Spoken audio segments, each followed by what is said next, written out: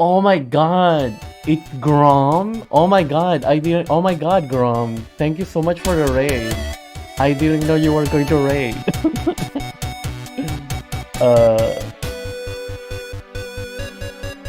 oh my god, Mailray. Um, yeah, I have just started. Yeah, so unexpected.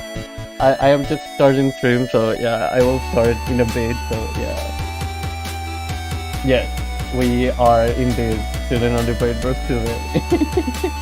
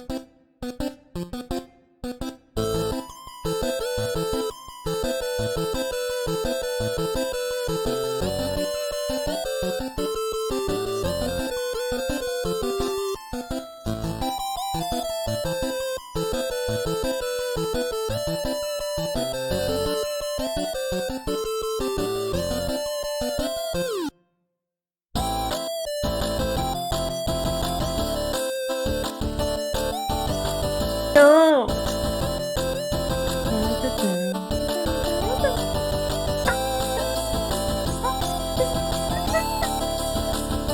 Goddamn door, no! Okay.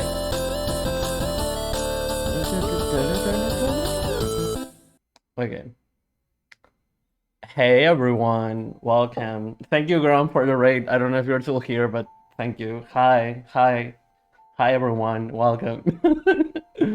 Hi Ashlyn, hi Kiravi, hi Sam, hi Raul, hi Jamtoom, hi Dorian, hi Ashlyn, hi MRU, oh my god, hi the Mage System, hi Maria, oh my god, it's been a while.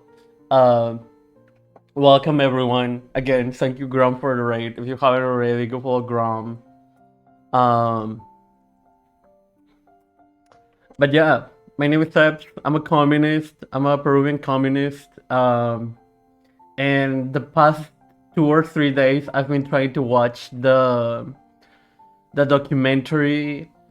Loyal citizens of Pyongyang in Seoul, right? But I failed to do it, right? So we're going to be watching it tomorrow. Because I don't want to be yes. Yes, my name is Sebs and I am a communist. Also, hi Jamtoom. Thank you. Oh my god, it looks great. It grew a lot in the yes, it grows fast. Uh it is this long. It is now like between my eyes. But yeah. I am doing good. I've been doing great. Except that yesterday I went into a little meltdown for a couple of minutes because I was banned in the channel for a couple of minutes and then I wasn't banned, luckily, but oh my god. White anarchists are scary. But yeah, hi Sapersky, welcome. But yeah. Um there's this video from Noah. Oh my god, disgusting. From Noah that has been going around. To be fair, I saw it as soon as it came out and I was like, okay, I need to watch it.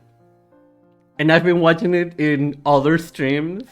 Like, I have already watched the first 20 minutes, 30 minutes in other streams at least twice. So, yeah. The first part is not going to be a reaction. It's going to be more just commentary. But yeah, I'm not going to say it in Twitch chat because I love them too much to be exposing them like that. But yeah, it's not a white chat. So yeah, it's not like I have a reason to shun on them. And also, it's not their fault. It was a. But yeah, I made it today all by myself. Oh my god, roll. I got a paper cone hat. Oh my god, I just need to figure out how much glue before blue fabric and gray stars in there. I'll be ready for the wizard musicals. Oh my god, yes, and I'm going to put yes, let's go. I assume people are debating the merits of the video. Yeah. Meltdowns happen to all of us, and just white artists can be scary, especially those who don't fully grasp anarchism and how it intersects with socialism and communism to form balance. Yeah, I don't like Noah, just like all Bretov. And before today, I would have pushed back, but also today I was told that Noah went into Bosch's stream to apologize for the video, and now I'm like so disappointed. I am just so disappointed. Like, I don't know if it's true. I was just told that like briefly, right? And I was like,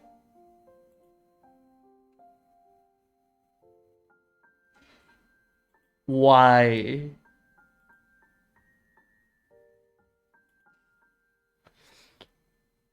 I'm disappointed because apparently Noah went on Bosch and Bosch's stream and backpedaled everything that he said and apologized to him for the video.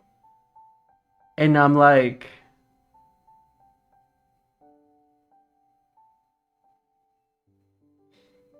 ah.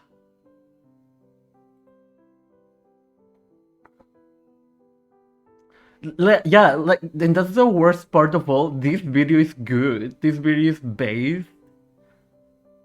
So I don't know why he would retract it, right? I am just. Uh, now I want to cry. But yeah. But yeah, the video is fine. The video is okay. We're going to have some fun in the meantime, shitting on white people. So yeah. I'm so disappointed. Okay. Actually, I haven't confirmed it. Yeah, so I don't know. I was just told that. But also, it wouldn't surprise me because white people gonna be white people, right? But yeah. I mean, we can literally look that up right now, right? Uh, Disgusting. The fact that I have to type his name. Oh my god. Disgusting. Why do I have to click this? Eh, eh. Look where I am. Disgusting. I'm literally not letting you all see this because no one should have to watch this. Yeah, now I need to shower. I just need to shower in general.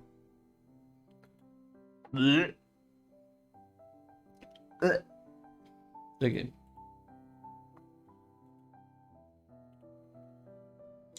Uh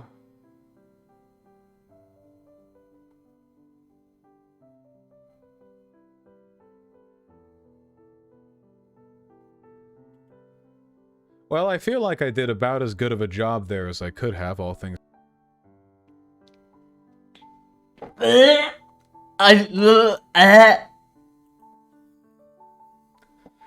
Channel. And let's say Xander Hall and, as well, the I feel disgusting. No, okay, I cannot. Okay, if someone wants to do it for me, it's fine. I cannot. Disgusting. Disgusting. This is disgusting. This is already disgusting. Having his face, Sandra Hall's face in my stream, disgusting. Okay? It's already disgusting. But yeah. Uh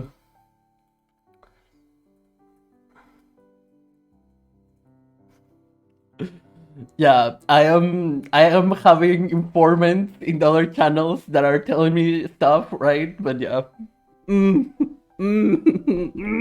but yeah, okay. Welcome everyone. I'm a communist, but we also have fun and do worn down shit sometimes. So yeah. What the fuck is a Thunder All? I wish I didn't know, but yeah. Oh god, this it's so disgusting. Okay. Noah Samson's a fucking idiot. Noah, the coward Noah Samson, who said that he liked me in a video and then later posted like a minute-long retraction in the following video. I have no problem with black creators getting really big. However, FD signifies.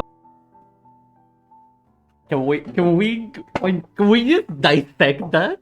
I have no problem with black creators getting really big. However,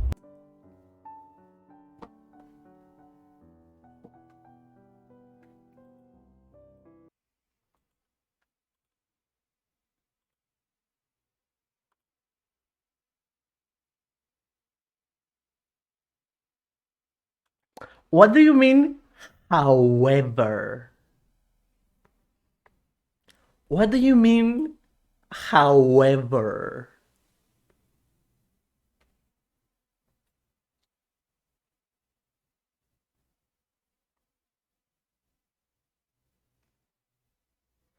Like, how does someone watch this and it's not immediately like sus, right? Like, kind of racist, bro.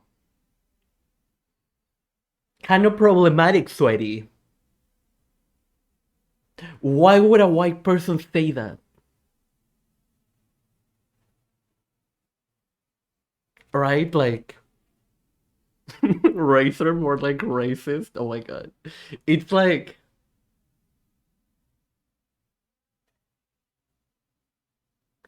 I don't care what he has to say after that. I don't care about their delicious context or whatever. Like, why would you say, however? Oh my god. This is literally going to be dying city. Looks around the room for visible minorities. Listen. FD signifier is a dumb fuck. What? Bro, what are you talking about, man? Hassan Piker is an idiot. Nobody learns anything new from Hassan. I don't believe that. Oh yeah, because people learn from watching this guy, right? Like, because he's so full of information, right? Yeah, literally jump to him. Like, it's literally just dog whistling to other white supremacists that, hey, I'm a white supremacist also. You can come to my site. Yeah, thunderhole.com or whatever. Yeah. Not why, because it's oh my god, Raul. Hassan is capable of defending socialism as a concept. I don't think. Also, I love that he talks about Hassan is incapable of defending socialism as a concept, and motherfucker stopped calling himself a socialist because he didn't know he couldn't defend it because he didn't know what socialism was in the first place, and he still doesn't know what socialism is. So, yeah. think he understands it enough to defend it as a concept. Fuck you, FD Signifier. Fuck you, Noah Samson. Fuck you, Hassan Piker. Go fuck yourself. Don't be proud that you can't defend your ideas in a debate. Don't proudly exclaim, I'm proud that I don't want to defend my ideas in the debate. You know why? Because why would I need to debate fucking Nazis? Why would I need to platform Nazis? Oh yeah, I don't need to because I don't want to because I don't fucking legitimize their ideas by discussing them with them. It's almost like I'm not a Nazi and that's why I don't do that.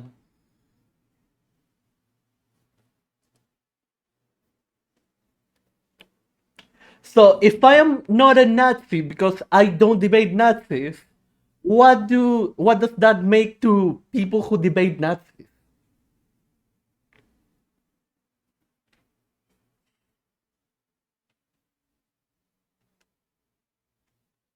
Okay.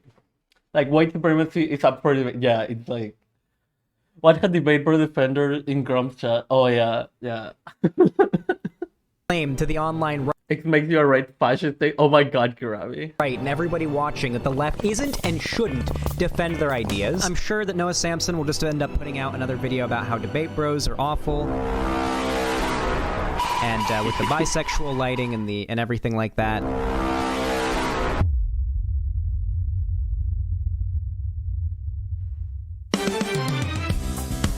Hi everyone. Okay, I will keep I will put Jisoo every time we see one of their horrible faces, just so you don't have to I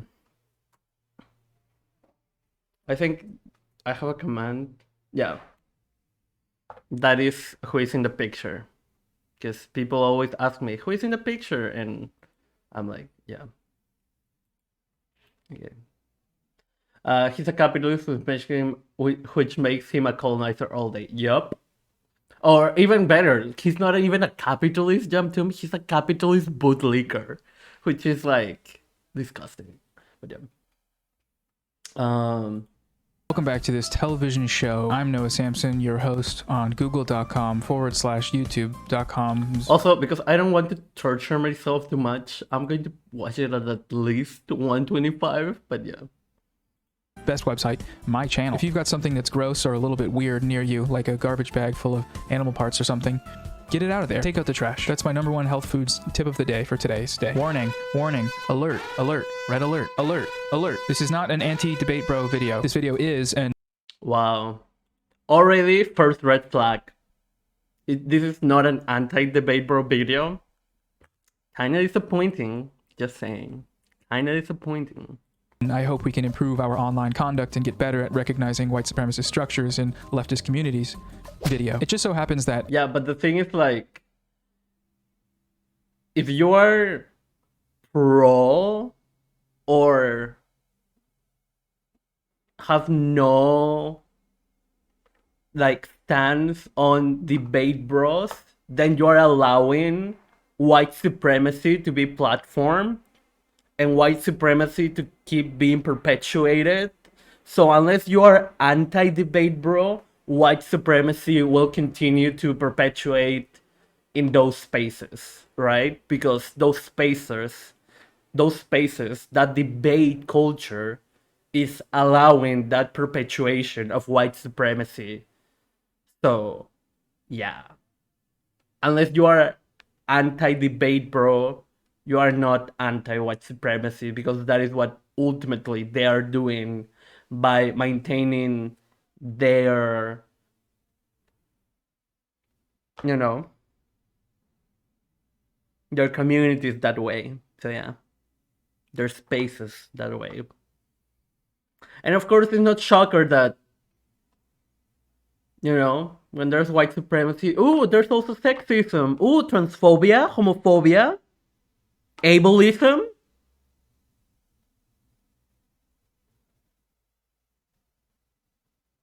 Imperialist apologia, US exceptionalism. Oh, happens to always target people of color or women of color especially? Interesting. Interesting.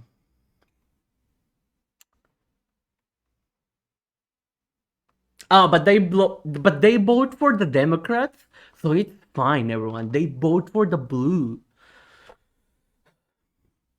Which makes him a pet. He's such a cute little puppy they kick around and feed him healthy treats. Oh, the worst part of all Jamtoom is that you're not even... that is not even like a metaphor or an analogy, because they are literally... all debate bros at this point are literally just the pets of Destiny, because they are little clones of Destiny, right? And so they are literally just... Yes, but yeah. Hasn't talked to Bosch, interesting. But I know he has talked to Bosch, but I know if he hasn't talked about Bosch after this video, but yeah. The whole roster of chauvinism, interesting, yeah. There's patriarchy in my white supremacy, yes. It's almost like bigot comes in a variety of flavors, but ultimately they are all just variations of the same thing. I know, right, Maria? Weird. In order to do this, we need to use a couple of debate bros as our Caucasian punching bags. But they won't mind. As a matter of fact, they like it. They love it even. They love it when this happens to them, and we love to see it. This video is sponsored by White on White Crime. I'm here to correct the record on some falsehoods that are being spread around the D-boy zone, and also expand on my own personal criticisms of these spaces. I personally, and you can shit on the top of my head for saying this, but I personally think that people like Vosh have the ability to do a lot of good with their platforms, teaching young people ability. Let's look for the definition of ability. Definition: possession or of the means or skill to do something.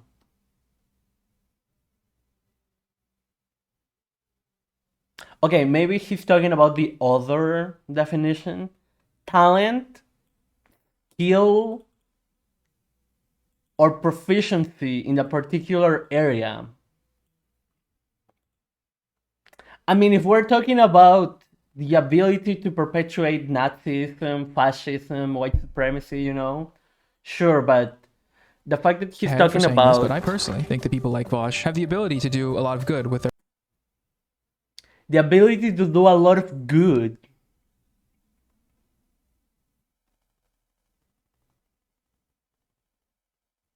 What is good, you know? Like, where is he coming from? Right? Like, platforms, teaching young people how to use you know? Like,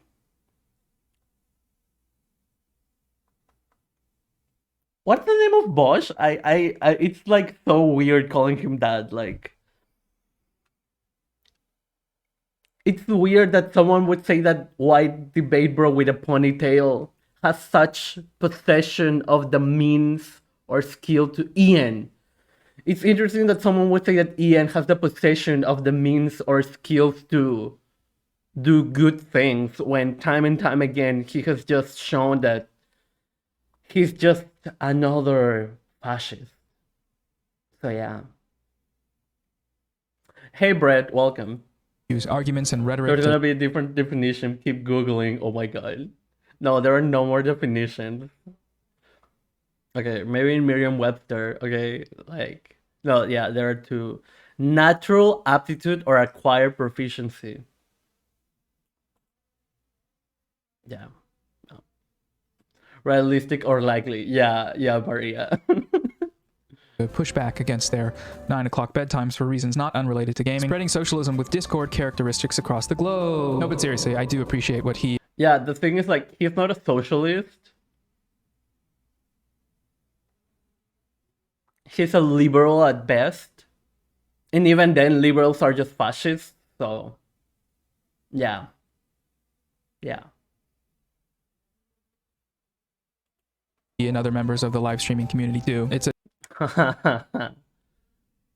Do we want to talk about these different skill people? set that's important to have, and Oh, denigrating shit. this Oh shit. community from the outside.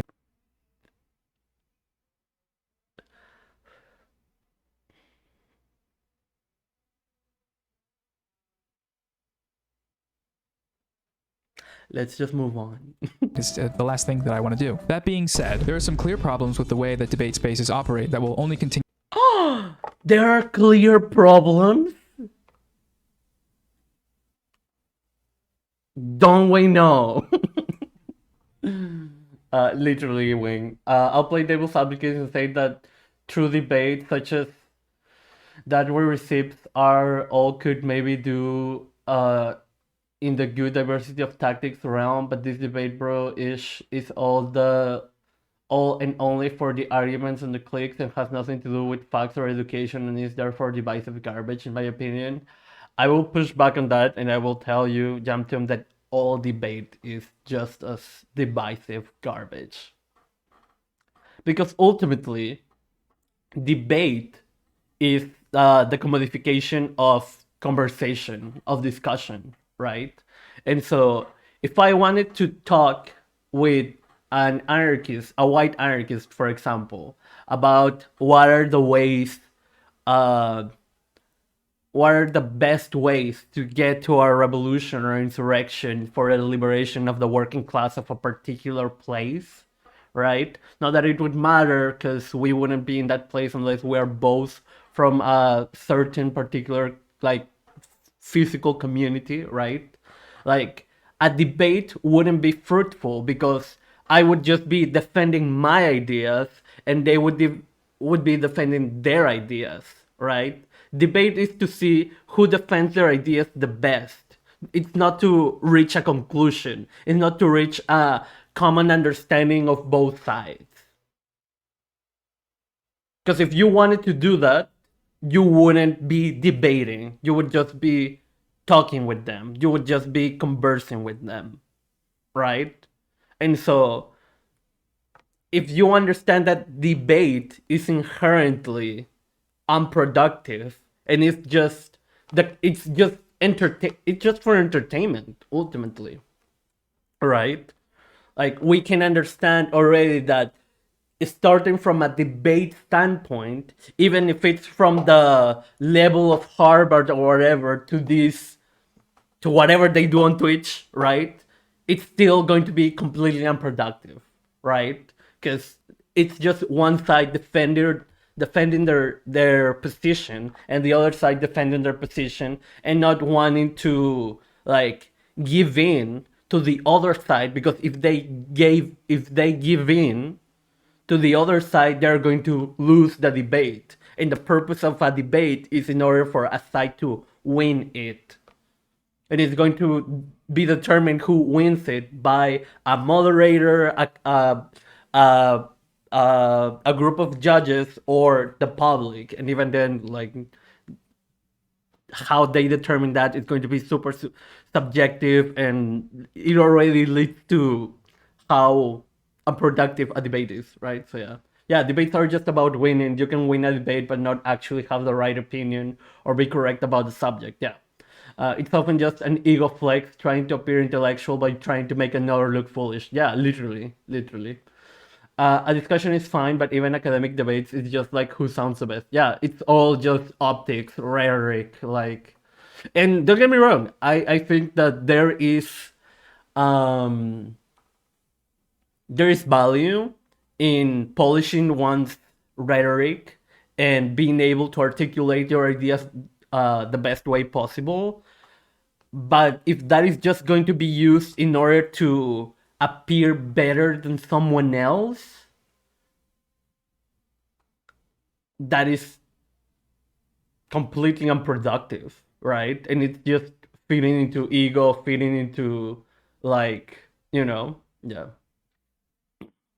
I agree in the grand scheme, but I recognize some people work different and learn different and need ideas presented differently. So my act of playing devil's advocate, there is assuming both an honest discussion and not an argument. But that's the thing. I see what you're saying as well. But that's the thing, like I don't like. What are ways of learning? Typically there are three ways people learn: visually, by listening, or by doing, right?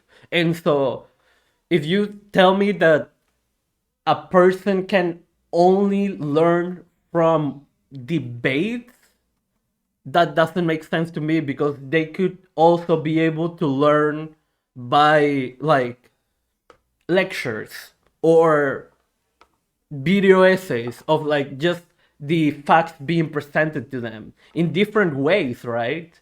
But if the only way someone can learn is through the facts being presented in a debate form, like, I don't think that quite aligns with the research I've read or investigated, so yeah. But I still get what you're saying, but yeah. And I have discussions that we don't necessarily agree, but we talk our way through it, and it can seem like a debate through the process of getting on the same page. But that's the thing, like, it is ultimately not a debate if you are trying to understand waxing and waxing is trying to understand you. Like, that's the thing, right? Like, debate is just a format, and that format is ultimately useless and unproductive, right? Yeah, but that's the thing, like, you can say that your definition of debate is different based on your experience, but ultimately when we're talking about debate is something that has been defined, right? Like, that is why there's a difference between debate, conversation, all the different types of communication. Definition. Argue about a subject, especially in a formal manner, a formal discussion on a particular topic in a public meeting or legislative assembly in which opposing arguments are put forward. Yeah, like, what is the structure of a formal debate? Opening statements, arguments, counter-arguments, another argument, another counter-argument, conclusion, right? Like, and conclusions from each side. And they'll, in a formal debate, you have everything prepared. Like, there is no place in a debate for a person to be like, oh, you know what? You're right. I am wrong. I need to change this. Right? That is debate. If not, it's just not debate. It's just a conversation. It's just a discussion. It's just like whatever else, right? So yeah. A school of thought, yeah. That's discussion between people with no audience, yeah. I think we have enough competition to know I'm right. Oh my god, I mean, true, but yeah. Like right now, I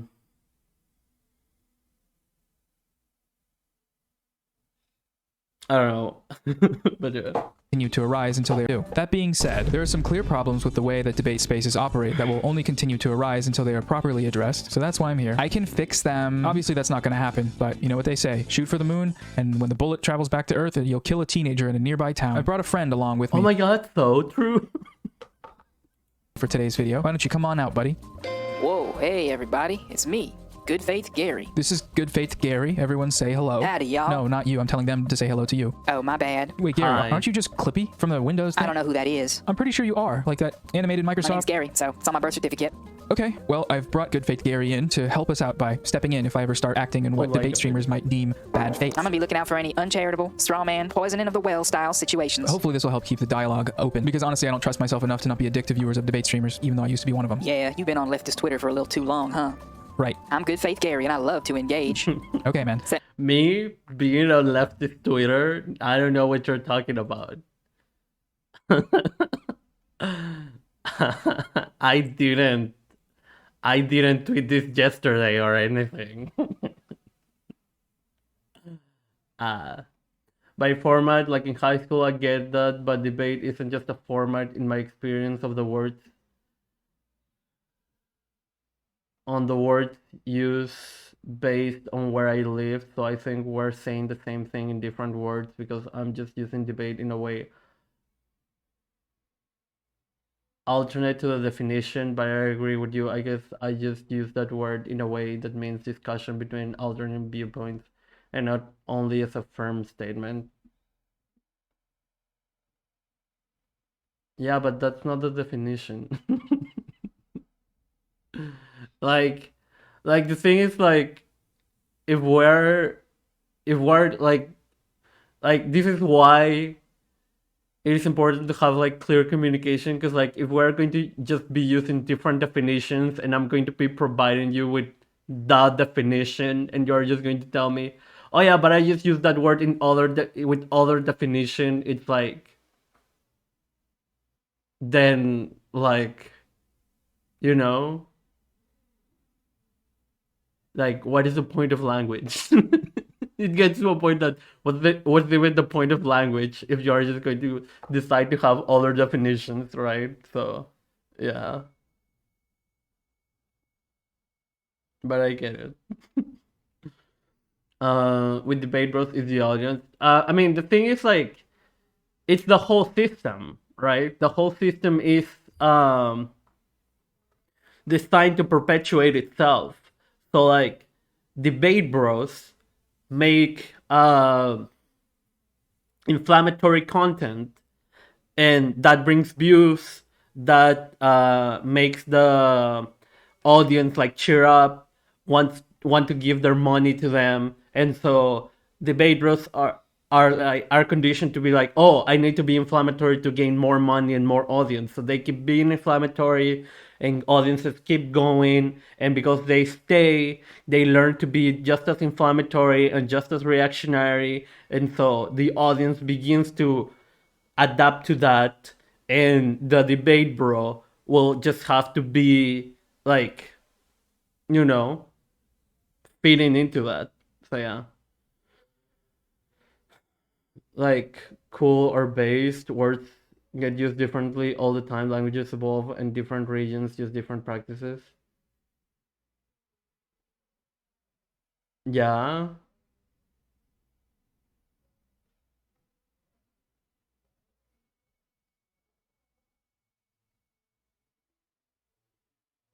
But that's the thing, like if you want to have a proper discussion or conversation or communication with someone, you have to understand what they're saying, right?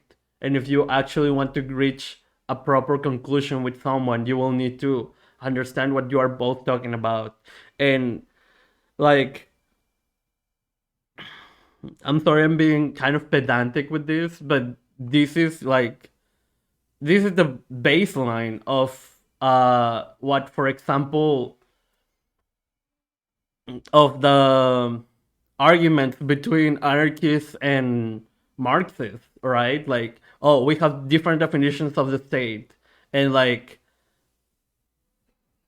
if I can be like, oh, okay, let's use your definition of the state, then you will be correct. But if we use my definition of the state, I will be correct. And people often, more often than not, will just be like, oh no, you're still wrong, right? And it's like, I don't know, like, just give it to people, or like provide a definition of words so that communication can be clear. Like, ultimately, like,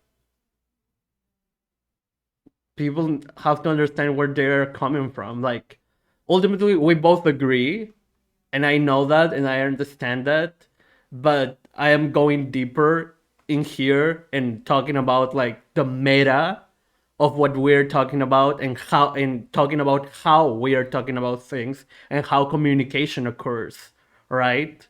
And so if we are just going to be like debating ultimately about what certain words mean, then communication will never be able to happen, because we're going to be talking about, it's like we're going to be talking about in different languages, right? So yeah.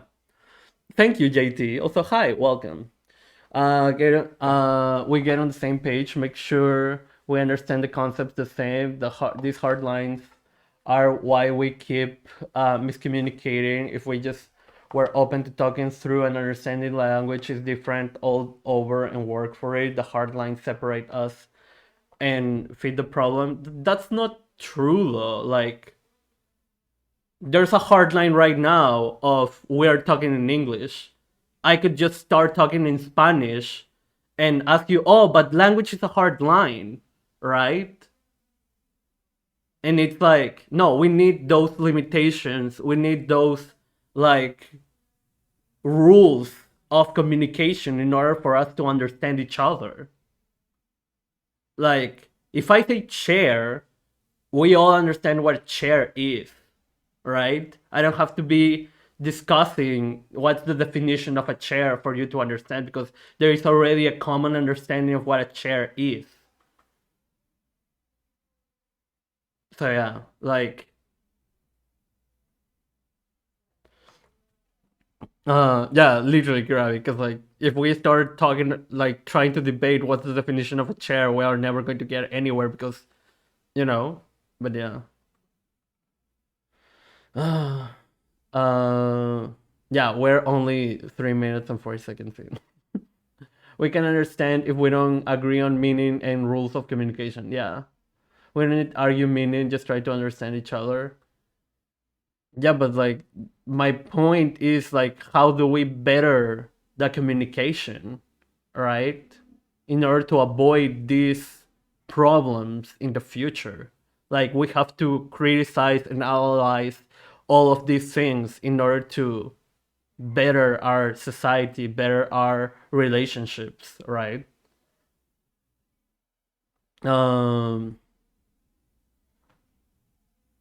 We need to accept our differences and try to appreciate them and use a diversity of tactics to stop shaming each other and arguing semantics, which is what we're doing. I'm not trying to shame you. I'm sorry if I am. Like, I am not shaming you. I am pointing out like the actions, right? But yeah, like, also, I don't understand the analogy between debate and Kool-Aid based, since they have to be explained to others too by that logic. What logic? The logic is if I have one definition and you have another, then we cannot communicate using that definition unless you are willing to accept mine or I'm willing to accept yours, right? And you haven't provided a definition. So yeah. I don't know. Hi Losu, welcome. Now I'm scared. But yeah.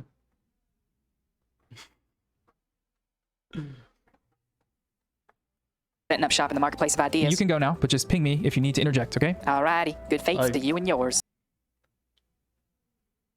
I honestly just don't want to continue this discussion, Jam, because this is going to easily devolve into a anarchism versus Marxism debate. And yeah.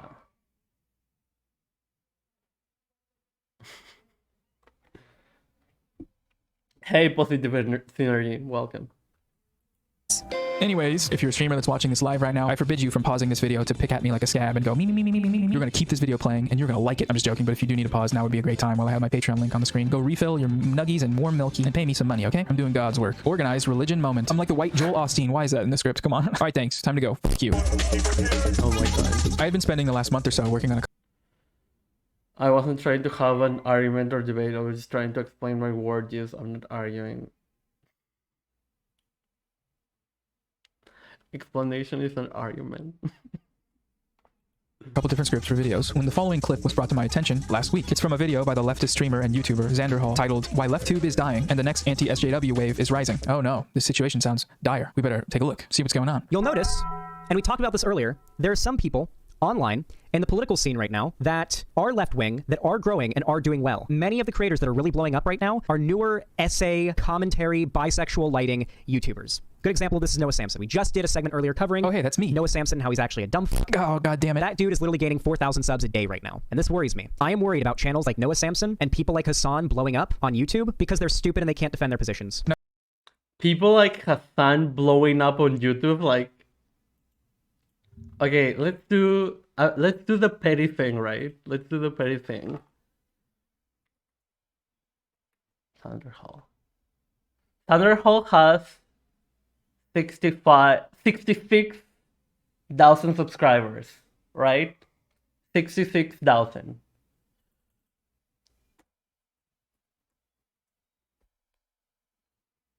Hassan has 880,000 subscribers.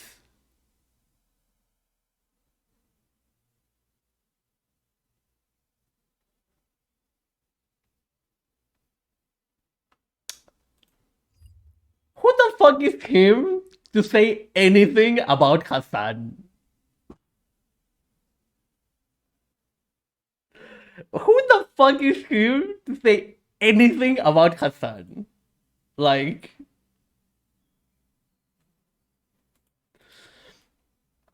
and of course,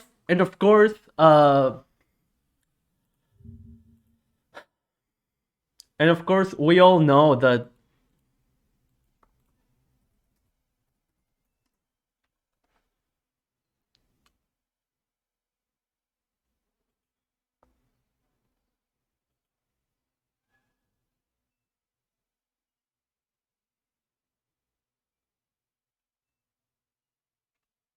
oh my god.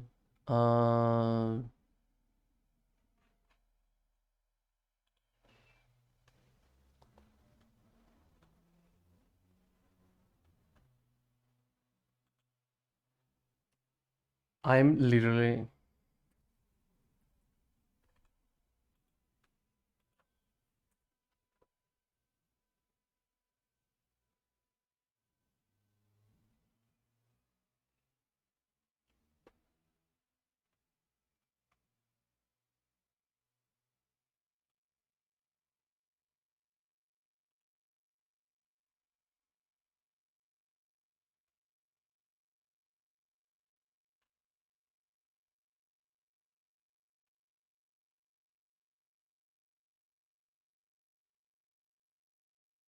Oh my god, I have blocked him and I cannot see his...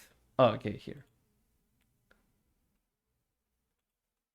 I'm going to unblock him for a second. Oh shit. Like, he used to have the number of subscribers of his YouTube channel. And now he doesn't. Interesting. Okay. Back to being blocked. But yeah. Now here's where I pause the video Some people need to take their own advice. Oh my god, Losu. and thought, Tom Hardy gif from Mad Max Fury Road. Oh my god.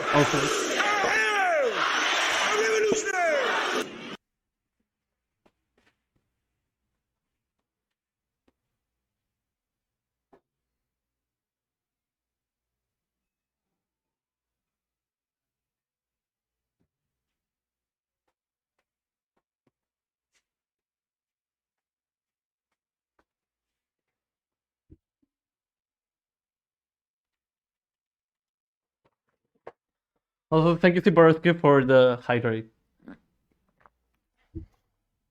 Also, I'm going to be pedantic and petty right now, and I'm just going to say that I have literally started communication and debate and communication, like literally forms of communication, because I studied that in school because I went into a very privileged private school. And also I studied graphic design, so I had to take a lot of courses talking about communication. So, yeah. That's what I'm doing.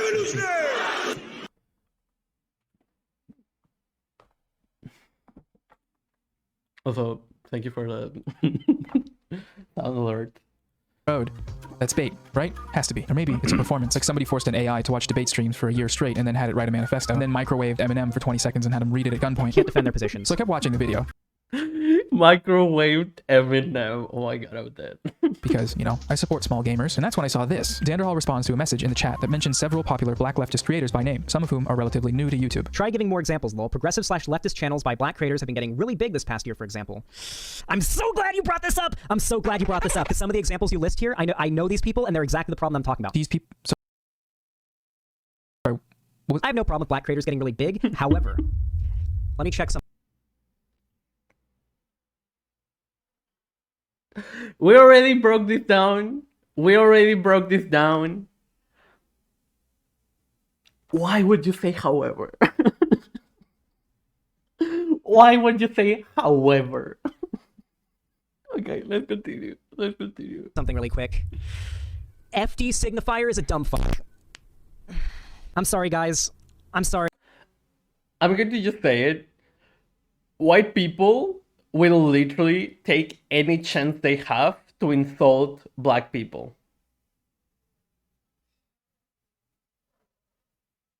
Or any other brown person or any other minority. Like, white men will take any chance they have to shit on women, to shit on women of color, to shit on people of color, to shit on trans people, to shit on disabled people for any reason.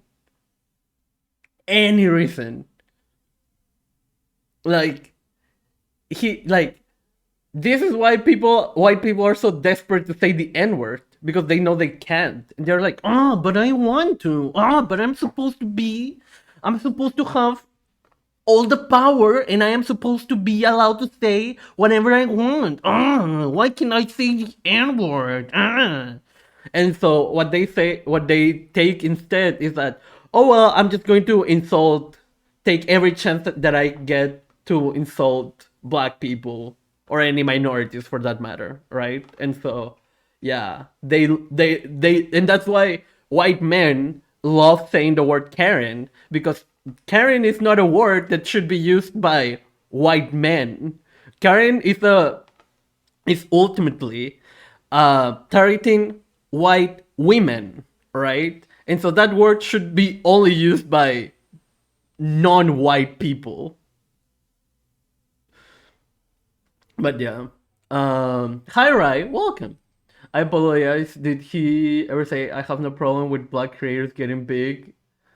Why the fuck do you even say that? Yeah, it's like no, because like white people are the rulers of the world, right wing, and people cannot do anything unless white people allow them to. So black content creators need the blessing of Thunderhole in order to exist and thrive, right? Like, if it wasn't for Thunderhole allowing FD Signifier to be big, FD Signifier wouldn't be getting bigger on YouTube. Like, don't you know that brown people are just dumb, and we need the guidance of white people in order to know how to talk and how to walk and how to exist in this world. Oh, if it wasn't for white people, we would be so lost. Oh, what would it be of us? Right? So yeah.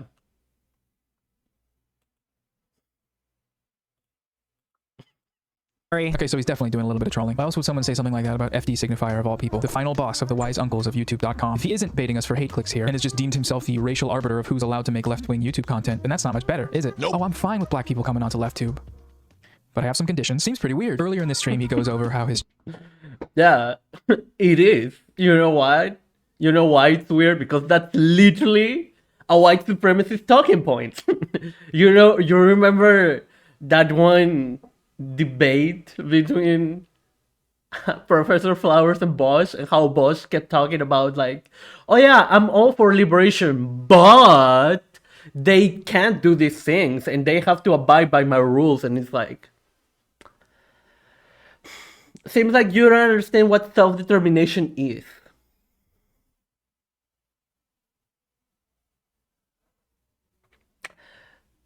Seems like you are just a white supremacist. And given that Thunderhole is just a Bosch clone and a Destiny clone, it doesn't surprise me that Thunderhole is also white supremacist. So yeah. Making an hour and a half long video to painstakingly describe why black creators are bad since I can't use the N-word. Yeah, literally. Please, white man, show me the way. Oh my god. channel is, well, dying. It's a pretty unfortunate segment, but I assumed at this point him lashing out here had something to do with that. But eventually he gets to a claim of sorts. He's going to be on the screen for a little while, so just a heads up, if a radiation sickness warning shows up on your HUD, you should probably pause the video and go take a shower. FD Signifier is a dumb fuck. I was iffy on him for a while. He's been shit-talking the debate bro thing for a while now. He's also gone on Twitter and said some dumb fuck shit about, like, I love how, I mean, I know Noah gets into this later, but it's like, I love how any criticism of debate bros is just wrong, right? It's just wrong of the but. How dare you criticize the saviors that are the debate bros? Don't you know? Don't you know that Hitler would have never started World War II if someone had debated him? Oh my god, how dare you say debate is bad? And it's like,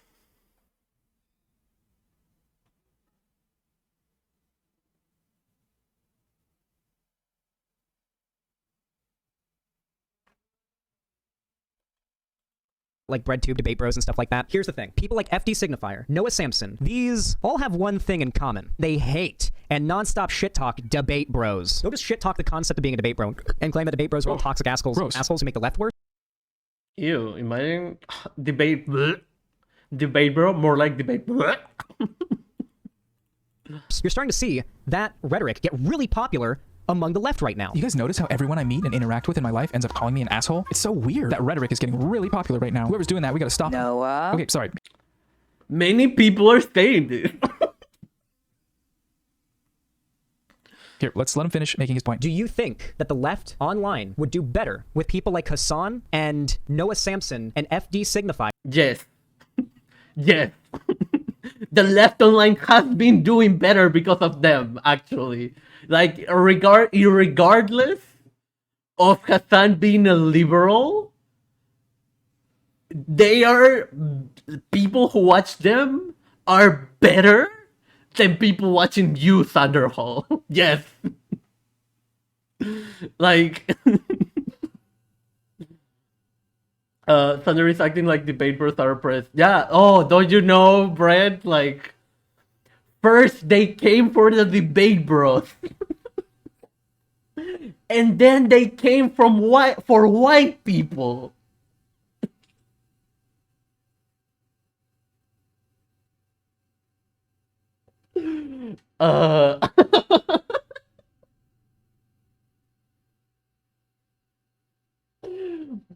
And then they came from men.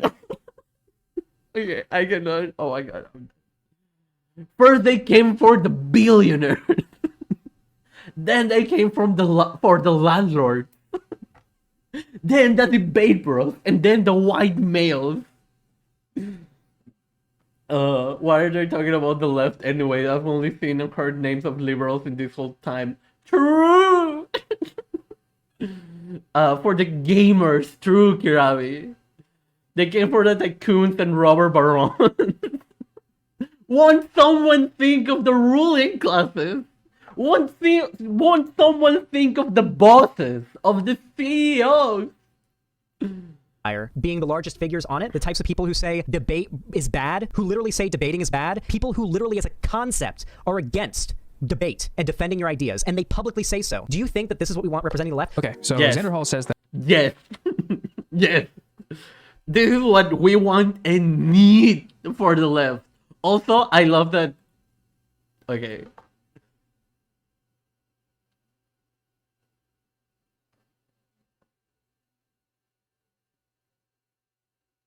Can you read that? I don't think you can. Wait, give me a second.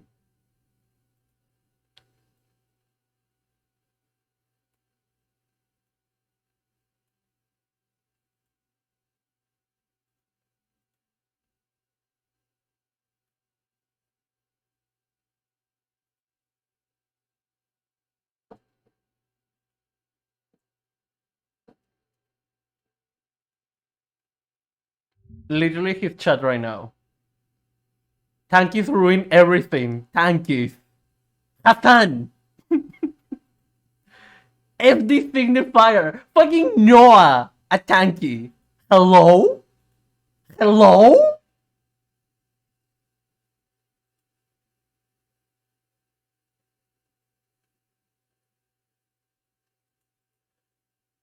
This is why ultimately anyone who isn't an ML who says the word tanky doesn't know what the fuck they are talking about. Also, you should all be tankies. You know why? Do you know what tanky means? Tanky means that you are pro getting Nazis out of Slavic countries. That is what tanky means. Like I don't know. I think Hassan is literally a tanky. That Hassan, Feek, and I are, as a concept, against debate and defending our ideas, and goes on to conclude that this will inevitably end in a weakening of the online left because... I'm starting to see the online left turn into what it was back during the Gamergate era. One of the biggest common talking points. The Gamergate era. Something that I'm sure Thunderhall had nothing to do with and was definitely not on the reactionary side, right? Like, yeah. Thunderhall seems like a guy who is not a gamer with a capital G. You know, but yeah. Hey Aiden, welcome in. Hi G Clappy. But what happened to the facts cassettes after revolution? Oh my god. Also hi Chai, welcome. I actually drove a tank to work every day. Oh my god, that's so based. It's a term coming from the deeply normal island, aka England, aka England. Interesting. Sanders' assertion that debate is universally good assumes that his ideas are well formed and worth listening to. Yeah. Checks notes. Oh dang, Thunderhole is still a reactionary. From the right during this era was the left was too afraid to debate and defend their positions. That's why Jordan... What era? I love that he shows this paint thingy, like it's some kind of like research, analysis, whatever. It's hello? Hello? Peterson and Ben Shapiro blew up so much is because they debated, and they didn't debate well, and they weren't telling the truth. They just debated. Just Yeah, I'm sure it has nothing to do that we live in the status quo that is pro-capitalist and media works in certain ways and algorithms, and they have money, and therefore they have a whole team behind them, and that's why they just post regularly and high quality stuff. And corporations like the Koch brothers, currently the Koch brother, wanted to funnel money into them or anything. I'm sure it has nothing to do with the fact that there were, 2014 to 2016, 2017 to 2020, Trump era, like, where people felt like they were allowed to be more overt white supremacists. Like, hello?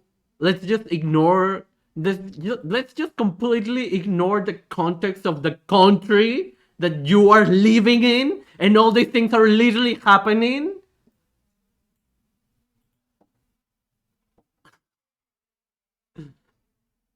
I'm glad this is new to me. Oh my god.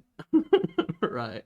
And like Kenny always says, it's easy to brainwash people when their brains are already pretty soaked. Yeah, literally, Dorian. Like, it is easier for someone to understand, like, liberalism than for them to understand dialectics. Like, there are people who call themselves Marxist-Leninists who still don't fucking understand dialectics. And they still understand that, yeah, like, they will understand that, yeah, we need to stay in the transition and as a transitionary method, and yeah, we want communism, right? But they still don't understand dialectical materialism, because it's a hard concept to grasp if all you've known in your whole entire life is just liberalism and good, bad, nothing else. Nuance? Who's that? But yeah. To him, CRT just fell out of the sky in 2021. Oh my god. Yep, their brains marinate in imperialism for 13 years. Yep. Not even 13 years, for their whole entire lives. Like, when people say, oh, like, you get the more conservative the older you get, that's not true. You were always a fucking conservative. If you were a liberal in your youth, and then when you got old, you became a conservative, it's because you were always a conservative. You just put more effort into obscuring that bigotry, and you were covertly conservative. You didn't say the N-word, but you did call them the others, or those people, right? The poors, the blacks. But you didn't use the N-word. And then you got old, and you got tired of, why can't I say the N-word? And then you just started saying the N-word as an elderly person. And everyone was like, oh, he's old. He won't understand. He won't change. We might as well let him say the N-word, because he's going to die in a couple of years, so it doesn't matter. Like, that is what happens. I mean, indoctrination is cool, but yeah, the whole culture, yeah. I was conservative before I turned 19, then I was a liberal, now I'm a communist, yeah, like. Also, welcome, Rhetoriku. Imagine not knowing dialectics, the study of regional language differences. Oh my god. That's dialects. Oh my god. Yeah, Kirami, brain is like, I have only ever gotten more left as I've gotten older. Yep. the fact they were willing to debate gave them more. Just because you don't use a pejorative, it doesn't make you unbigoted. I mean, chattery is chattery. Yes. Yeah. Exactly. I'm just putting the example of the N-word as an example, right? But it's way more than just language. It's all the systems of oppression that you're perpetuating with your constant behavior, right? Yeah. more credibility than the left, because nobody on the left won debate. Yes, famously credible intellectuals Jordan Peterson and Ben Shapiro. While you're putting your finger in the little hole. Rubber. So where is Zanman getting this impression about us? Well, I have a few ideas. I've gathered some clips together of criticisms made about Debate Bros by the people he's mentioned. These are things that I both agree with and think may be the source of this characterization. Sorry if this is a bit tedious, but I think it could be potentially helpful to have all of these critiques sort of compiled here. To give a little context as to the state of this riveting discourse, during a recent live stream, Hassan voiced some criticisms about the Debate Bros sphere and the audiences it tends to cultivate. I agree, but I also see the downside of never having your viewpoints challenged with opposing views. Yawn. Okay. Okay, every single time I've watched this clip, I'm like, fuck me. Like, yes, it's so... Like, the fact that he just said it so easily, I'm like, oh my god, yes. Oh my god, hi Ellie, welcome. And the audiences it tends to cultivate. I agree, but I also see the downside of never having your viewpoints challenged with opposing views. Yawn. Like, literally, same. Fucking same. Same. Okay, here's the thing. This notion that you are having your opinions challenged in the marketplace of ideas is a silly one. That would make Ben Shapiro the most intelligent person on the internet. Hey, you're not a man if you think you're a man. And if I call you a moose, are you suddenly a moose? This Okay, is why I absolutely fucking despise Debate Bros, because you don't care about the actual morality behind the ideology that you supposedly believe in. You don't care about the outcomes. You do not have like a well-grounded materialist perspective on issues. You are simply going towards who is the most powerful intellectual gladiator. FD Signifier's Break Bread is a video that covers the history and current state of BreadTube or LeftTube and the barriers posed to non-white creators on this platform. There's a section in this video that had some things to say about Debate Bros. Let's take a look at a clip. And this problem with Debate Bros and their fandom, who understand make up a very significant chunk of LeftTube viewing, including my own, is the problem of most white LeftTube, both creators and consumers, which is for all of the theory and research and outward rejection of white supremacy on paper, the vast majority have not taken the time to dismantle the white racial frame through which they see the world. So even with the best intentions, the behavior and viewpoints born out of this space is still going to be rooted in racist frameworks unless the concept of whiteness is addressed. Essentially, if you read Marx and Trotsky and Gramsci and What You Want to Do Ski and whomever else, but not Du Bois, Fanon, Hooks, Crenshaw, etc., you might be a leftist white supremacist.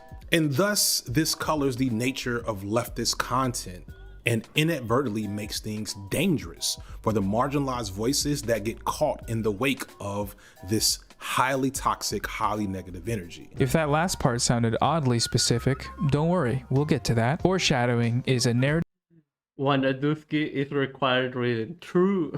technique when you talk about something and you talk about it again later. My most vocal criticism of Debate Bros came in the follow-up video to my LeftTube guide with a section on Debate Bros. Not gonna lie, I wrote that script in about an hour, so not my cleanest work. I also played some out of context. Please read Bell Hooks. Yes, please do that. Actually, like, she's just incredibly great. And the best part of reading and Fanon, oh my god, yes, like Fanon and Hooks. Like people talk about Angela Davis, and don't get me wrong, she's great and all, but Bell Hooks is better. Sorry. But yeah, like the thing is,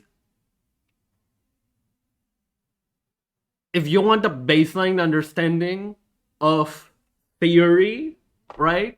Read the old ones. Even then, fuck the white guys. Just read Stalin and Mao.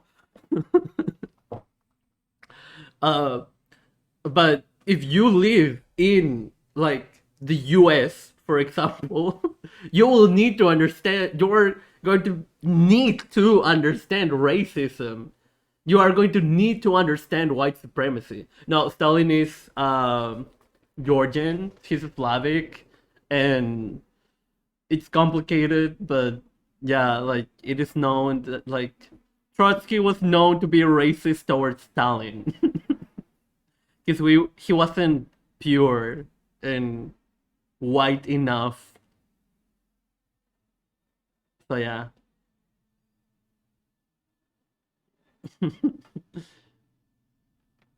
But yeah.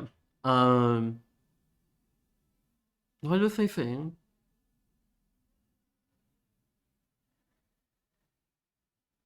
Read a book. Clips of Vosh. It was meant to be a joke, but it ended up just being me playing out of context clips of Vosh. So to the gamer gods, I formally and humbly apologize. To repent for my clip chimping sins, I will be live streaming Dark Souls this week, so make sure to press subscribe and hit that fucking bell, you piece of shit, you little shitworm. But the point of that section was to document some of the problems with Debate Bros that I had missed in my initial video, where I promoted a bunch of people, some of them rather uncritically. My main points were, don't rely on debate streamers. Literally, oh my god. In his video, it's probably there. In that first video,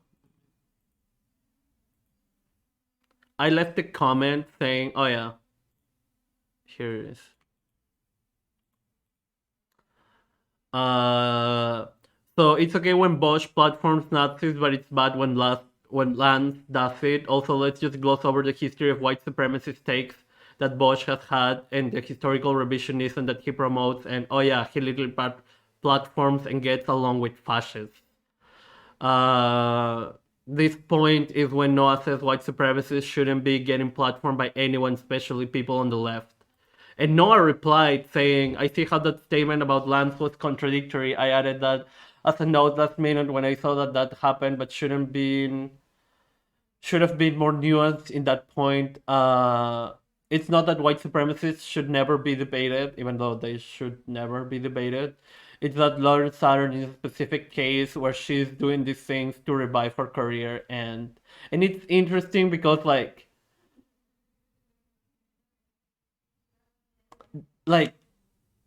it's bad when it's Lauren Southern, but it's okay when it's male white supremacists. Like there's such a vague hint of sexism there that I'm like,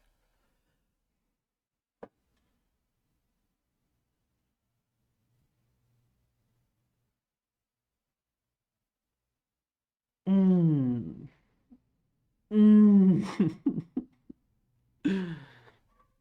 bolster her image as a conservative, non-neo-Nazi, without ever actually reciting these views. So while the real problems with her is that she probably does still hold these views, that's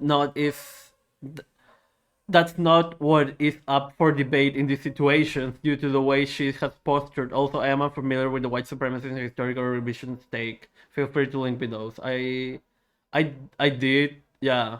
I mean, I talked about all the Professor Flower stuff, but yeah, like,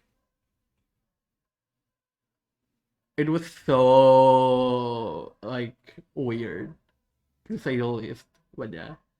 I think they have big platforms because at the end of the day, they're just drama channels and people love drama. Not just that, but ultimately it's just because that they allow white supremacy and white people like live in white supremacy, so white supremacy spaces are comfortable for them.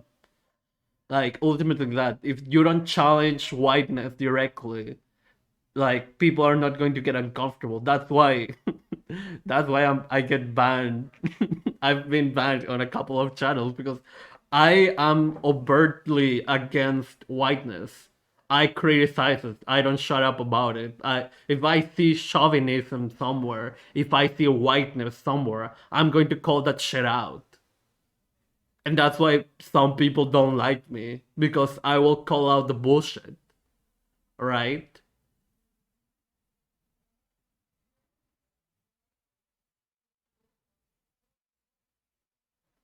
Not me trying not to call out specific people right now, but yeah, like, you know, I've had to remove myself from various communities because they just kept their whiteness unchallenged, right? And it is easy for them to just remove me from their communities and not have to deal with the brown person who is calling out our whiteness, or it is making everything about whiteness, right? And it's like, yeah, everything is about whiteness. We live in white supremacy, and you are white. And you're perpetuating those systems of oppression with your actions. So yeah. Yeah, everything is about whiteness actually. But people don't want to hear that. And so they prefer to, oh no, you're crazy. Oh no, you're just they gaslight me and say that, oh no, you're wrong. And then remove me. I have to remove myself, or they remove me from their spaces. And they keep their whiteness unchallenged. They keep perpetuating white supremacy, and more people watch them than me because it is easier because there's a majority white audience. That majority white audience has more money, so they have more money to give to those creators, right? Because it's more comfortable for them to watch white people that are not challenging their whiteness, their status quo, right? It is comfortable for them to be talking about communism because for them communism is just hypothetical. It's not something that they require or depend on, right? Like, I want communism because I need communism, and I see so many other people around the fucking world that need communism. And that's why I get that it's a process to get to communism. It's a long-ass process. But this is why I try to keep streaming. I try to keep educating people on why it's important to have an end goal in sight. To have that end goal in mind. Because it doesn't matter if communism doesn't happen in your lifetime. What matters is that it will happen. And we have great examples throughout history. We have Lenin, we have Mao, we have Ho Chi Minh, we have Sankara, we have Castro. Like right now, Burkina Faso might not be socialist, but all the foundations that were laid there by Sankara will someday return. And it is up to the people in Burkina Faso to fight for that liberation.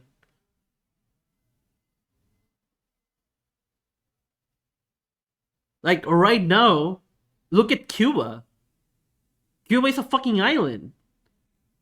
And it's resisting imperialism. It's resisting all the fucking propaganda that the US keeps perpetuating 24/7 around the world against Cuba. And Cuba's like, I don't care, we don't care, fuck you, we're still here, and we're going to still be socialist. Because fuck capitalism.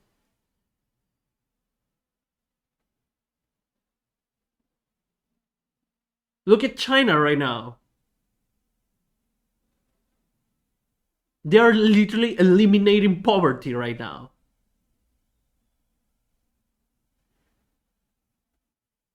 But you have fucking white anarchist clowns who are like, oh, they are liberal. If they are so liberal, why are they fucking killing billionaires? Why are they sending billionaires to jail?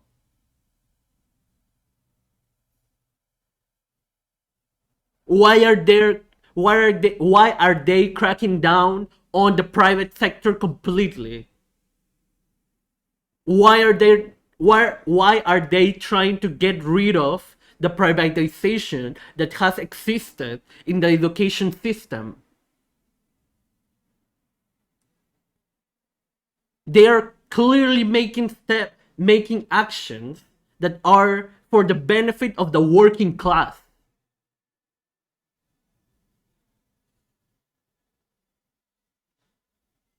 It's just ridiculous.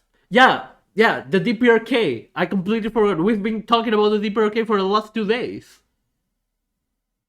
They have housing. They've housed people. They give food to people. They've had to resist and endure literal natural catastrophes.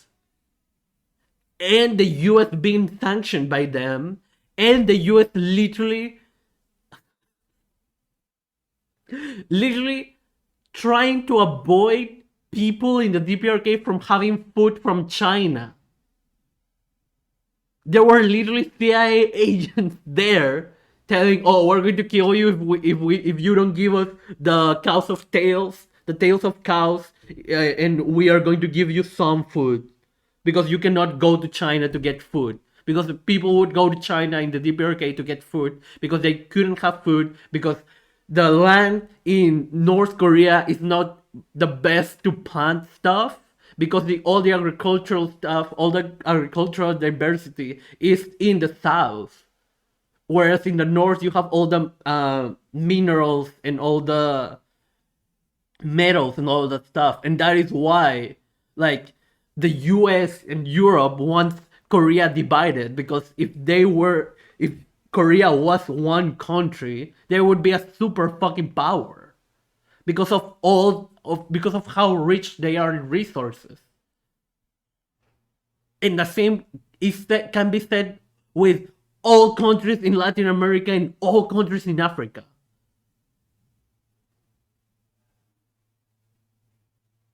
Like,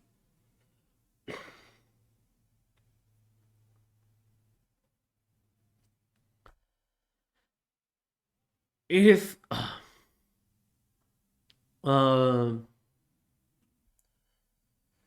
might give you shit sometimes, but you know it's out of love. Yeah. Thank you, Elliot. But yeah, no, like,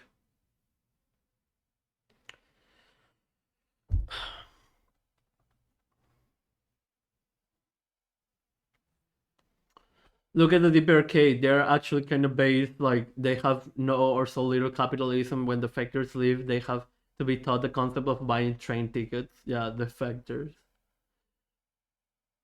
They're still a nation, so they are bad, is what I was told. It's literally, they are bad because they're a state. Yeah, they're a state that is giving houses and food to people. Like, if you're just going to tell me that state bad because state,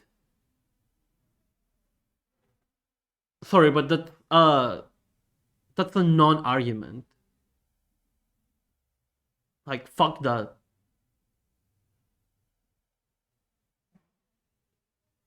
Like, historically, it has been proven that you need a fucking state. It is what it is. Yeah, there are communities that can function without a state, but those are communities. They are not nations.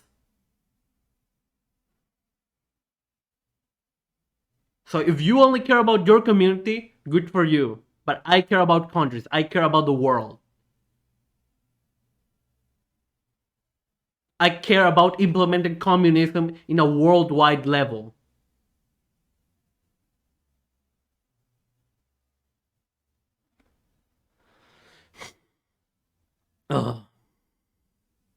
Into a large scale, yeah, literally. Thank you, positive synergy. Yeah, white leftists that don't talk about whiteness are not serious and not engaging with Western imperialism, which means they are not serious about communism. Yep. Also, hi, weird, welcome. Abolish countries in the future. Like, don't get me wrong, like, yeah, abolish countries because fuck borders, right? But materially, we're not there yet, right? Like, yeah, like, fuck me, yeah, abolish countries, but right now it's not possible, right? And that's the thing. Like, I don't want a state, a forever state. No Marxist Leninist, no Marxist should want a forever state. We are just using the state as a means to get to communism. And because the only purpose of the state is to defend itself from imperialism and to organize certain things and to let people be autonomous, by the time we actually achieve, like, global socialism, we can then get to communism and the states will vanish because there will be no utility for them. Engaging in central planning for your country's capital is very smart person. We're so far away from being able to abolish countries. To do that, we must have no borders, we must have open free access, and we must have a classless, stateless society. Yeah. Like, yeah, literally, borders are created to control capital and natural resources. Like I for example always put the example of Africa, of how all the borders in Africa were delimited by Europe, basically. But there's even there's even a perfect example in Europe, Germany. Like in Germany, you have a multitude of cultures, a multitude of ethnic minorities, and they have been clamped into one country because of World War One and because of the Holy Roman Empire. Like, and it's basically they've had to adapt into whatever the rest of Europe told them to. That is why there were literally 3 Reichs. Because Germany has always been pushed into whatever the rest of Europe wanted to. So it was bound to happen that someone like Hitler came and was like, you know what? Fuck everyone else. And all Germany was like, yes, fuck everyone else. Of course, we can see that's wrong because it was completely misguided, but it was bound to happen because of history. Like, this is why historical materialism is important. But yeah, I believe we will need to do zero work to abolish countries. They'll resolve by simply solving contradictions. Yeah, honestly, yeah, it's a win. Yeah. As your sole source of information. This is a media that criticizes the DPRK for missile tests. Of course, they need missiles. The world's biggest superpower invaded them within living memory and has waged a century-long international project opposing their ideology. Not to even mention that the US literally still tests missiles on their coast, on their sea. Like, Korean people can literally go to the beach and see bombs of the US dropping in the sea. Like,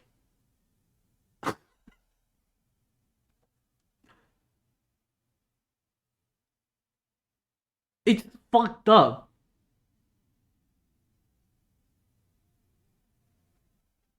The only way to keep the US away. Yeah, this is why the DPRK needs nukes. They don't want nukes to bomb other countries. They want nukes to defend themselves from any fucking fear-mongering that the US wants to do. And because of the DPRK, it's like, fuck you, we don't care about your fucking military. The US is like, oh, how dare you not be scared? Well, we're going to do propaganda. And they do propaganda. And they still will do military tests in their coast.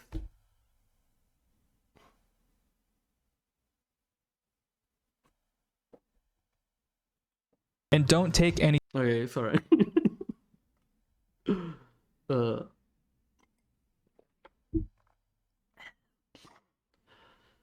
Also, I've been streaming for an hour and a half, and I demand you all to sub or give subs or cheer with bits or donate.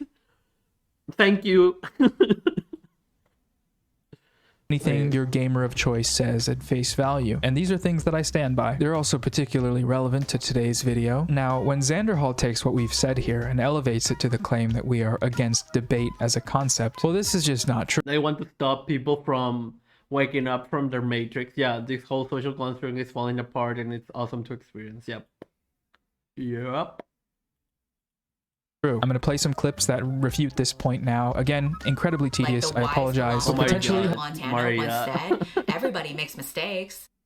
Маріаха LDK HAS GIFT та SAP туки нижнее подчеркивание RAH нижнее подчеркивание VI. Thank you, Maria, for giving us up to Kiravi. Thank you, I appreciate it. helpful for context and also to prove that we are coming in good faith when we criticize Debate Bros, pandering to the good faith gaze, if you will. Here is Hasan from that same segment of his stream where he acknowledges the utility of debate. I'm not saying that like there is no value to responding or learning and recognizing the talking points that right-wingers engage in. Of course there is. People, especially right-wingers in general, love to arm themselves with the same talking points that they're disseminating out of think tanks. Unless you're talking to like a total... And again, you can do all of this without debate. You can learn about their talking points and their rhetoric, and you don't have to be debating them. Because at the end of the day, it's literally the same fucking rhetoric. It's the same argumentative tactics. It's literally always the same. What changes is the optics, nothing else. And if you understand the fundamental ideas of their ideologies, and you're a principled leftist, it is going to be easy to debunk them. It is not going to be possible to be done in like the quick ways of got him. No, because we use nuance. We use reality. We don't lose ourselves in stupid, in ridiculous Nazi-based hypotheticals in order to test someone's moral axiom or whatever. Like, we just learn. We have information, we have facts on our side. So why would we need to like diminish ourselves by engaging with Nazis? Also, hi August, welcome. Arguing is a means to silence an individual or community of people. Silence is violence, and this makes you a white supremacist. Yep. Dumbass right-winger, you're gonna hear some fucking takes that you will hear from Ben Shapiro verbatim. So there is value to learning what those talking points are and understanding why they're like fucking the wise stupid. Here is Feek opening the debate. Montana once Oh my said, god, weird. everybody makes mistakes. Io Larry Olivier THS gifted us up to positive synergy. Thank you, Weird. Thank you, Weird, for the gifted sub to Positive Synergy. Thank you. Only debate people who are genuinely wanting to learn. Yeah. Yeah, and even then, we got into a whole spiel about debating August earlier. But yeah. Debate Bro section in Break Bread with some concessions. And to be fair, if I had it in me to watch the 3 and 4 hour streams of these guys talking and playing video games, I doubt I would have anything negative to say about 95% of what they do on stream. And I understand that when you're talking for that long, you're liable to say some things that maybe you wish you hadn't said. That is not true. And even if it's true, you can always acknowledge that you are tired. Or you can always acknowledge, hey, maybe that was worded weirdly, right? Also, you have fucking hundreds of people in your chat to tell you otherwise. Hey, that's problematic. Wonder why there's no one in your chat telling you, hey, that's white supremacy. Wonder why. I'm sure it has nothing to do with the fact that they cultivated such communities of white supremacists and neo-Nazis. I don't individually think that these are bad people or even that they need to be ousted from the left. I think that they should be ousted from the left. Duh. That very concept of ousting people is part of the problem, really. Yes, purges, good, actually. Let's go. Okay, I'll stop. All that good faith. So much good faith. You're not even gonna believe how much faith is good in there. Good faith all the time. One of the things I hear thrown around the debate zone a lot is the concept of the left having a diversity of tactics. So different styles of content for different audiences, all with the intent of spreading leftism as far and wide as possible. And on a macro lens, the better we are at making this content, the more views it gets, and the wider audiences are cultivated, the better off we will be. Because this will mean less people gravitating towards right-wing content and more people learning about socialism. And that all sounds good to me.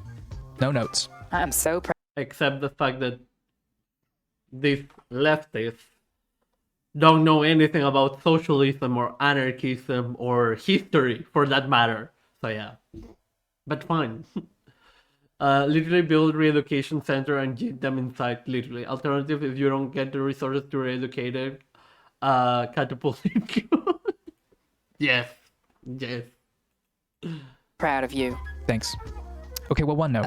Is what we do on here an actual political force, or is it entertainment? If so, how can that be quantified? If not, just how much are we overvaluing our utility to society beyond carving out a new consumer demographic of leftist content? If the style of leftism I want to promote is different than your style, and it's a style that you don't like, is this going to be an issue? Are you going to use your large platform to strike me down? Noah, you're vague posting. Are all forms of content equal when it... Vague posting? The motherfucker is literally spinning right now. It's like bam, bam, bam, bam, fact. And it's like, you're bait posting, bitch. Okay, sorry, but yeah. When it comes to learning, Noah, stop it. so many questions, no answers for now. Okay, that was weird, man. What, have you never heard of the Socratic method? Oh, okay, yeah. Never mind. I like it. I like that a whole lot. Okay. Ugh, that's so good. All right.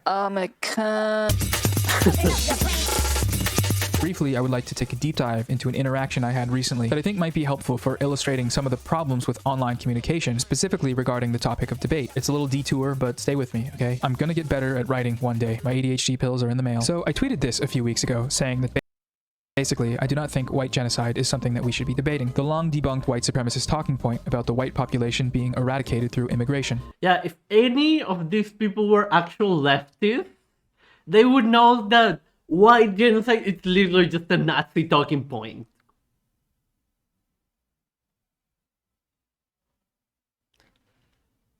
Weird that they don't know that, and weird that they decide to use it.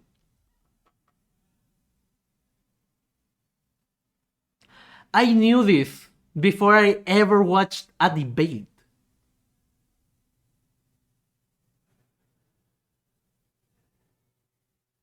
Interesting.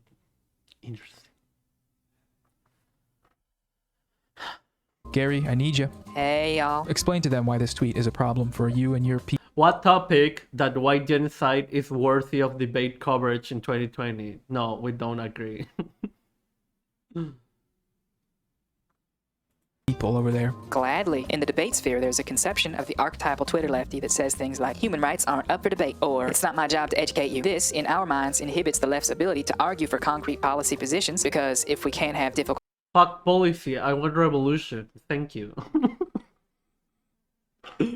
But good policies in the meantime for harm reduction sake aren't bad though. Nuance. I hate that I like this. conversations, we can't solve difficult problems. This might have been what Xander Hall was referencing when he was talking about you being unwilling to debate. This tweet plays into that stereotype and makes you look... Yeah, don't you know that you have to debate human rights in order for people to understand that human rights are good? Duh. Like, don't you know that you can taste ice cream, but you need to debate? You need to debate all the flavors with all the people in order to know what ice cream you like, or even if you like it. I want to die. Really dumb. That's me quoting them. I don't think you're dumb. No, I think you're a nice enough guy. Thanks, Gary. Maybe it'll be useful if you just clarify what you meant here. Sure, Gary. Sounds good. As long as racist and fascist and other bad ideas exist, they should be challenged. Whether that's through debate, essays, one-on-one communication, iMessage, Tinder, Hinge, writing it on the ground in the woods, whatever. Someone pointed out the fact that Tucker Carlson goes on his show every night and uses white genocide rhetoric for hours on end in front of millions of people. That's a good point. It's not like it's not happening. As much as I'd love to be able to say white genocide doesn't exist and be done with it, because it doesn't, I recognize that for other people in different areas of the political spectrum, it's not that simple, especially in the general American population. We still got a lot of work to do getting them caught up. Here's the original image that led me to tweeting this. This image to me is what sociologists might call sussy-wussy. Two white dudes on a live stream titled Debating White Genocide. Racism, is it really that bad? Noah, I can understand why this looks problematic to you, but the thing is, those dudes were actually providing arguments against it. But the thing is, oh yeah, two imperialist bootlickers, one known for being a fucking Nazi and the other one for being a interesting character. Yeah. super trustworthy. Right. And that's good, right? Yeah. Somebody's got to do it. I suppose that's true. However, my disdain for the idea of still having to debate things like white genocide comes from somewhere. Mainly, it comes from the part of me that feels like the real-world significance of de-radicalization by YouTube content has a tendency to be overstated online. Or to put it another way, converting to leftism by consuming debate content can come with certain... I'm going to be real. All of this.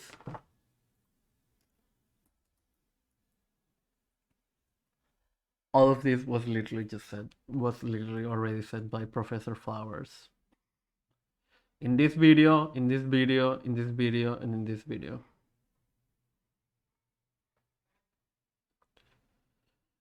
Hell, even in this video. All of this part, all of this segment, at least all of this segment, has already been discussed by Professor Flowers. But look at these numbers. 41K, 34K, 47K, 26K, 16K. And Noah has 84,000. And if you look for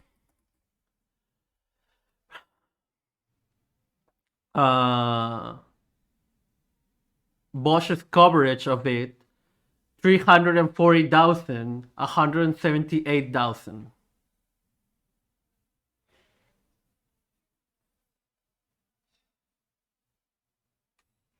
$41,000.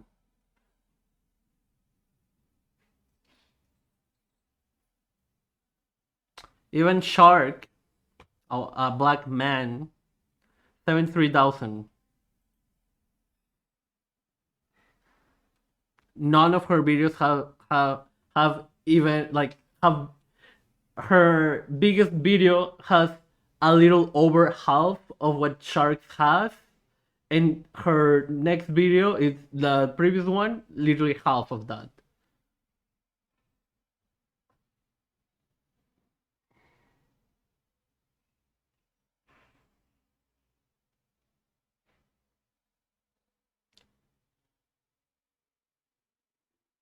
People don't understand their white male privilege.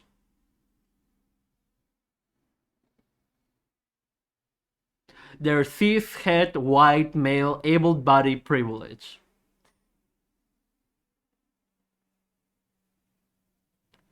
And I include able-bodied because look at this. 23 hours ago, a month, 2 months, 2 months, 3 months, 3 months, 5 months, 5 months, 7 months, 7 months, 7 months, 8 months, 8 months, 8 months, 8 months. 8 months, 8 months, 8 months, 8 months, 8 months, 9 months. There are people who cannot edit that for like this quickly for that long. There are people who don't have time to do all of this work. And I'm not saying that Noah doesn't deserve it or that he hasn't put any effort into this, because I'm sure he has put a ton of effort, a ton of time, a ton of work into all his content. Right? But the reason he's able to put all that effort and all that time into his content is because he has the privilege to have all the time to do it.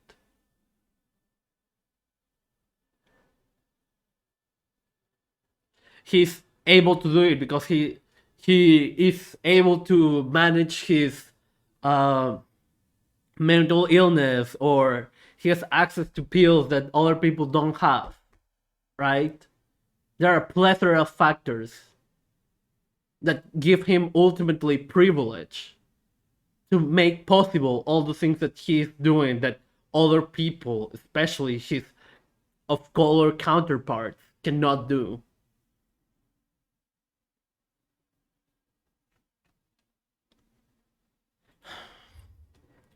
People call themselves leftists.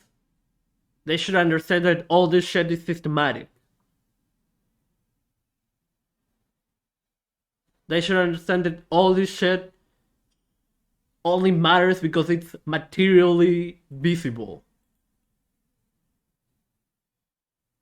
Because it manifests materially.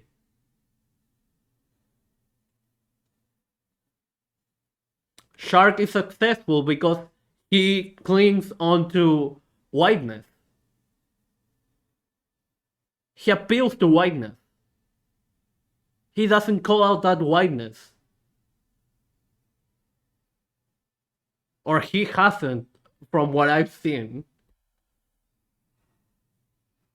So, you know, don't listen to non-white, non-men, don't you know, yeah. Do you think a lot of people think privilege is bad? So if I have privilege, then I'm evil. I think, I don't doubt that there are people who think that, but what is, and I don't blame them, but ultimately what we have to understand about privilege is how you use it. Do you acknowledge it or not? Do you understand how it works or not? Right?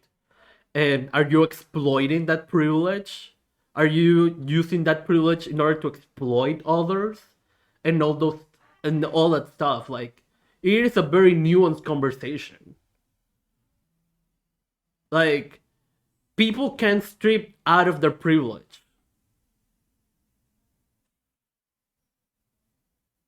But we still live in a society that requires people to maintain that privilege in order to survive.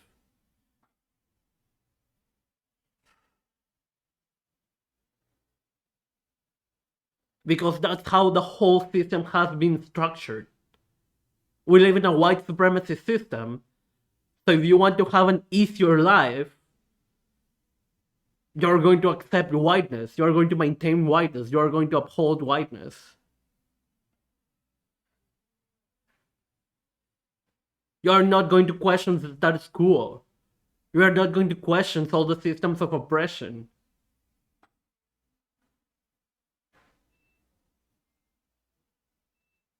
Because the minute you go against the system, you're killed, you're tortured, you're sent to jail.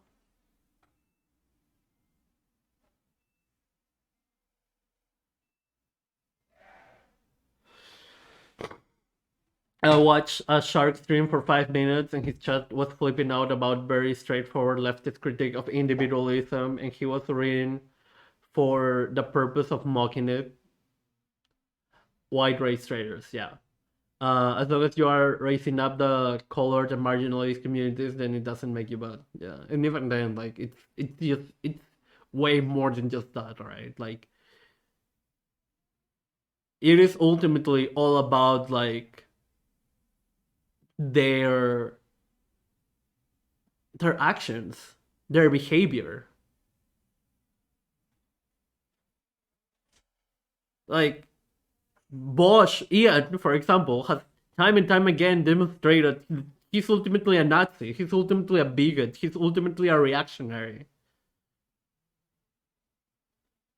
Like, he defended his use of the N-word for 2 years, then he disavowed it, but then went on the King doesn't belong at Pride, and queers need to seem normal to the straight. Calling Professor Flowers a Nazi, calling Luna whatever he called her, and shitting on her, shitting on revolution, using the name of Fred Hampton for his own convenience, while not knowing anything about black nationalism.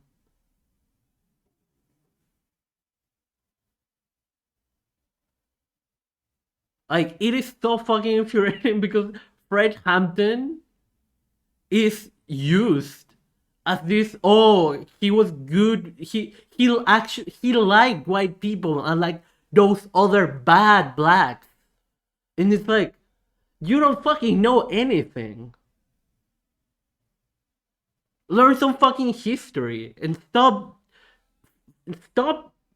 saying his name. Like, it is blasphemous that his name is allowed to be said by such reactionaries. You took the word right out of my mouth. Your behavior and choices is what makes you who you are as a person. Yeah. That movie fucked up people's understanding of German Fred. And that's the thing, like,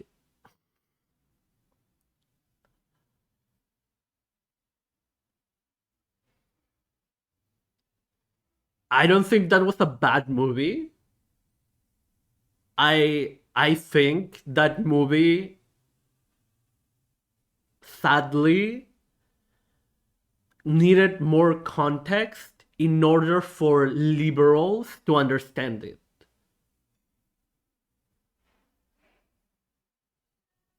Because from an entertainment standpoint and from a communist standpoint, I get it, right? Because I have those 2 points of views, those 2 perspectives.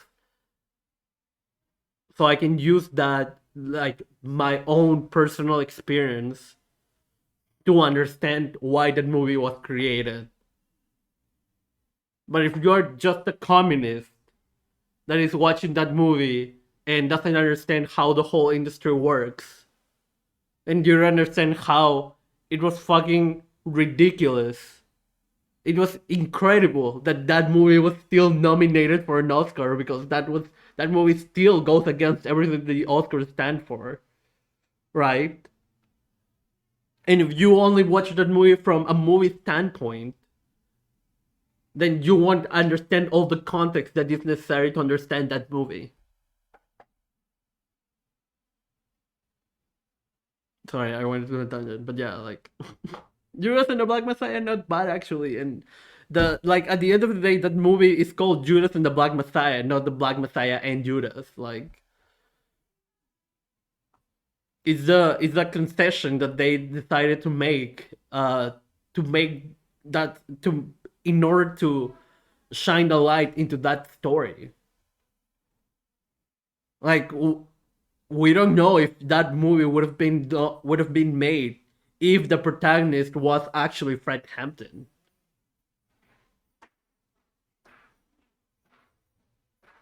You know, and I think it's Booth Riley who made that movie.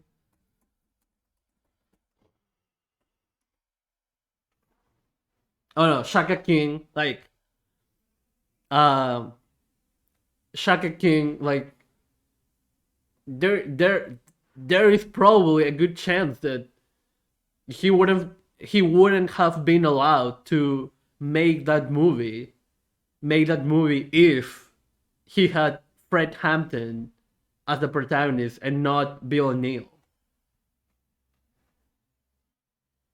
Like, people don't understand, like, the entertainment industry is still working within the system. It's still working within the status quo. Like, if people don't want movies to be made, the movies don't get made. And if they get made, the system has already, like, structures in place in order to suppress those pieces of media. But yeah, I made my friends watch that like 6 months ago, and now they're watching like oh my god, yes!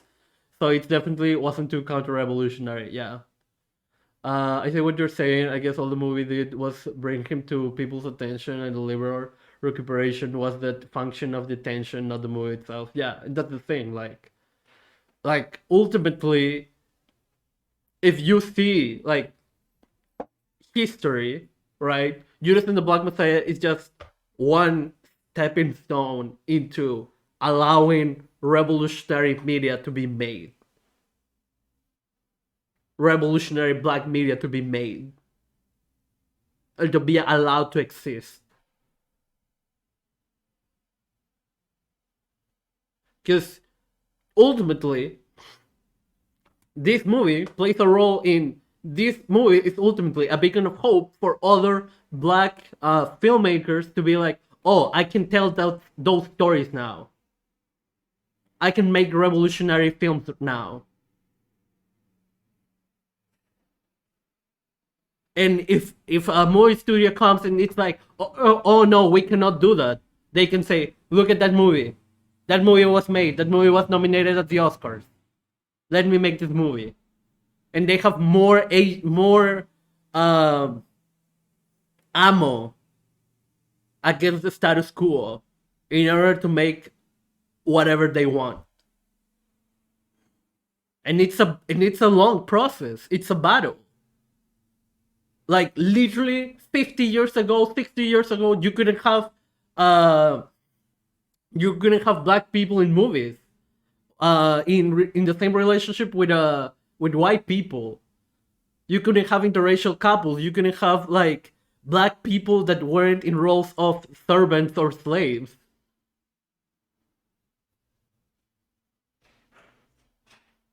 And not only black people, but any person of color.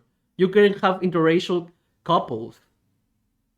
And that's why there are so many people that had to do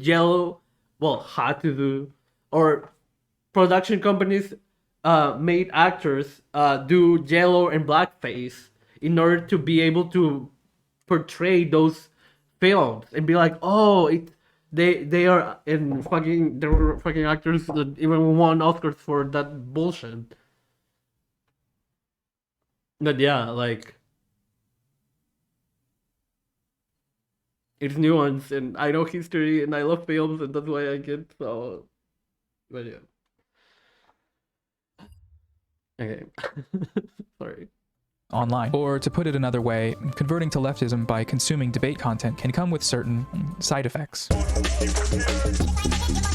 You might have had a de-radicalization experience thanks to someone 2,000 years ago, you couldn't even have women in plays, only cross-dressers. Yeah.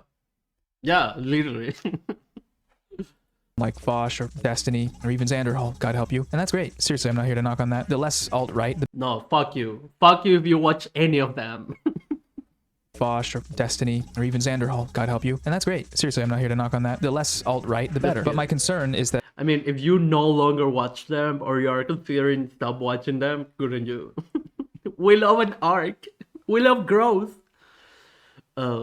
that by staying in these spaces, it becomes easy to maintain habits of consumption that can inhibit your ability to recognize the reactionary tendencies that you or the people around you might still hold. Noah, echo chamber characteristics can be found in any online community, right? That's the basis of how they form, by bringing like... Echo chambers good, actually.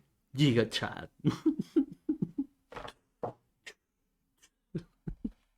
minded people together. There will always be issues like the ones that you mentioned. That's true, but the Debate Bro Ozone echo chambers seem to have a uniquely grating effect due to their highly charged environments, massive platforms, and self-appointed status as the gladiators of online anti-fascism. One of the biggest problems back in 2014 and 2016 is there were no lefties online who weren't, insane to say, no, we don't actually believe that all white people are evil. All white people are evil. All white people. Hashtag all white people. Echo chambers is such a lib word, true. It is so it's just a nonsensical word. Echo chambers are cozy, true. And we don't want to do this and this that you claim you want to do. It was echo chamber supremacy. Let's go. Until people like Destiny and Vosh and me and Chud Logic and Demon Mama and just like left-wing... Not Sanderful just naming people who say the N-word. White people who say the N-word. Oh my god. Debate people came along that argued against those effectively, that you really started to see that narrative start to get pushed down. There are a few examples I could use here to illustrate my point, but why don't we start with Xanderhall? Sorry, guy. There's a new lol cow in town. It's impossible to have a communist echo chamber on social media. Everyone is reactionary. True. And it isn't a feminist gaming journalist this time. It's you. Xander, Alexander Haulia Ocasio-Cortez. Sorry, it's not funny at all, actually. The most viewed video on Xanderhall's channel is called How I Fell Down the Alt-Right Pipeline and Escaped. It's from December of 2019. We've seen this story before, but basically, he got into some Pepe shenanigans with his... So weird that he still uses the same reactionary talking points. It's almost like he never left the alt-right. Haha. Ha. Ha. Considering that a place that isn't an echo chamber is almost always full of hatred and bigotry. I mean, true. Right this moment, I'm getting exposed as tanky in the left server. Oh my god, Bolnan. gamer friends, and was eventually pulled out of it. The thing that pulled him out, in his case, was Destiny's debate with JonTron, where Destiny Oh, look. A debate between a Nazi and a Nazi. Wonder why Sandra Holt is still a Nazi. Haha. ended Nazism once and for all, or something like that. I don't know, I didn't watch it. He concludes this 48-minute video with what he sees as the most important aspect of online politics as he moves forward on his journey into leftism. There's one thing above all of this that may be the most important thing, and that's optics. I know I'm not just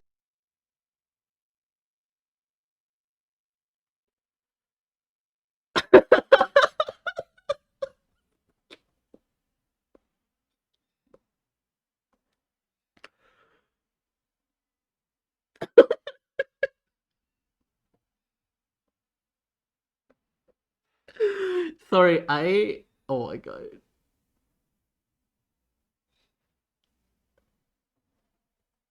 Can we like hear it again? One thing above all of this that may be the most important thing, and that's optics.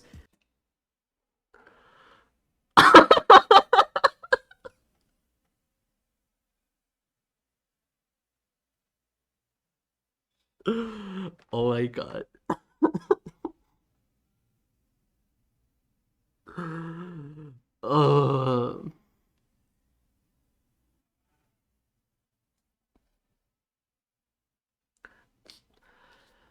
Look,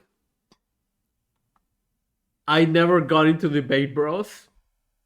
I never watched Debate Bros. The only debate person I watched for a while was Demon Mama, and I watched her for like a month maybe, right?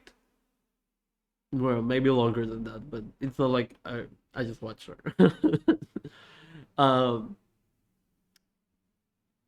But within the first the first 2 or 3 months of me interacting with communist or leftist streamers and leftist chats, I understood that optics is bullshit. Optics is literally bullshit. It's lip shit. Optics is a way for the right to maintain power. For fascism to keep existing. That is what optics are. Optics is literally fascism.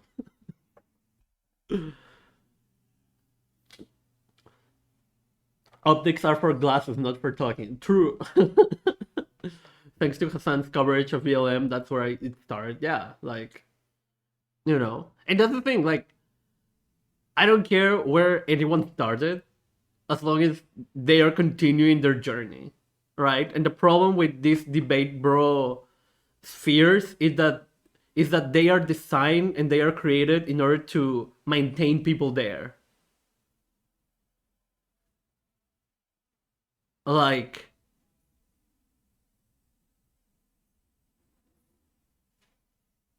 because they are ultimately literally just cold.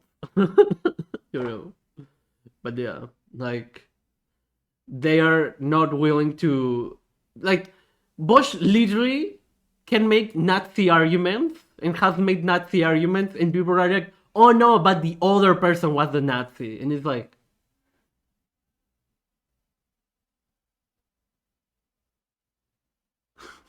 hello? And like, I literally cannot understand someone watching his debate or interaction or whatever he had with Non-Compete and being like, oh yeah, Bosch is such a great guy. Oh, AJ was the Nazi. Hello? Like, oh my god. Becoming liberal, they were always liberal. Like infrared, where you just become straight up a weirdo. True. I know I'm not just speaking for myself when I say that the stereotype of an SJW is off-putting to most people. SJW's good, actually. Don't let yourself fit into the mold of the straw man that reactionaries have made of us. If we defy their expectations and their stereotypes, they won't know how to counter us. Us leftists, we have facts. Why? Yeah, if we have facts, why do we care about optics? statistics, data, and even historical context on our side. If people like us can and yet he doesn't use any of that. drown out the loud minority that the right uses to make their hit pieces, they won't have any more material. First of all, what did this loud minority that the right uses to make their hit pieces, they won't have any more material. Everyone say hi to Twitter, because I'm going to take a screenshot for Twitter. Everyone say hi.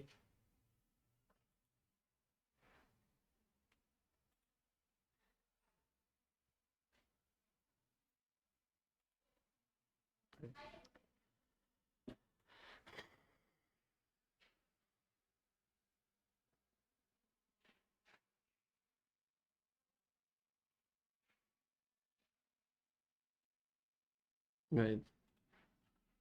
I have to change the content warning.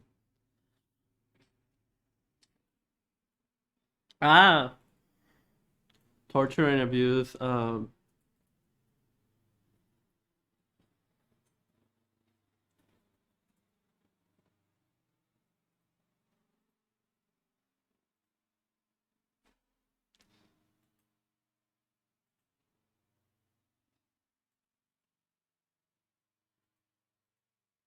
Okay.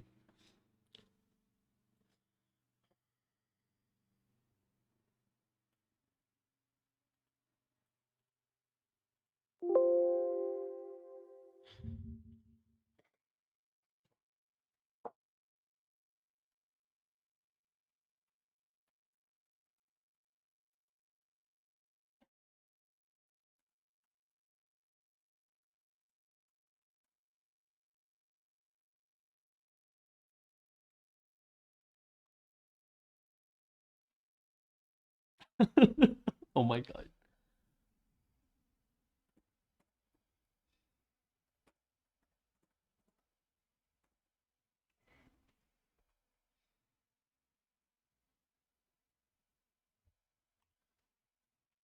Yes. Now go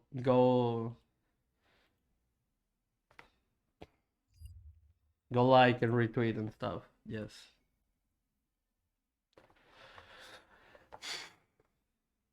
Hello Birdside. Oh my god. Fix your Nazi, bro. Somebody wants us to stop challenging white supremacy, imperialism, and colonialism and capitalism. Is that so much to ask? Oh my god. I mean, true. First of all, what did this person do to you? They look fine. They look good. I want a portable ball sack. Where do you even get that? I love this stuff. Oh, he's like, yeah, you can be a leftist as long as you're not one of those filthy fucking degenerate SJWs, because they make us look very bad. I know this because also I love how these white men literally complain about gatekeeping, but at the same time are like, okay, you can be a leftist, but also you shouldn't be like the SJWs. And it's like, you're literally gatekeeping right there.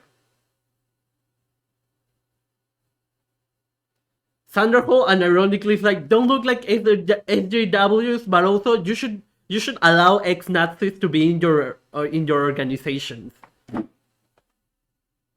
It's almost like you care more about those Nazis than actual leftists and minorities and marginalized groups. I do.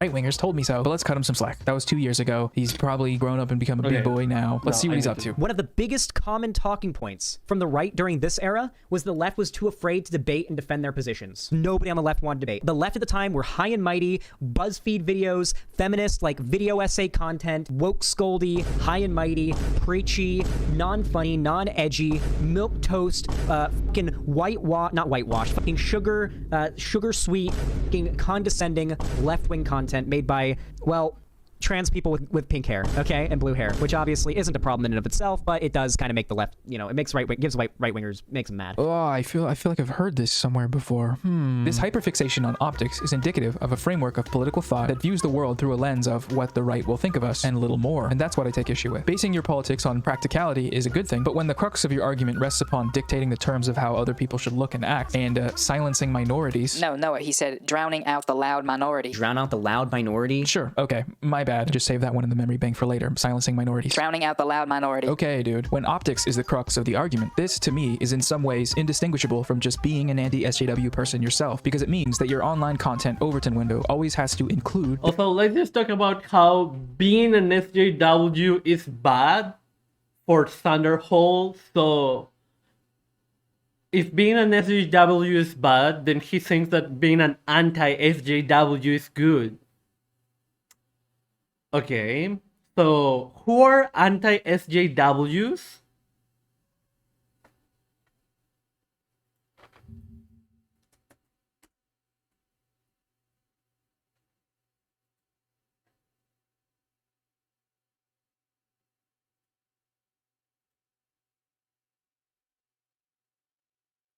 Oh, look at this.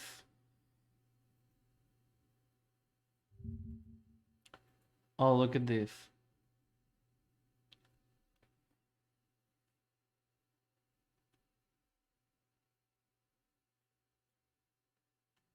I thought Thunderhole was against these people. Interesting. Interesting. Worships them. Interesting.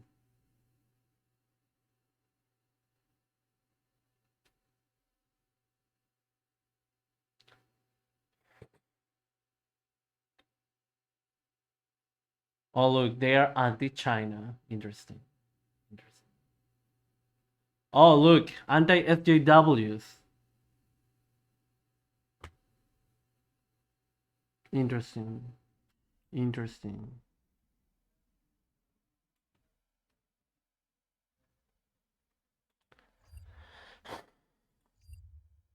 Just pointing that out. Just saying. Just saying. It's still a reaction. Oh my god.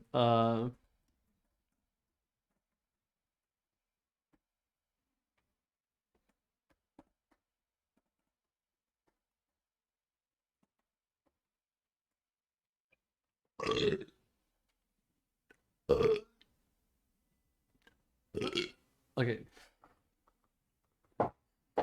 Every time someone writes Thunderhole, the bot will respond with "is still a reactionary."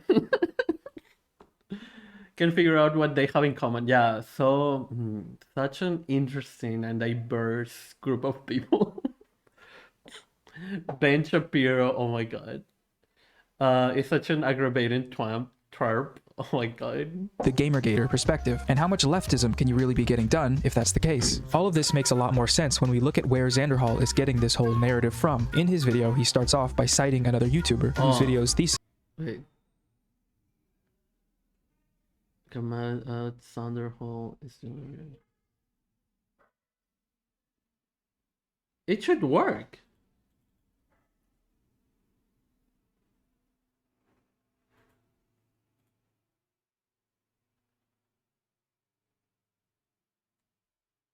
So weird. I will fix it later. How you consider that optics of those burps? Oh my god. I'm now a reactionary. Oh my god. Those shan't body shame recites to This forms the basis of his own, and the channel he cites just so happens to be an actual reactionary YouTuber whose primary content focus is dunking on e-girls and defending Leafy. Oh my god. So what's going on there? This all reminds me of last year when he wouldn't stop saying ableist slurs despite his community's objections to him doing so. His reasoning was that gamer language such as this is more effective at bringing people over from the right. It only took about 12 debates and 7 response videos for him to eventually stop. Hyperbole, strike 7. He did stop, and that's good, but not without it requiring severe pushback from multiple different creators. I love that. So I was once in Demon Mammoth chat, and Thunderhole was in chat, and I asked him. I asked him something about like, why did he still use the R slur? And his response was, I have never said the R slur. How dare you suggest that? People who told you that are fucking lying to you. He had stopped using the R slur literally 2 or 3 months ago. From that point.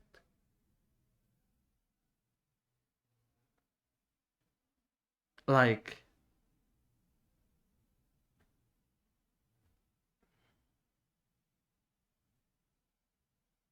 a normal person who actually cares about ableism would have said, yeah, I used to say the R slur, but now I know better, or I don't use it anymore, or something like that, right?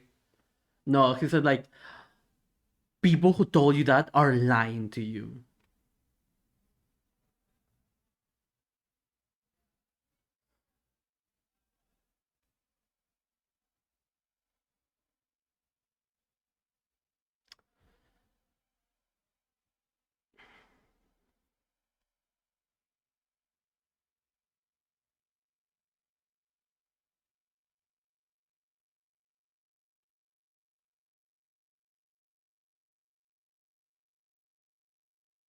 Okay. Accountability is bad optics. Yeah. Creator. Technical Xanderhal does N-word. go on to say that optics aren't everything and that it's okay to be trans or something. Trans people with pink hair. But I'm more so talking about the attitude, not like the optics of who's advocating for what, right? That doesn't Okay, can we just talk about how for him it's not okay, it's okay for trans people to have pink hair, I guess. But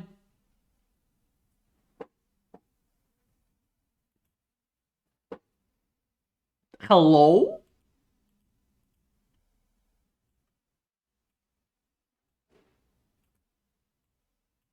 Hello? Hello?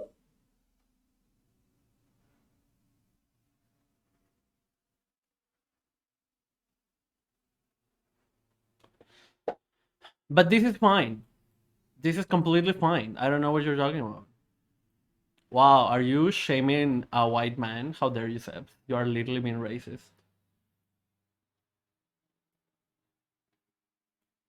Yes, and yes, I'm being racist against white people, and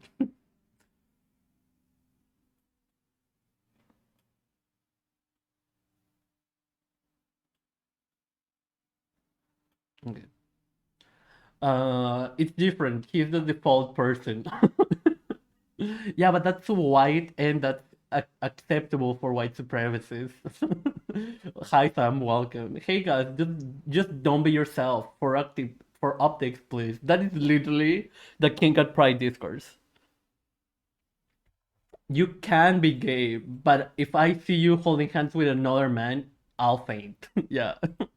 doesn't matter. I don't believe in the idea that like we should relegate certain identities to the sidelines because their identities are like bad optics. I don't believe in that. Okay, optics are important, but they're not everything.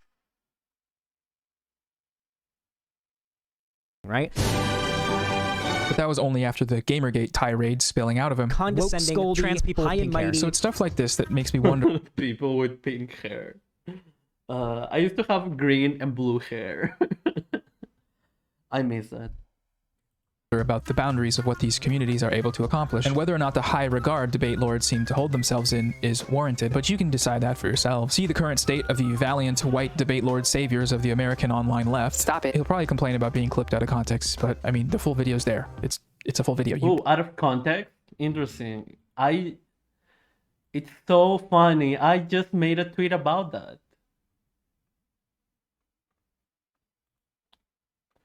Clip of X debate bro goes viral. He stands. You need the context. Watch the entire stream. It's still bad. You need to watch the previous and follow his stream. Still a Nazi.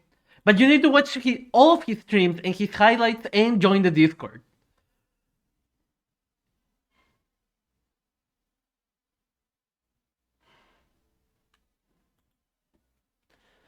So yeah.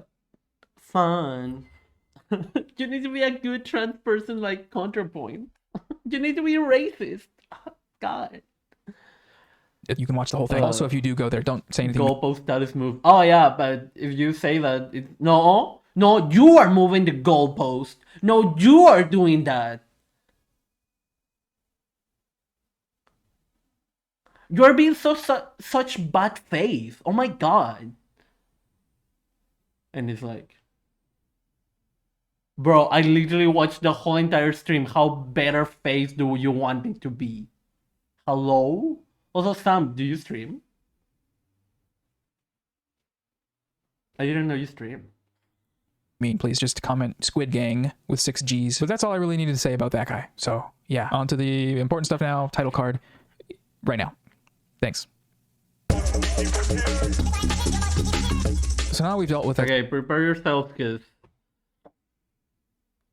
if listening to Thunderhole is bad enough, listening to Ian is going to be worse. sort of silly stuff. I want to move on to a more serious example of where I feel that these spaces are causing harm within the online left. I think it actually makes the most sense to start because Thunderhole is too irrelevant. Start this story by. Sorry, I had to do it. I would rather risk being wrong than watch entire Bosch back catalog, but that's just me. True, honestly, true. Briefly going back to Xander Hall reacting to something that I tweeted. I know I'm making you watch me watch someone react to my tweets. It's disgraceful, but I promise I'm going somewhere with this. And then this is the one. This is the one that instantly grinding my loins for this segment. For oh my god, get copy. If anyone says Vosh is wrong in the Professor Flowers debate, there's just no saving them. Okay, there's no saving.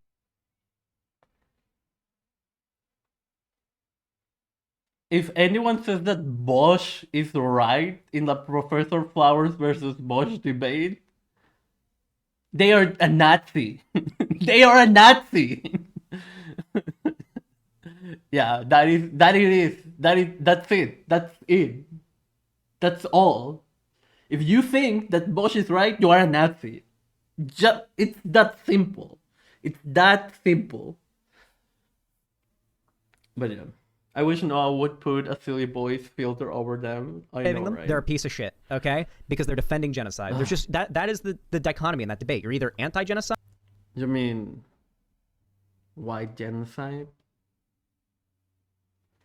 Good, actually. Just kidding. In Minecraft. Or not. In real life, Giga Chad. Just kidding. After getting ready to take COVID test, keep me in your thoughts. Wish me all your peace, love, and happiness.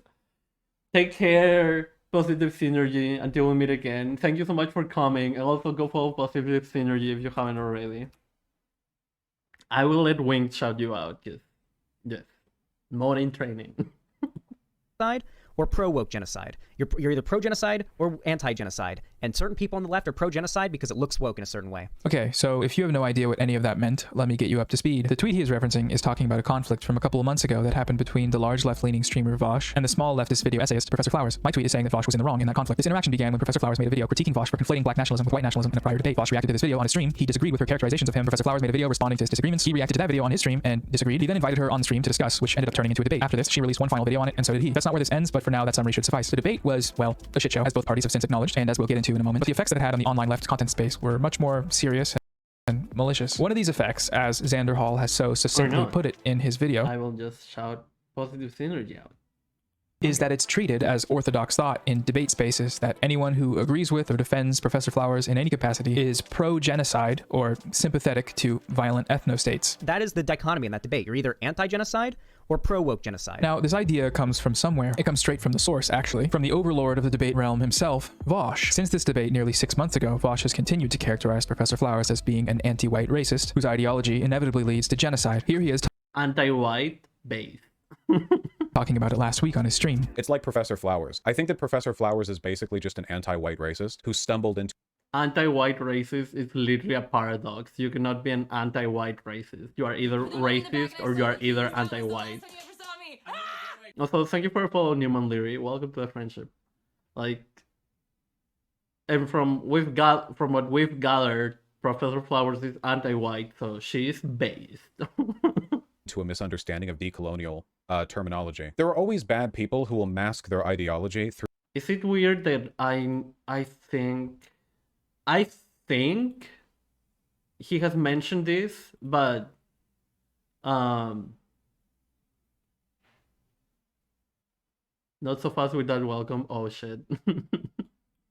through sort of euphemism and adjacent positions. How many super far-right fasci types cloak their positions in the front of like nationalism? Not like hyper-nationalist, Wait, fascist, can whatever, I- you know, but just like regular American nationalism. That's like the most common thing in the book, you know? It's not even like anything PF said was that extreme either. It's ethnic cleansing. I don't get it. There's enough lore and content regarding this interaction to last anyone who's interested until next winter, so I'm just going to give my honest opinion and summarize it in the following way. I do not think that anyone that has actually listened to Professor Flower's videos on this topic can make any of the claims that Vosh and his fans continue to make about her. Calling her an anti-white racist that is pro-genocide or pro-ethnostates is a lie, as it was never the content of her arguments. It was a narrative crafted by the failings of the format of They don't give up, yeah. Most of the people who like him are just the epitome of every failure and fault in Western leftism, yeah.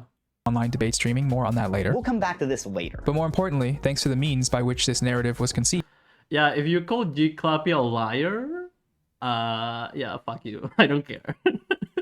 With Vosh arguing against decolonization and separatism using fear of retribution rhetoric. It's all well and good to talk about living free of your oppressors, but when you break apartheid in South Africa, there are millions of white people living in that country. Like, what do? Do you just like ship them all out? Do you build camp? Yes. Yes. Giga Chan. Ship them all out. Imagine. I mean, there's not really any way to do that without genocide, you know? It has created a hostile space for black creators wanting to discuss. It's not genocide, it's just taking them away. Oh my god. Hard to trust everything he says, but I must admit a lot of the left is anti-white, so it's possible. Yeah, and being anti-white is good, actually. Yes, fuck white people.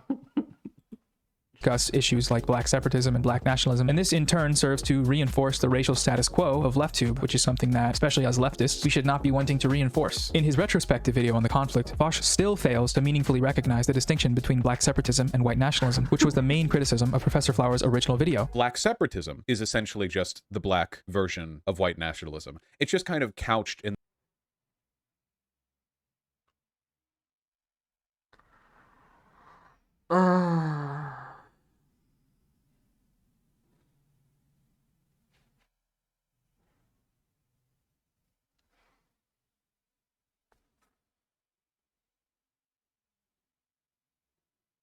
Die. this like a different type It's a word that happens to be the birth of the word death. That was what I was saying. Yeah. You think it's funny to joke about? I'm not joking about it. Anti-whiteness is good, actually. Yes, abolish whiteness. I'm not joking. I'm being serious. Fuck white people. If you don't want, just don't be white. Easy. Easy. Don't be white. You're like, oh, I cannot not be white. Yes, you can. Where did you come from? There's no Whitelandia. Take a 23andMe. It will say German, Dutch, Swedish, Anglo-Saxon, something. Easy. Stop being white. Be what you are. And you are not white. of victim rhetoric. The end result tends to lead to ethnic supremacy and ethnostates, and I think that's bad no matter what. Mind you, this is after like half a year of this being explained to him in varying degrees of simplicity, that this comparison between these two different things serves to ignore the historical context of these movements, and comparing it to Nazism is ignorant. I have been more interested in my Slavic heritage, where, yeah. Put it lightly. Gary, anything you want to say here, or can I just keep going? Okay, well, I guess on the debate side, we did find Professor Flowers guilty of a few crimes. Okay. First off, racial essentialization. What the fuck is that? It's when you call white people colonizers. It's racist. White people are colonizers. Literally. Dog whistling. Oh, Jesus fucking Christ. This should be disqualifying from... Yeah, it's dog whistling for Nazis. Between Nazis. Like, oh, look, they said that. Oh, they are bad. And that is what Nazis say about non-Nazis, anti-Nazis, about communists. But yeah. I'm Germanic. That doesn't sound much better. Look, Germany, as I've mentioned before, Germany has a lot of specific ethnicities, and as I've said before, also like Germany has gone through a lot, a lot.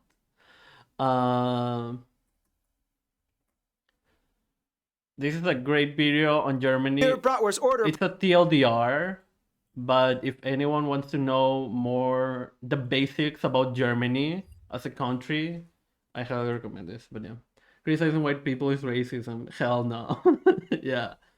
I'm mostly German and minority French. My French side colonized my German side. Then my German side colonized everyone. Oh my god. Yeah, Germany is a federation only. Yeah, like Germany has been separated most of their history. Like again, they have been very much forced into becoming what they are, and they have been throughout the entire history.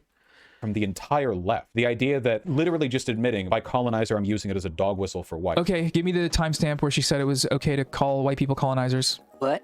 You don't have it, do you? Not on hand. Okay, well, no one does because it doesn't exist. But she said white people are colonizers. How is this not an endorsement of... Who colonized the world, Gary? Europeans. Okay, and what did Europeans look like? Like you. So, white, right? Yeah, but that doesn't mean it's okay to call white people colonizers. That's racist, hurts our movement, and pushes away potential new leftists. Gary, I already explained this. That's not what Professor Flowers was saying. Her point was that colonization is an ongoing process, and choosing to ignore this fact makes it impossible for us to truly reconcile with its legacy. Anyone with a baseline understanding also, I don't know, why do people want to be white? I mean, I get it, right? Because we live under white supremacy, and you don't have to be killed by the police if you are white. But also, if you're a leftist, why would you want to be white? Apart from not dying from the police, you know. Which, I get it, it's a legitimate, you know, benefit, but at the same time, like, being white, kind of cringe. But yeah. These issues that saw the debate understood that this was the perspective she was coming from, and that Vosh trying to frame this as somehow being racist against white people was, to use an Among Us term, sus. Why is the context of oppression irrelevant? Why is the context of who has power irrelevant? Because, and I'll say it once more, and this is why you should really check your racism, my friend. White people and colonizers aren't the same group. The people who are white in South Africa are regular humans who live their lives. They are not physical... Colonization... The white people in South Africa are regular humans, as opposed to what? As opposed to who?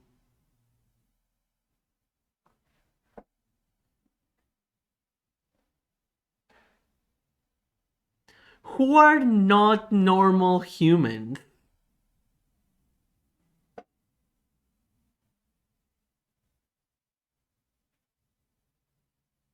What does he mean by that?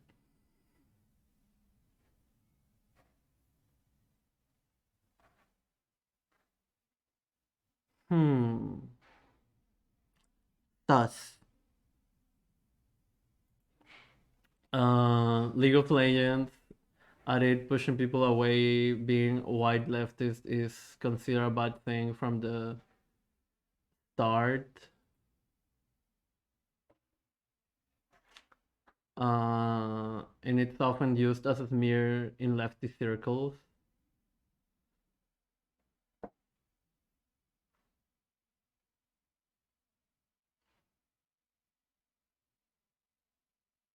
English? There are good people on both sides of apartheid. Oh my god. What is he talking about? White proof. White people in Africa are colonizers. I was reading books that state that they still have privilege of whiteness. Yeah. He means that non-white people are subhuman, probably. Yep. Bosch, I don't know how to tell you this, but me and all white people should not be here. True. Oh no, Melrose has a flaw in lefty circles. We better pay attention. Yeah. It's still happening. Like, America. They are, yes, the concept of colonization is happening. You do not then get to it. What do you mean the concept of colonization? As opposed to what? Actual colonization? Like real colonization? Like what is he talking about? attack 6 million ethnic minorities in a country. That's what you're doing. You're taking a sociological problem and making it. When you are attacking 6 million ethnic minorities. Oh my god. Queen! Queen! Go off, girl boss! Literally attacking 6 million ethnic minorities with just her words. Oh my god. We love a dictator. Chairman Professor Flowers, let's go! Yeah, it's literally just bullshit that she has been going through. Like, a race problem, which is, by the way, what conservatives do to black people. In this debate, Vaush employed the argument of the fear of retribution because, as members of the gamer zone tend to... Fear of retribution is literally just white fragility being projected. That is the fear of retribution argument. If you use it, you're literally self-reporting as a Nazi. He was testing the limits. Yes. Castro was cheered indeed. And Castro did nothing wrong. Yes. Of her moral framework, using an extreme hypothetical, which is I love that you say that like Castro was a bad person or something. It's like, hello? Hello? normal thing to do. It's one of the most normal things you can do, actually. So you're saying that hypotheticals have no value. What, are you too stupid to understand how they work? The ability to imagine made-up scenarios and argue about them is what distinguishes sentient life from Shut animal. up, dude. No, I don't have a problem with hypotheticals as a concept. I do, however, have a problem with people being framed as endorsing. Castro did nothing wrong. It's just a fact. Giga chat. The extreme outcomes of these hypotheticals. It's not even like anything PF said was that extreme either. It's ethnic cleansing. When they never would have argued for them in the first place had they not been brought to the table by Vaush or whichever debate lord they are encountering. In multiple Vaush or whichever Nazi they were debating.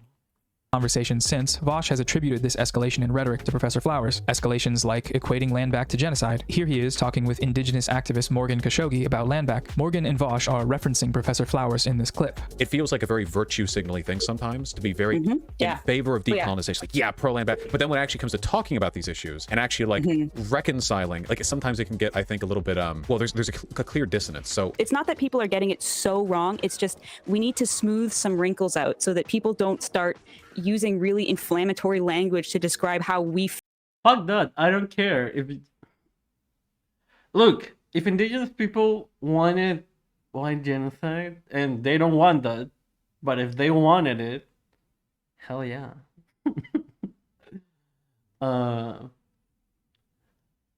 Also, people can literally just stop being white. People can literally just stop being white. If you're scared that you're going to get out of the country, out of some country because you're white, just stop being white. Easy. So now the left does not care about human rights because they must defend Castro. We care about human rights, that's why we say that Castro did nothing wrong.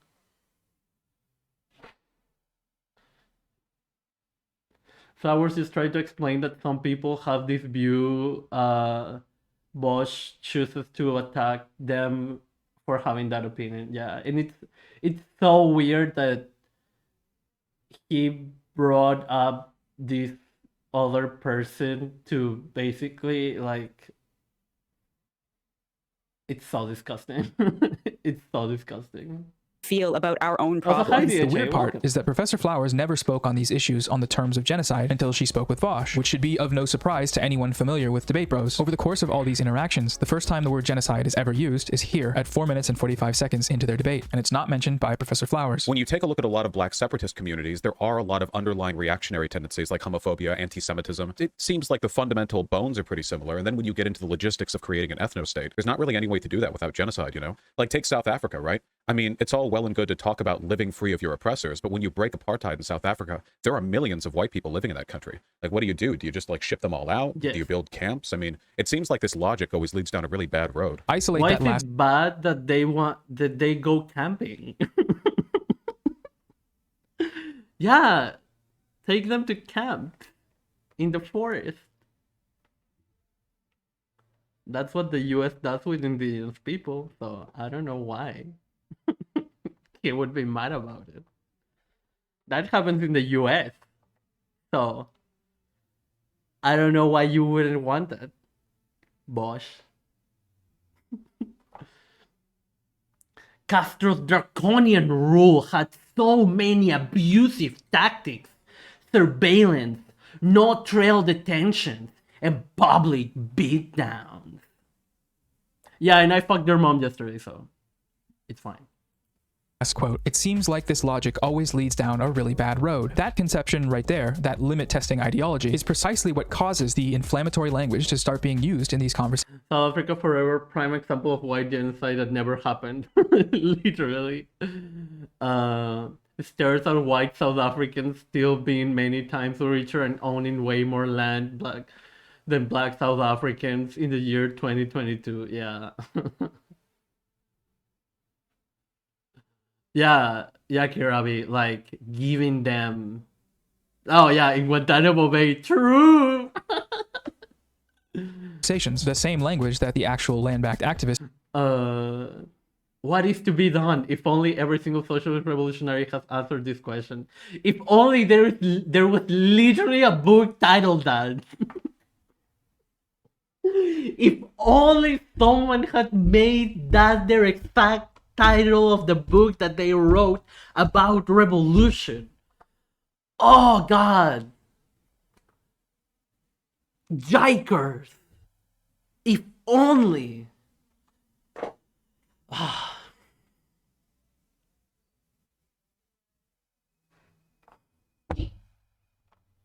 Oh well.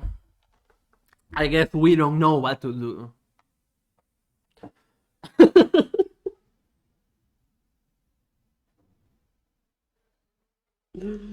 It's funny because every time someone says what is to be, it's ridiculous how many people say like what is to be done in chats, and I go, I mean, Lenin literally wrote a book about that.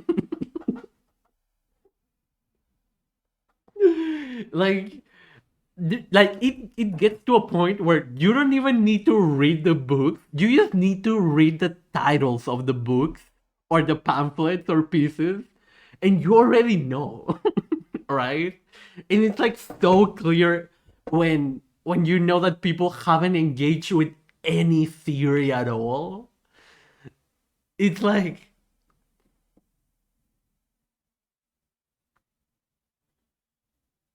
are you a leftist? Because like, I don't care if you haven't read Das Kapital, right? But if you don't know about Das Kapital, I'm like,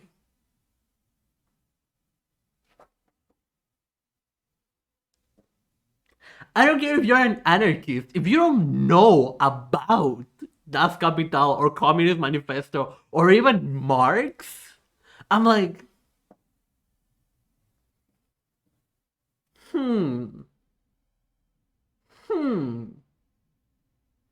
Kinda sus.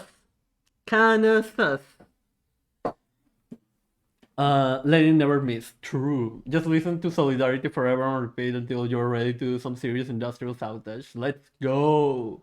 Slave owners who raped and tortured humans in death being in prison. I know, right? So sad, Wing. Said was causing. Think about the rapists and torturers. So many problems. Using really inflammatory language to describe how we feel about our own problems. There's not really any way to do that without genocide, you know? Discussing ideas in this manner by pulling them to the extremes in a combative context is especially damaging with topics like black separatism, a topic that the white online left has repeatedly demonstrating having very little knowledge about, and thanks to Vosh and others, very little willingness to inquire further. Vosh just says they're Nazis in reverse, and everyone's like, okay, cool. Black separatism is essentially just the black version of white nationalism. All of this has been explained ad nauseum in these videos, but the YouTuber Carr, he has a great channel by the way, go check him out. He explains why this is ignorant as clearly as I've seen anyone do in this clip from Professor Flower's last video. Let's see if people will get it this time. 147th time's the charm. I'd like to set the record straight on black separatism because a lot of people seem to get it wrong in online spaces.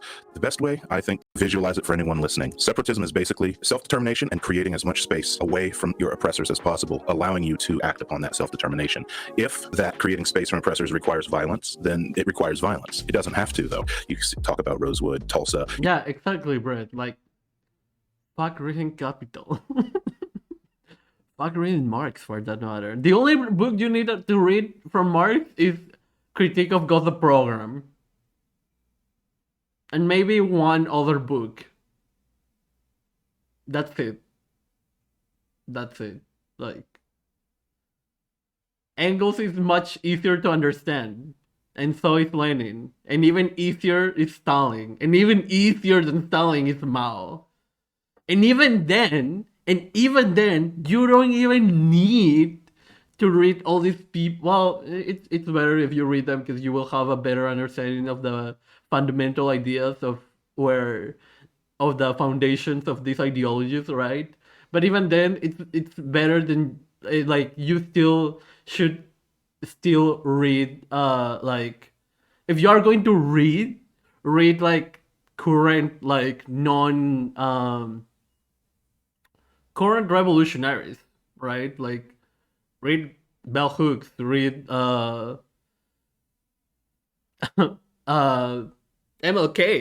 like listen to his speeches, like listen to Malcolm X, listen to Castro, Che Guevara. Oh, what was the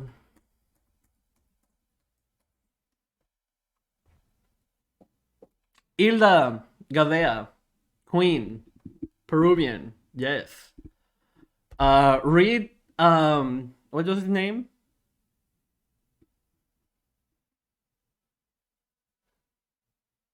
Mariátegui.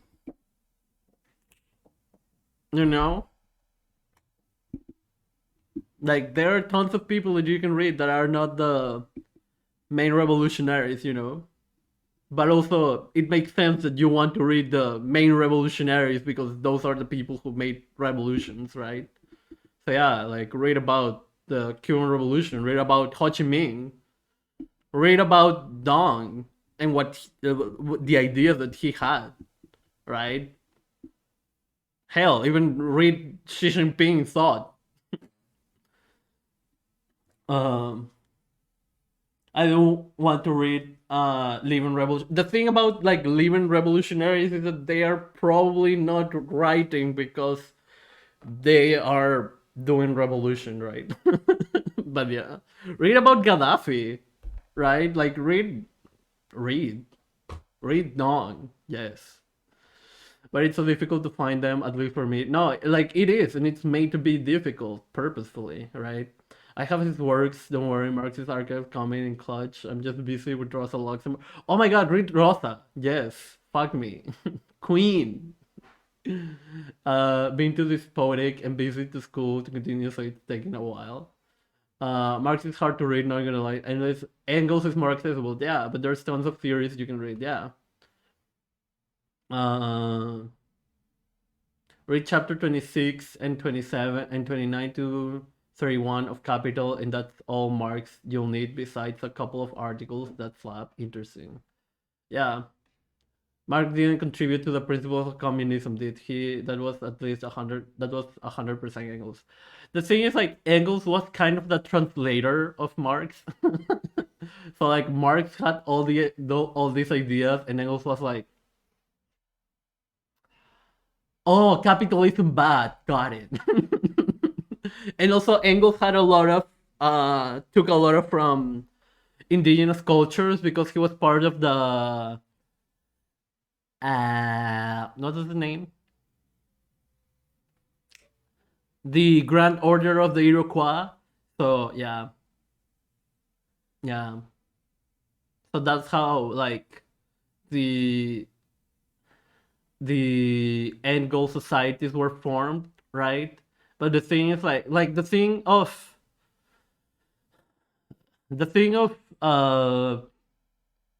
Marx and this of Marx and Engels is that they created a way to get out of capitalism, right? And it's like they were doing that based on their material realities. So they were writing from the perspective that they were on, and that makes sense because they were in Europe, right? And so then Lenin wrote about imperialism because he wasn't in the imperial core, he was in the imperial periphery. And so he could write better about imperialism. And Mao was like,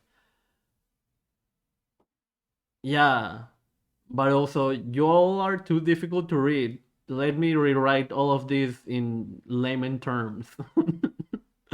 And then he wrote everything that Mao wrote, right? And based on all of them, other people have wrote many other things. And like it's weird because like people, like there are people who will shit on Lenin and Stalin and Mao and be like, oh, you need to read current people. And it's like, bro, Mao was literally last century. Like, the USSR existed 50 years ago. And you might think, oh, 50 is a lot. 50 is not a lot. It's not 50, 30 years ago. Like, China is still socialist. Vietnam is right there. Cuba is right there. All of these things happened like less than 100 years ago. Well, the USSR 101 years ago. Right? But like it is all very current. Or it's way more current than people wanted to make it seem. Like, yeah, I don't know. It's like, if you are able to read or engage with theory, read and engage with the most theory you're able to. You know, like, yeah. Wing, any requests, ask in Discord, and I will do my best to locate some relevant theory. Oh yeah, Bolden, I don't know, yeah. Bolden, can you marry me? Thank you. Read the first 3 chapters of Conquest of Bread, and then watch every Thoughtline video. That's all you need. True. I'm excited to be able to buy physical books of theory. I want to feel Stalin's words in my hands. Oh my god. Meaning of life. Just started season when I was born. Oh my god. You can shit on Lenin and Mao, and you can accomplish 1,000th of what Lenin and Mao accomplished. True. A lot of those people then quote Aristotle and Plato and all their, yeah, 20,000 years plus old people. Yeah.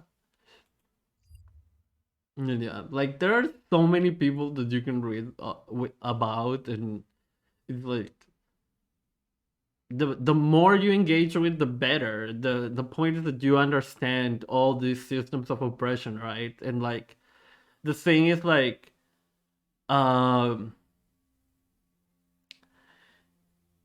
it is just as important that you understand why capitalism bad as it is important that you understand that racism bad and whiteness bad and patriarchy bad and ableism bad and all these social systems of oppression, right? Like at the end of the day, all these systems of oppression uphold each other. And we cannot get rid of the patriarchy without getting rid of capitalism and without getting rid of white supremacy and so on and so forth, right? And like that is what is important, that people have to understand that all these systems of oppression intertwine and work together, and that is why it's necessary that we have to tackle them simultaneously and be communists, but also feminists, but also anti-racist, but also anti-ableist, but also like for queer liberation, right? And against all oppressive systems. And we have to also acknowledge that realities that those systems of oppression have brought to society and how people have been indoctrinated under those systems of oppression. And so that there is going to be a long process before actual change happens, you know? But it doesn't matter how long it takes, the thing is that we have to do it. Like, for example, some people, when talking about ableism, they say, oh, a good litmus test is to see how many people are against using the R slur or words like dumb and idiot. But it's like, it shouldn't be about how many people. It should be about learning why those things are wrong and understanding that those things are wrong and stop saying them. It shouldn't be up to how, like, what is current, what is mainstream. It should be about what is correct, what is going to actually challenge systems of oppression, what is going to actually help people, right? And so, yeah. Speaking of Mao, I was thinking the other day about how genuinely successful he was. People like to bring up how many people died, but like with those material conditions and that many people, did you really expect a squeaky clean revolution? It's honestly a large accomplishment for socialism, considering that his revolution didn't make China completely fall apart or become worse. Yeah, and like Mao, while alive, acknowledged all the faults of China. Then, while alive, acknowledged all his faults and all his flaws and all the flaws that China had, and she now is had to um like work with that, right? And he is constantly like the whole party is constantly engaging in self-critique and seeing ways to, hey, how do we handle this? Hey, should we what are our priorities right now, right? Like there are things that you cannot do all at the same time, so you have to focus on certain aspects of the economy internally and then address the others and see what other contradictions arise and like be handling them. But it's a whole process. Like this is it's super infuriating that people think that, oh, you just do this, and it's like, no, doing that, it's still a whole fucking process. If it was so easy, then you fucking do it. That is why yesterday I was so fucking enraged when some fucking white anarchist was shitting on China's revolutionary efforts and shitting on Mao. It's like, who the fuck are you? Who the fuck are you to say things like that? To say that Mao betrayed the working class? If Mao had betrayed the working class, billionaires wouldn't be executed and sent to jail right now in China. Because unless you think the billionaires are the working class, then I don't know what the fuck you're talking about. And you can fuck off with that chauvinist, white supremacist, imperialist, bootlicking rhetoric. Also, fighting ableism is way more than words we use in casual conversation. Yeah, it's like, it's systemic. It's understanding that the fact that there are no ramps in some buildings, that's fucked up. Because people need ramps. The fact that some books are not translated into Braille, or there are no audiobooks for them, or like that we need to make more accessible our streams more accessible. Like I know that I should have subtitles, and I don't have them right now because I fucked up my Chrome stuff, and yeah, but like I know that I should have subtitles because that helps people, right? And like, for example, I know Wing sometimes just listens to it, and like when we were watching the documentary a couple of days ago, he was like, "Oh, thank you for reading the subtitles because right now I cannot read," right?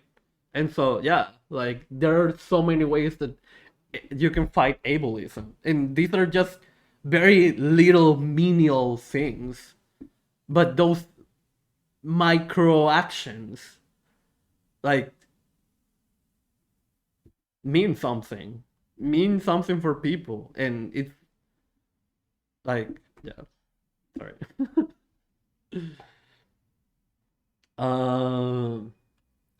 Yeah, overzealousness and other kings are bound to happen. Yeah, developing productive forces and increasing the life expectancy by more than 50% is all the proof I need that socialism is superior. Yep.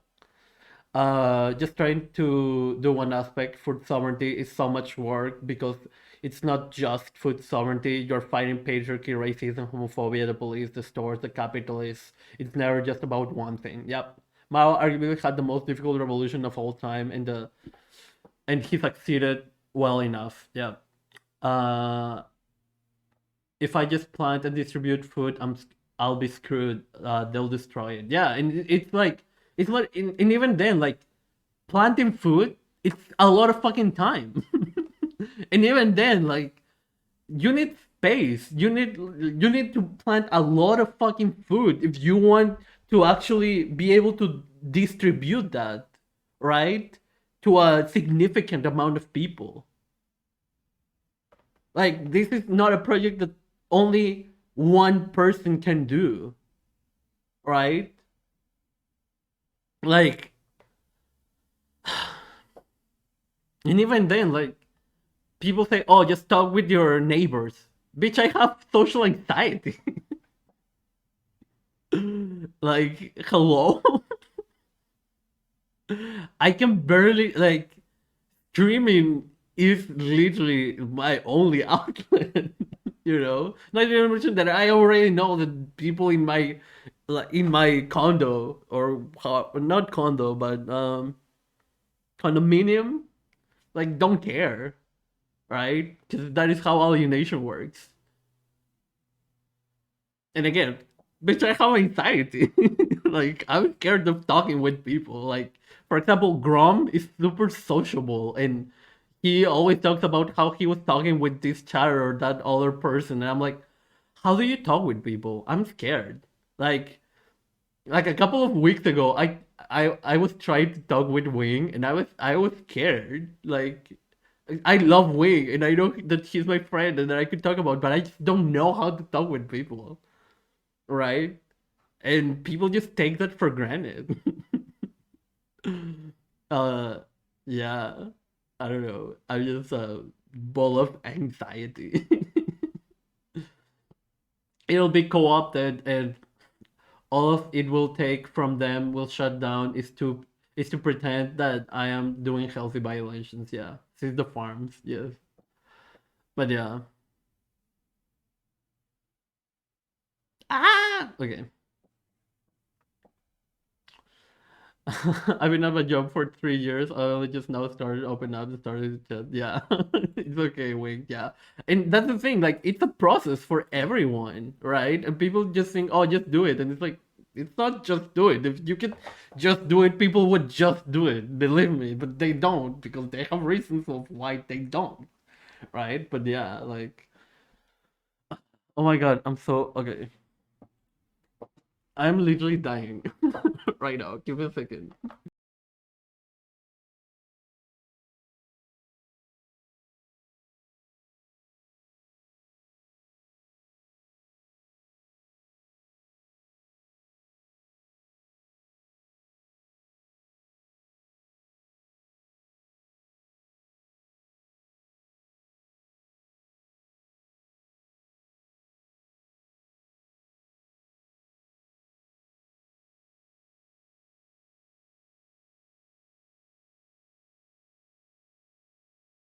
I'm horrified at the permanence of relationships IRL. You fuck up, they'll know forever. Interesting. Oh my god. Yeah, like, yeah. Okay. Oh. Oh my god, I've been streaming for 3 hours, so if any of you are able to subscribe or give the sub or cheer with bits or donate, it would be much appreciated.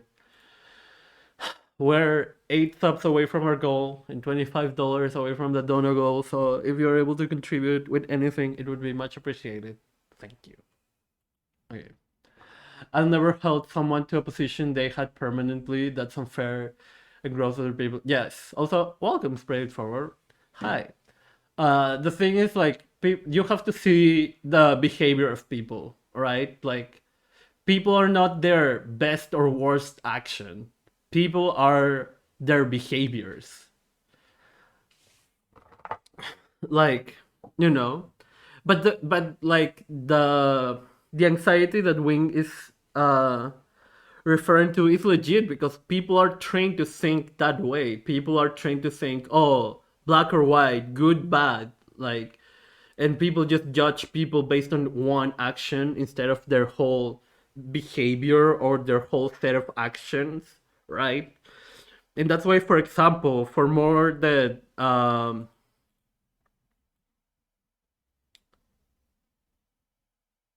for more than I've had my fair share of shit with Bonnie. Like, I know that she's ultimately a good person. She's white, and that's her ultimate downfall, right? And she still needs to learn a lot about whiteness and racism. But she has grown. She has grown a lot from the time where she wrote the N word and said very horribly homophobic and racist shit, right? And like, I see the growth. Like, 'cause there is growth, right? It's not perfect, and there's still a lot for her in her journey. But I'm like, I'm not going to pretend that she's like in the level of Bosch or any debate bro, right? So yeah. And also, I'm conscientious of all the harassment she gets every day, so that is why I always, whenever I talk about her, I'm like, don't fucking harass her, don't fucking harass her, don't fucking say anything Like the to her. wise philosopher Hannah Montana once said, Thank you, everybody G. makes Clappy. mistakes. G Club PHAS gifted us up to Балден, нижнее подчеркивание 6. Thank you, G. Clappy, for the gifted sub to Bolden. I appreciate it. Thank you. Literally growing up, every adult was like, careful what you do online. It might cost to lose that job. And job is food, housing, yeah, and a privilege to be alive. Yep, literally. Can I send a link? Yes. Yes.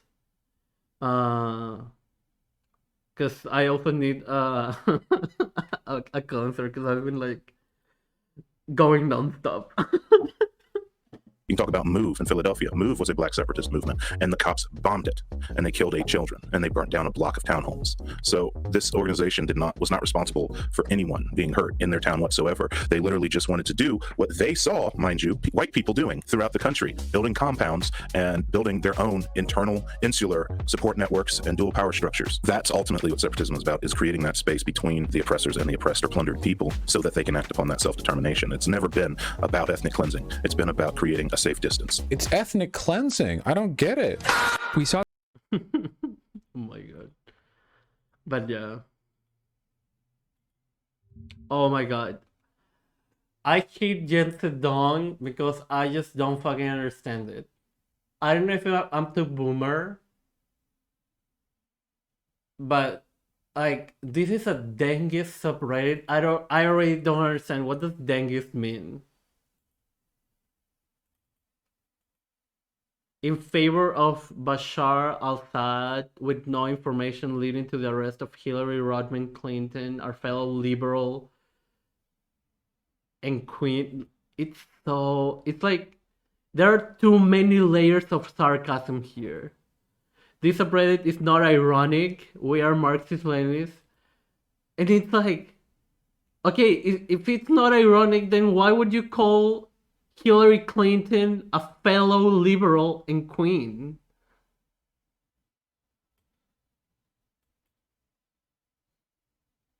And I know that, August, and I see the posts every now and then, and I'm like, I don't know if you're insulting tankies or this is funny because we don't think that here, right?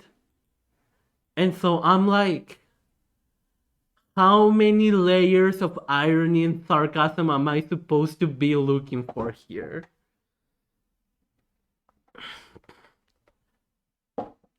Like, final stage of grief, acceptance. Oh, okay, like, yeah, like, I get this, right? Also, based.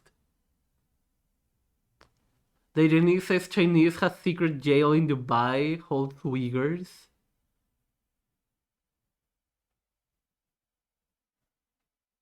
Like, okay, there are so many. Yeah, that is off-putting for me. It's not cute anymore. Yeah, it does the thing like, I'm just trying to understand too hard, and I'm like, I go to Reddit to see wholesome fashion stuff, okay?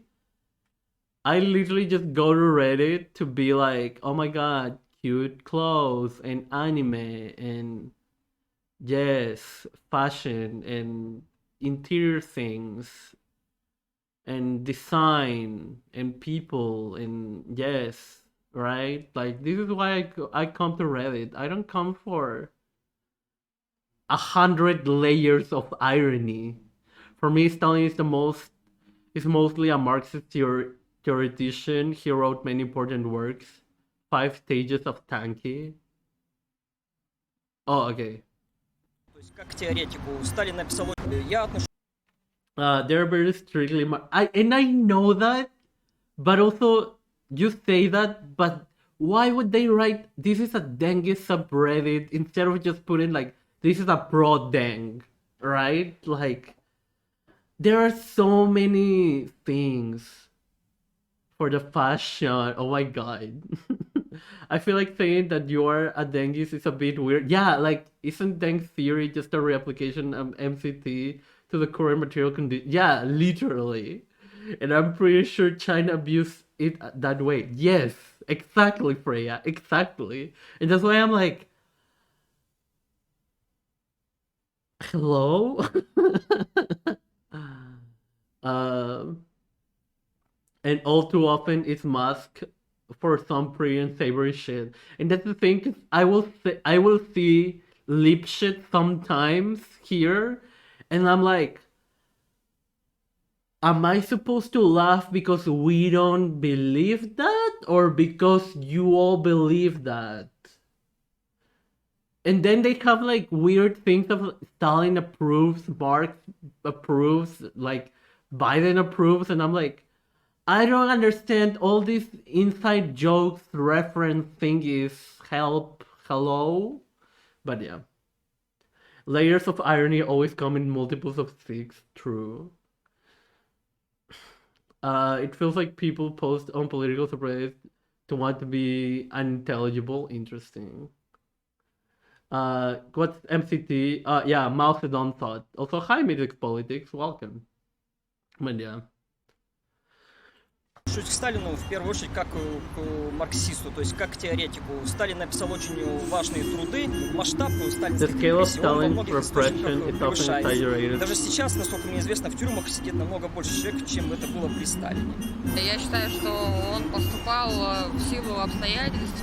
Там было все сложно, поэтому сказать, что он прям тиран, в силу обстоятельств. Там было все сложно, поэтому сказать, что он прям тиран, без жертв никак. Последние опросы показывают, что сегодня рейтинг Сталина самый. According to recent surveys, Stalin's popularity has reached a new height in the past few years. Oh my god, king! За последние годы. Он не был тираном. Like, I can kind of understand what you're saying, understand saying you're a Maoist, because while MCT is more a correct term, Maoism is more well-known term. Yeah. And even then, like, I won't get into this, but like, basically, Maoism bad, Marxism-Leninism, Maoism good. MLMs are the people fighting in the Philippines. Maoists are just cringe people like Gonzalites, and yeah, but I don't really have too much information on this. This is just regurgitated information from trustworthy sources that have literally come to prevent talk with communists. So yeah, but yeah.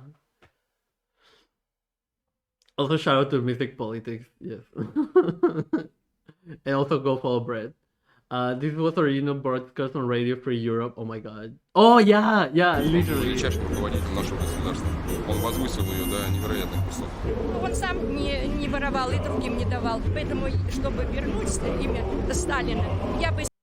I would even go to prison if that's what it takes to restore his reputation. Села даже на нары. Queen!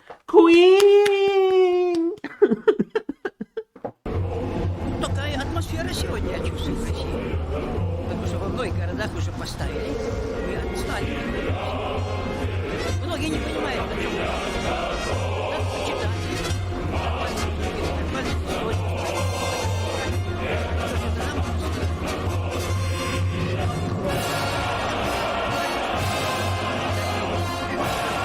True! Oh my god, so true, King. Yes. He didn't kill enough Nazis. In reactionary anarchists. If he had, there wouldn't be such a mess in this country. True. Oh, you can't read all the subtitles? Oh, oh, because the content warning. Oh, I'm sorry. Oh, I guess we're going to have to read everything again. Я отношусь к Сталину в первую очередь как к марксисту, то есть как к теоретику. Сталин написал очень важные труды. Масштаб сталинских репрессий, он во многих источниках превышается. Даже сейчас, насколько мне известно, в тюрьмах сидит намного больше человек, чем это было при Сталине. Я считаю, что он поступал в силу обстоятельств. Там было все сложно, поэтому сказать, что он прям тиран, ну, без жертв никак. Последние опросы показывают, что сегодня рейтинг Сталина самый высокий за последние годы. Он не был тираном, он не был диктатором. Он был величайшим руководителем нашего государства. Он возвысил ее до невероятных высот. Он сам не воровал и другим не давал. Поэтому, чтобы вернуть имя Сталина, я бы села даже на нары. Такая атмосфера сегодня, я чувствую, в России. Потому что во многих городах уже поставили. И отстали. Многие не понимают, о чем это. Надо почитать.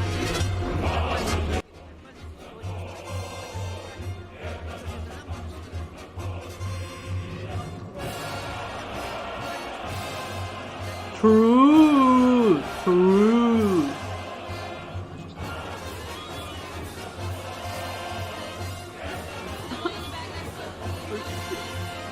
King. Okay. Okay. Oh, hi Sunny, welcome. Thank you for a follow. I'm sorry you have to see me simply for Stalin right now.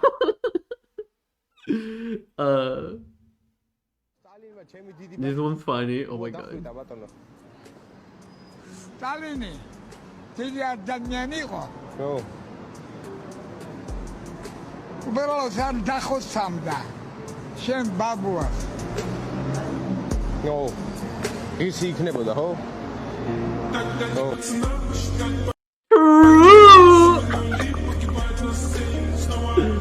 Oh my god. Sigma Tim, your grandma probably served it. Oh my god. Yes.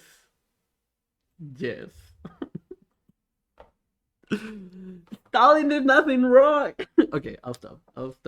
The same problem with hypotheticals arise in Vosh's recent debate with YouTuber NonCompete, where he opposed this hypothetical regarding Jews being overrepresented in banking during the Weimar Republic. Whenever people have been enslaved, if they rise up and use violence to liberate themselves, then that is probably acceptable because they had material conditions in which they... Like the Nazis? Rising up against the Nazis was acceptable, yes. No. After World War I, the Nazis claimed that Jewish bankers were holding the country down. And that was false consciousness because that wasn't actually happening. How can you tell? That was false consciousness. Their ideology was not aligned with reality. How can you tell? Because Jews don't actually control banks in the world.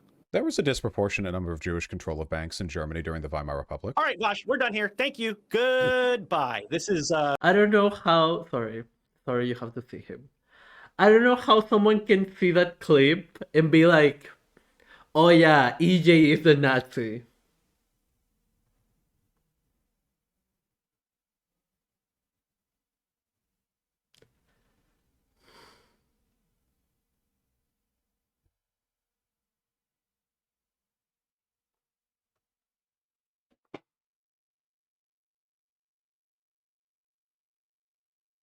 Like, do we need to rewatch this? Thanks. As Jews' consciousness, their ideology was not aligned with reality. How can you tell? Because Jews don't actually control banks in the world. There was a disproportionate number of Jewish control of banks in Germany during the Weimar Republic. All right, Vosh, we're done.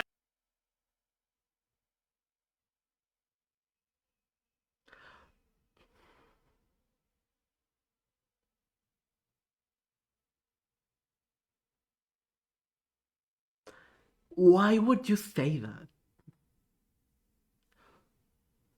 Why would you say that? Like, I don't care if you want to test his moral values, whatever. I don't care. Nothing justifies you blatantly, like, it's not even like hypothetically using the Nazi talking point. You are literally legitimizing Nazism. Like, he is literally legitimizing Nazism. He's like, I don't think that the Nazis were wrong, because, like, there were Jewish bankers disproportionately. And it's like, what? What? What?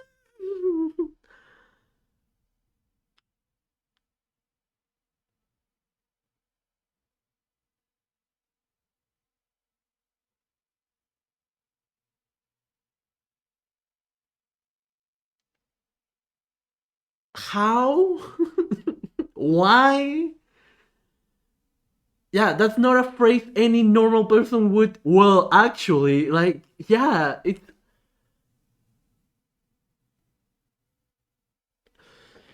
The reason why starts with R and ends up with rehabilitation, oh my god, is saying that the Nazi propaganda wasn't technically incorrect, but what's the point of that?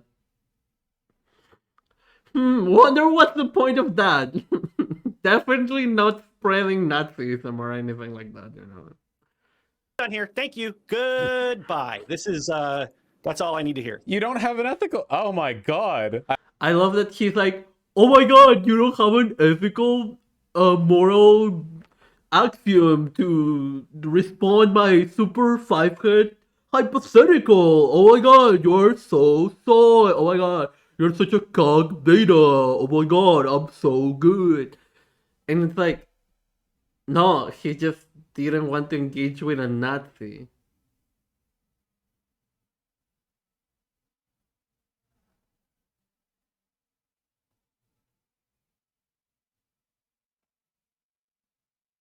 Because engaging with Nazis is bad, actually.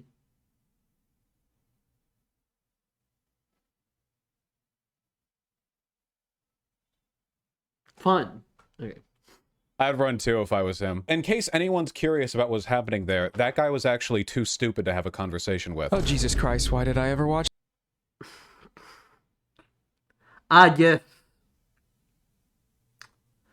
Yes. The non-binary person who doesn't want to talk with Nazis is the person that is too stupid to have a conversation with. Got it. Oh, but don't you see, Sep? Luna is a tanky, and she is bad, and that's why EJ deserved that, because Luna is a bad person. You mean the woman of color who lives in a socialist country and talks about her country and her experience? You mean Luna, who literally just makes educational videos and tries to never engage in drama? You mean that woman? You mean the woman who is literally translating books of theory? That is literally her job? You mean the woman who has to constantly be harassed by white anarchists and white leftists on all her social medias? Oh yeah, I'm sure. Yeah, I'm sure she is the one who is in the wrong here. Yeah. It's definitely not the person who has time and time again demonstrated that they are just a Nazi reactionary. Yeah, I'm pretty sure it's not the white guy who has been constantly racist throughout his whole entire career, not to mention homophobic, transphobic, and ableist. Sure, I'm sure that guy is not the one in the wrong. Like, I can't believe there are people who still defended him after this. Like, it's just disgusting. Watch this stuff. In response, dieting is hard. I want ice cream. Oh my god, wait. I feel you. Oh my god, you have a problem with me spreading fast talking points? What a loser. Literally, like, that Nazi propaganda was incorrect. There was a lot of Jewish bankers. They didn't control the banks. The word control is important. The word control is here. Yeah, Freya, I don't think that is what the purpose of, but I get what you're saying. That little ableist cherry on top, true. It actually had to read theory in school, whereas we all have it omitted in favor of false consciousness, yeah. But he's bisexual, yeah, and yeah, and don't you know Blair White? She's trans. And a transphobe. And a transphobe. Oh, transphobe. Transphobic advocate. Okay. The Bush hypothetical that boils down is if Nazi propaganda was true, your logic would make Nazis right. It's an interesting line of argument. Yeah. Interesting is the key word. Yeah. To non-compete's claim that no, the Jews did not control the banks. Jews don't actually control banks in the world. Vosh responds with, actually, yes, they did. There was a disproportionate number of Jewish control of banks in Germany during the Weimar Republic. All right, Vosh, we're done here. He doubles down on this claim in a follow-up video days later by arguing that this is a statistically accurate reading of history. The critical thing here is that for me saying that there was a disproportionate amount of Jewish control of the banks in the Weimar Republic, a bunch of people online are calling me a Nazi. Like everywhere, it's like a whole meme thing. And the weird thing is, a whole meme thing. Like, World War, you know the meme, World War II, you know, the Holocaust, the meme. So funny. Oh my god, so funny.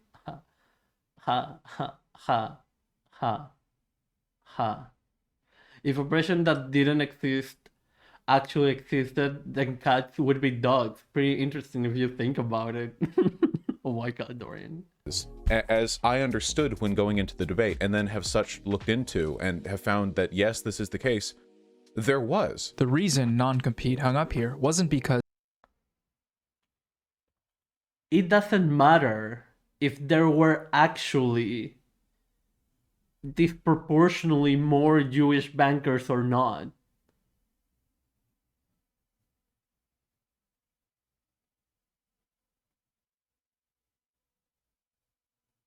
Because what you are ultimately doing with your rhetoric is justifying and legitimizing what they did in response to that. They were like, oh, we should get more people to be working in banks or, you know, whatever. It's like, oh no, we should genocide them. And you've been like, but there were a lot of bankers. It's like,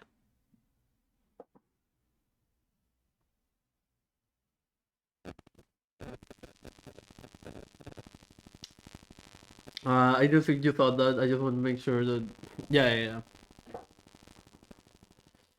Because his ethical system had been exposed or whatever these guys are always talking about. You don't have an ethical... Oh my god. But because even engaging with this claim that Jews controlled the banks at any level of historical specificity cedes the entire argument to the fascists. Whether they did or not should be irrelevant. The real question is, why would this matter? I'm dropping a quick tactical Zizek nuke here because it's relevant regarding the topic of debates with racists and fascists. Why is this false? Because the Nazis here, even if it were to be true, but it wasn't, of course, they lied in the guise of truth.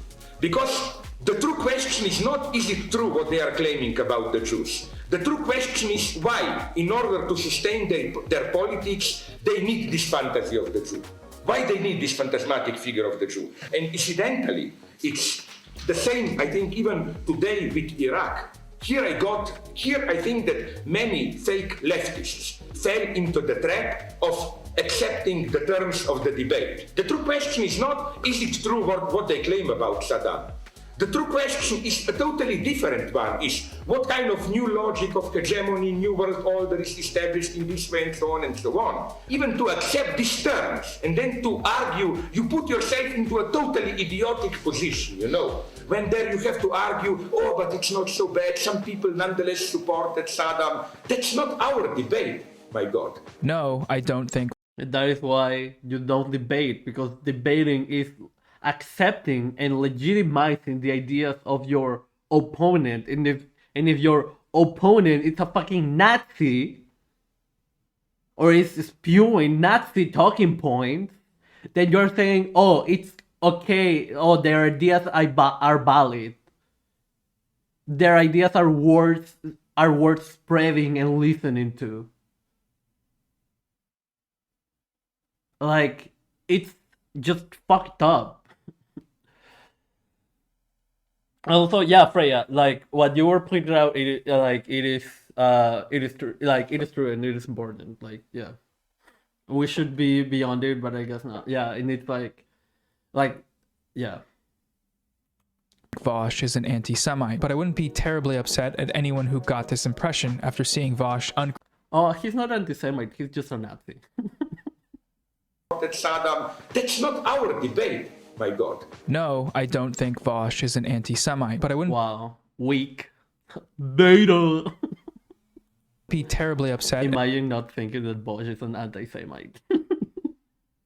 At anyone who got this impression after seeing Vaush uncritically repeat this false Nazi talking point and then double down on it, or if they'd encountered the legions of Vaush fans spending hours online after the debate arguing that yes, actually the Jews did control the banks before the Holocaust because my favorite streamer said so. It's these sorts of nonsense magic fairy tale wonderland hypotheticals that have no use outside of— If Nazis were worried about Jewish people controlling their money, they should have just advanced to a moneyless classless society. True! The performative debate context that end up leaving a lasting impression on the internet. These little Vaush freaks flocked to non-compete to call him technically pro-Nazi when their streamer was the one spreading Nazi misinformation. Part of my issue with debate streams is that misinformation like this is barbaric route and their logic lead to genocide. Yep. Easy to spread, yet so difficult to correct. It's why this video has to be 2 fucking hours long and take weeks of work to make. They stream for 8 hours a day and say shit like this, completely ignoring the real world complexities of these issues and reducing them to fun little rhetorical games to be used for dunking on other YouTubers. Look, all I'm going to say is that I've been streaming for 3 hours and 40 minutes and I haven't been spewing any Nazi talking points yet. So, I don't know. If I can do it, I think he can do it. Just saying. You know? Who am I but, in the words of a certain person on Twitter, a sad, angry, brown person. If accepting Nazi talking points isn't anti-Semitic, then what it is, I don't know. Don't forget how the suppression of the Road to Revolution by the liberals supported trade crops was a major cause of Hitler's coup. Yeah, and not even that, like, suck dams. I was said, the person who called me that is just a sad white person, so I don't really care. Hey, Positive Synergy, welcome. Thank you for not trying to JQ PLS, Sebs. Oh my god. In the December of 1932 election, 3 candidates ran for president.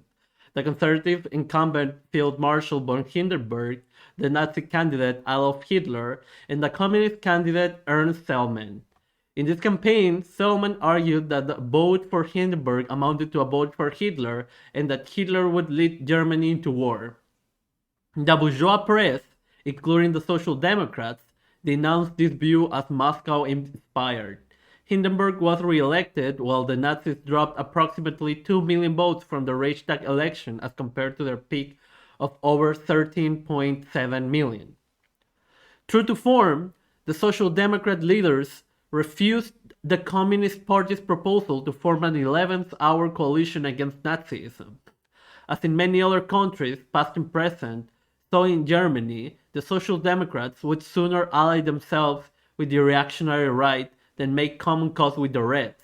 Meanwhile, a number of right-wing parties coalesced behind the Nazis, and in January 1933, just weeks after the election, Hindenburg invited Hitler to become Chancellor.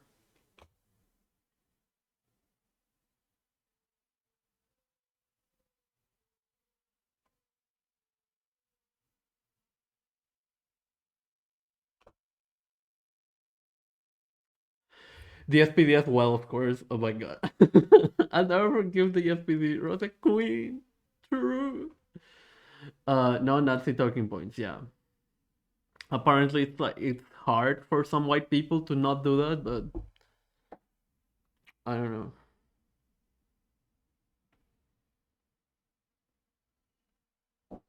I don't know.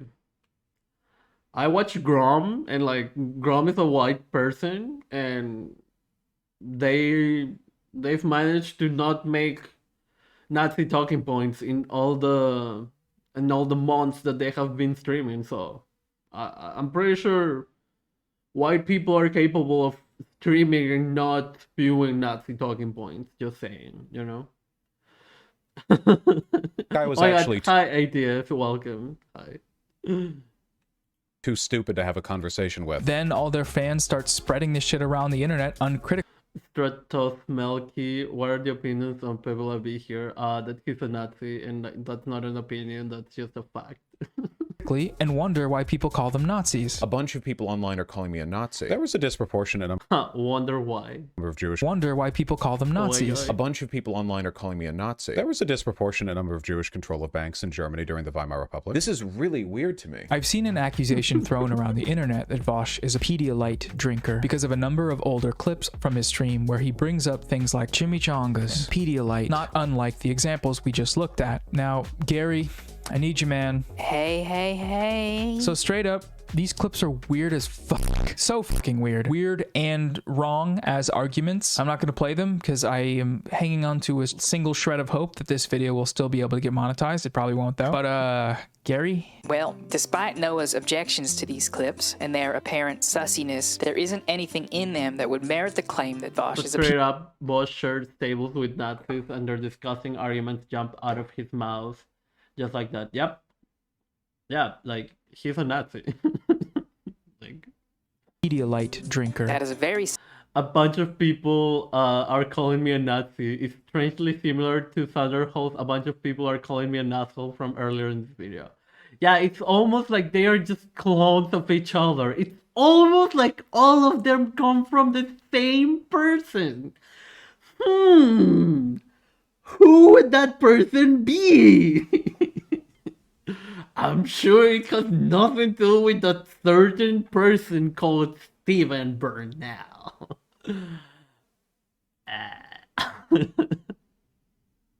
Die. I'm literally going to die.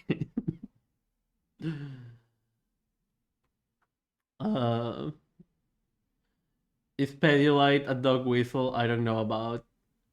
It's what ATS is saying.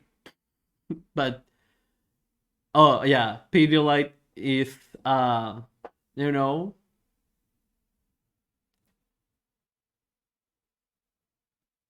pedophile, right? So yeah.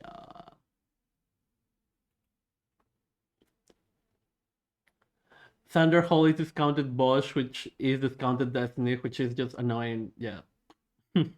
Yeah, literally.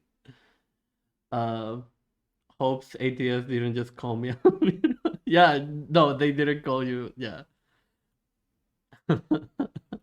Serious accusation to be making, and to make it without solid proof is dangerous, and we should not normalize doing that. Thanks, man. Okay. So at some point in time, Vosh stopped using these extreme examples involving children in hypotheticals, probably because using them only encouraged people to make these spurious but not out of nowhere accusations against him. So if he understands that handling these sensitive topics... They were out of nowhere because a true Bosch fan would know that they were out of context. And yeah, if you watch the whole debate, it makes sense. And also, if you watch all his debates, it makes sense. But you are not in his Discord, and you are not personally talking to him every day, like I am, even though he's not responding to me. But I am talking to him every day, so like, I know, okay? I know that he was taken out of context, even though that if you watch the whole stream, it still makes sense that he's still a pedophile, and he's like pedophilic apologist. But you don't know, okay? Oh my god, like, oh my god, mom! Carelessly can have negative consequences and has adjusted his behavior accordingly in the past when they've affected him, why can't he do the same for others? As we've seen, the effects are real. Professor Flowers is the target of a harassment campaign spurred on by Vosh with his use of this hypothetical about the fear of retribution. Non-Compete was accused of technically defending Nazism because Vosh, through his little rhetorical game, justified this treatment in their— I love how... Oh, and if you see, like, it's literally the same tactic. Like, Professor Flowers and EJ are being accused of the things that Bosch brought up to the conversation. Bosch brought up into the debate. Bosch brought up genocide. Bosch brought up the Nazi talking point. And yet, EJ and Professor Flowers are the ones being called Nazis. Put the money in the bag and I stole the keys. That was the last time you ever saw me. You know, kind of weird. Abolish whiteness is racist. No, it's not. If you watch all of Bosch's content, you would know this is all genius Kafka satire. Yeah, like, again, literally goes back to what I tweeted yesterday. Clip of X debate bro goes viral. His stance. You need the context. Watch the entire stream. It's still bad. You need to watch the previous and following stream. Still a Nazi, but you need to watch all his streams and all his highlights and join the Discord. And it never stops. And it never stops. Mods, content seekers. Why would they brigade us like this? The ride never stops. I'm not going to explain it right now because I'm not talking about that, but basically, whiteness isn't a real race. I mean, whiteness is a real race, but race is just a social construct that was created in order to oppress people, right? Wait, give me a second.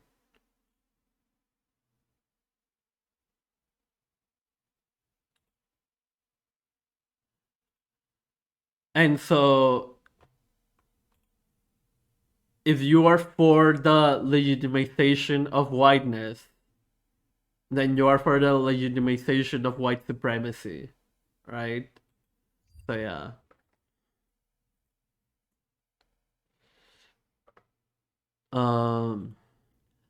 I am black, and if someone had abolished blackness on their stream, it would be viewed as racist instantly, because that would be racist.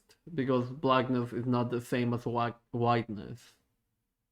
Blackness is something that African people had to refuge on because of the creation of whiteness. And because they were stripped out of their actual identities and ethnicities. Like, yeah.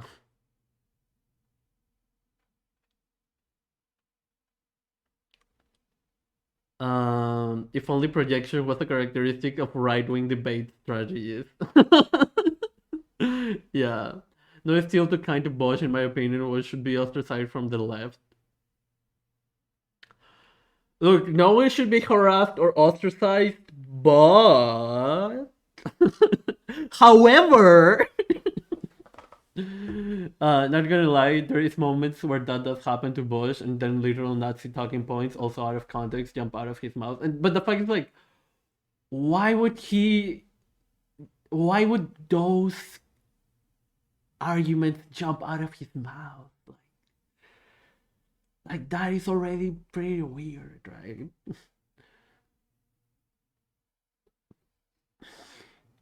White isn't a distinct ethnicity. It only exists to prop up settler colonialism, empire, and device workers. Yeah. It is not true that white people raped our ancestors from homeland. We were sold by the African elite.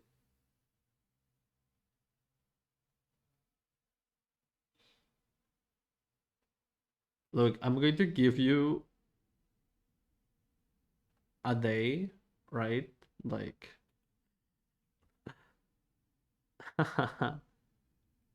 yeah, I'm going to give you a day. You can come back tomorrow and stop with that bullshit. Thank you.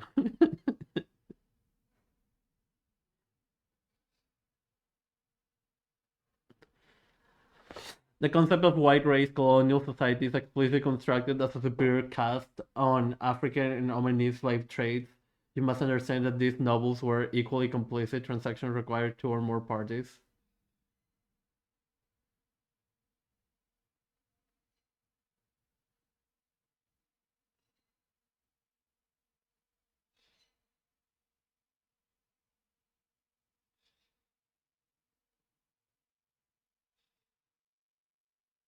Do people not know about colonization?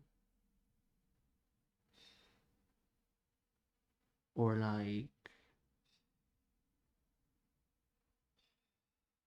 do you not know how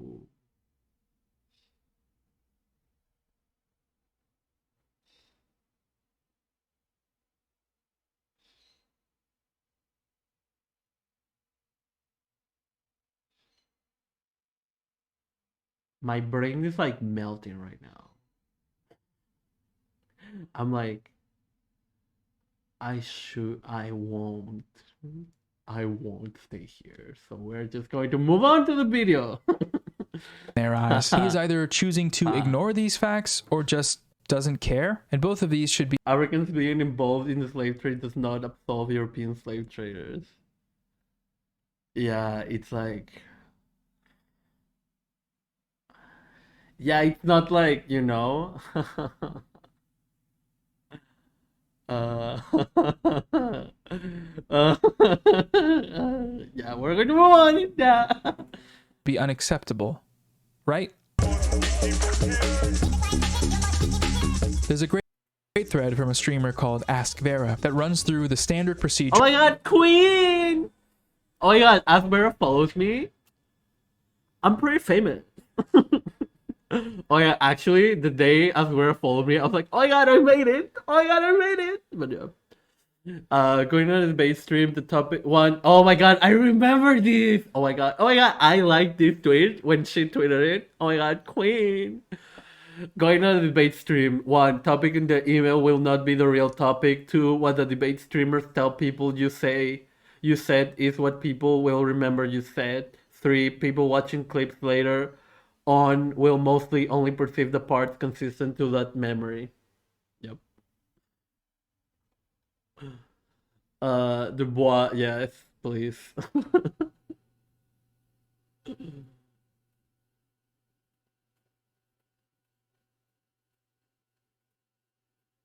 Wait.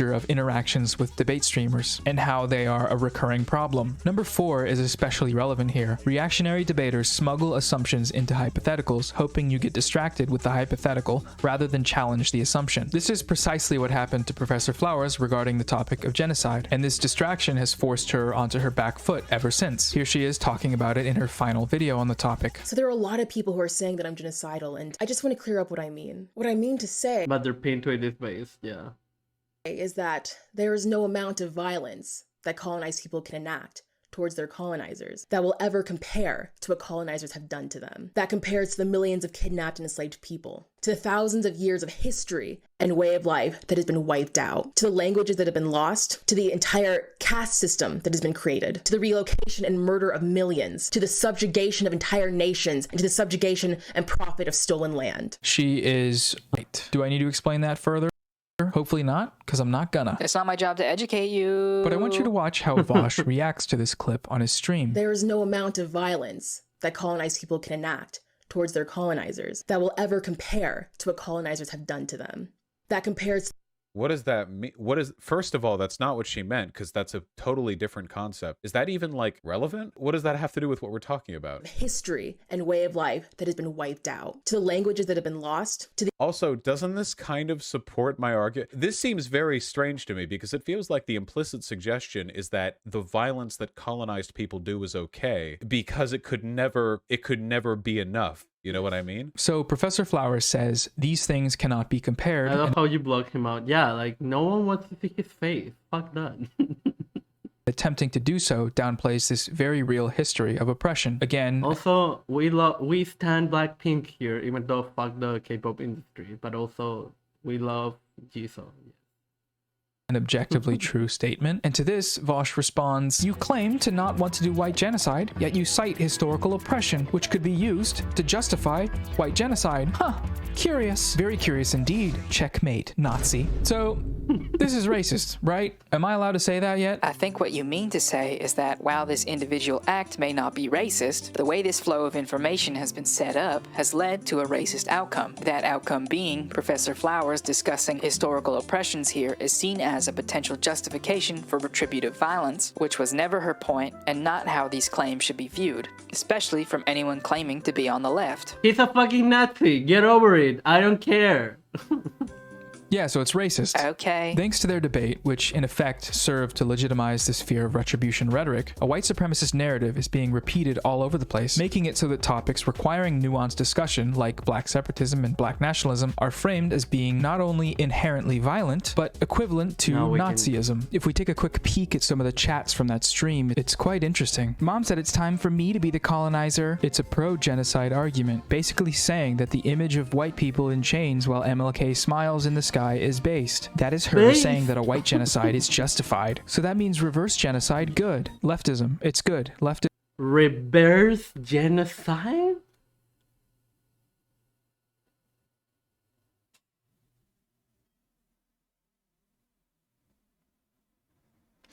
So this person is admitting that genocide is when white people are doing the genocide. And so only when non-white people are doing the genocide, that is reverse genocide.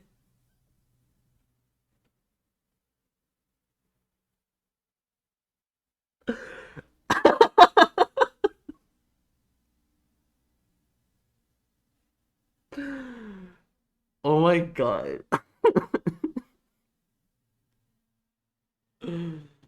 Oh my god.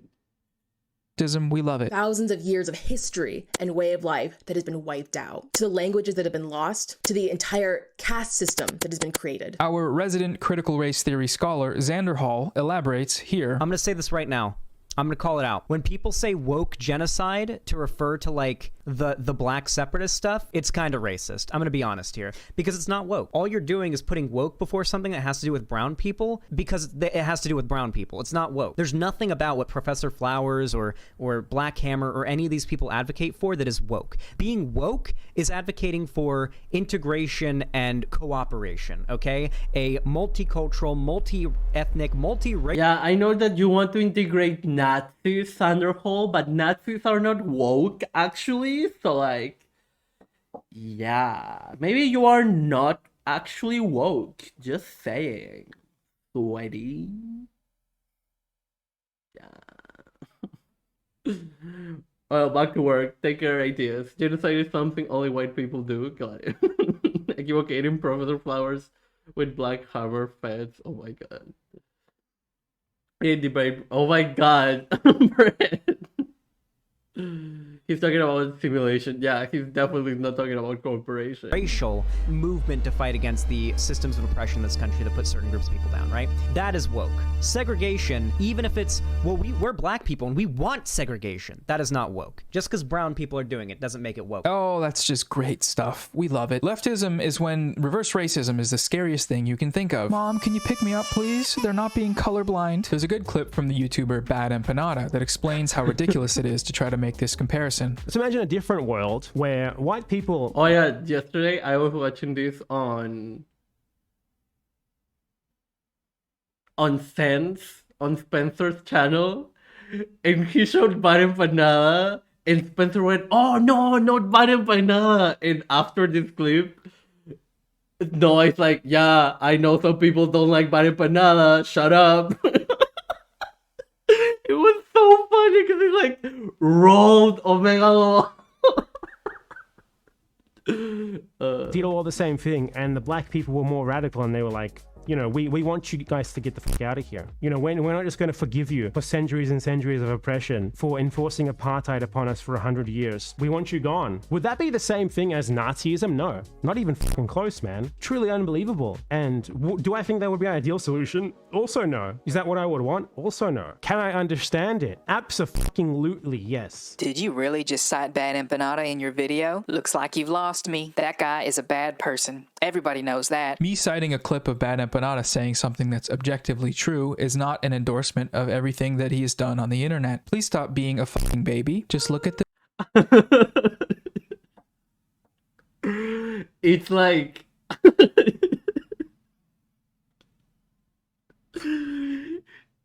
It's literally Noah showed Biden Panala and Spencer was like, "Oh, Biden Panala," and then he made this clip and I was like, "Oh my god, he fucking literally rolled you so hard."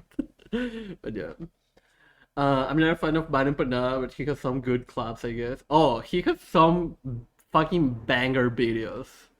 Like, look, fuck Biden Panala, right? Also, he has me blocked, so yeah, that's fine. But like his Peruvian videos about Shining Path and Fujimori, perfect, great, just queen, go off king, yes. Okay, like, I don't care. What has Biden Panala done? I don't know his history, but when I catch these streams, they're pretty good. He's just kind of, he's like tanky for the, he's a tanky for the lip, but he's a lip for the tankies, and like he like just goes after people randomly on Twitter. But yeah, also I don't particularly like him because I once went to his stream and I said hi and he didn't say hi to me, so like kind of cringe. Just saying. But yeah, I mean, to be fair, he's one of the people who ignores chat, so I'm like, also, this is a bad video. But yeah. The meme, okay? Biden Panala YouTube videos, the rest of Biden Panala's internet presence, true. On Twitter and kind of misogynist. Yeah. Also, I'm not sure where he's from, so I kind of get it, you know, but also, yeah. His Twitter arcs are legendary. Oh my god. No, they're not. Okay, look at the meme. Oh, that's right. Yeah. That's really helpful for me, actually. I was slowly swinging around your baby's crib so you can gently fall asleep. Okay, thank you. Now, from my perspective, Vosh seems to be defensive about these ideas because he is operating on some underlying assumptions. Like, he basically acted like I pulled his teeth out. Oh my god. About who Professor Flowers is. Oh, he's from Australia? Got it. It's a white Aussie that moved to South America to embrace machismo. Interesting. Like, I'm going to be honest, he doesn't look like, I mean, he's not white, obviously. Like, I don't know what ethnicity he is, right? And that is why I'm like, I'm pretty sure you're not white. But yeah, I don't know. Oh, he's Greek. Got it. Living in Argentina. Interesting. I mean, that's how I feel about him. Interesting. Yeah. Oh, I was like, he's not... No, I understand. Because like for a second I was like, is he Latin American? But yeah. those assumptions that were created when they had their debate. There's an extremely relevant video that I'd like to plug here. Debate Me, How to Know Things on YouTube, from Scottish neoliberalism understander John the Duncan. Please go watch this, especially if you watch Vosh. Sorry, John, to have to... And ironically, yeah, that checks out. Like Greeks and chauvinism, name a better duo. Oh my god. Okay, I'm sorry if that was Greek phobic. Okay. Send them your way, but the debate Welcome bro back, August. deprogramming industrial complex has to start somewhere, and your 2 videos will be our foundational texts. But this one addresses many core issues of online debate culture, one of them being how knowledge is created look. in these spaces. 3 pieces of files. And how this knowledge gathered through the act of debate is often held supreme above all other forms, and how this is maybe not the best thing for the left. I think the issue with this proliferation of debate is that it further embedded the idea that debate is a legitimate way of finding out whether something is correct and true. This is another example of YouTube's structures influencing how knowledge is produced. The platform encourages certain types of content, which then impacts how both viewers and other I feel where he has been misogynistic. I don't know where that accusation comes from. It's fine to not like his Twitter. It's not for everyone. Oh my god. Yeah, no, like I've seen a couple of tweets that are like borderline, like that there's a lot of like misogynistic undertones in some of his tweets, and I'm like, oh, that's so weird. But yeah, I'm blocked, so I haven't seen his tweets anymore. So yeah. Content creators view knowledge creation, and this might not be an issue if debate related at And again, Greek checks out. I'm sorry. all to any sort of truth. And the problem is, it doesn't. So Vosh's defensiveness, or inability to sort of stop being a silly guy, is a byproduct of this overvaluing of what debate actually is. From Vosh's perspective, Professor Flowers is who she showed herself to be in that debate, and this, above all other things, is the information upon which we should base all of our subsequent attitudes and treatment towards her. Well, to be fair, Noah, he is a debate streamer. That's his medium. That is how he gathers his information, by talking to people. How else is he supposed to know what they're all about? That's kind of the issue, Gary. The hypothetical answer to this question is that he can actually watch their videos. He can listen to what they're saying when they've put a lot of effort into researching and presenting their arguments, but this form of listening is antithetical to his content format. In order to retain his position as standing rhetorical genius supreme, Noah, bad faith, bad faith. Okay, in order to keep his stream moving and entertaining, he often skips around looking for arguments that he can try to respond to in these videos, or pauses before the points have been fully argued. He actually did because the of history of both the progressive unity of the Greek diaspora for freedom from the Turkish empires, as well as horrid tones and Gnosis took on other military government. I mean, I'm not saying like yes, like there is nuance. That's why I'm like there is nuance, but there are like certain like I know it's kind of racist. I mean, it is racist. That's why I'm apologizing. But like there is like some stereotypes that come from certain peoples, right? So yeah.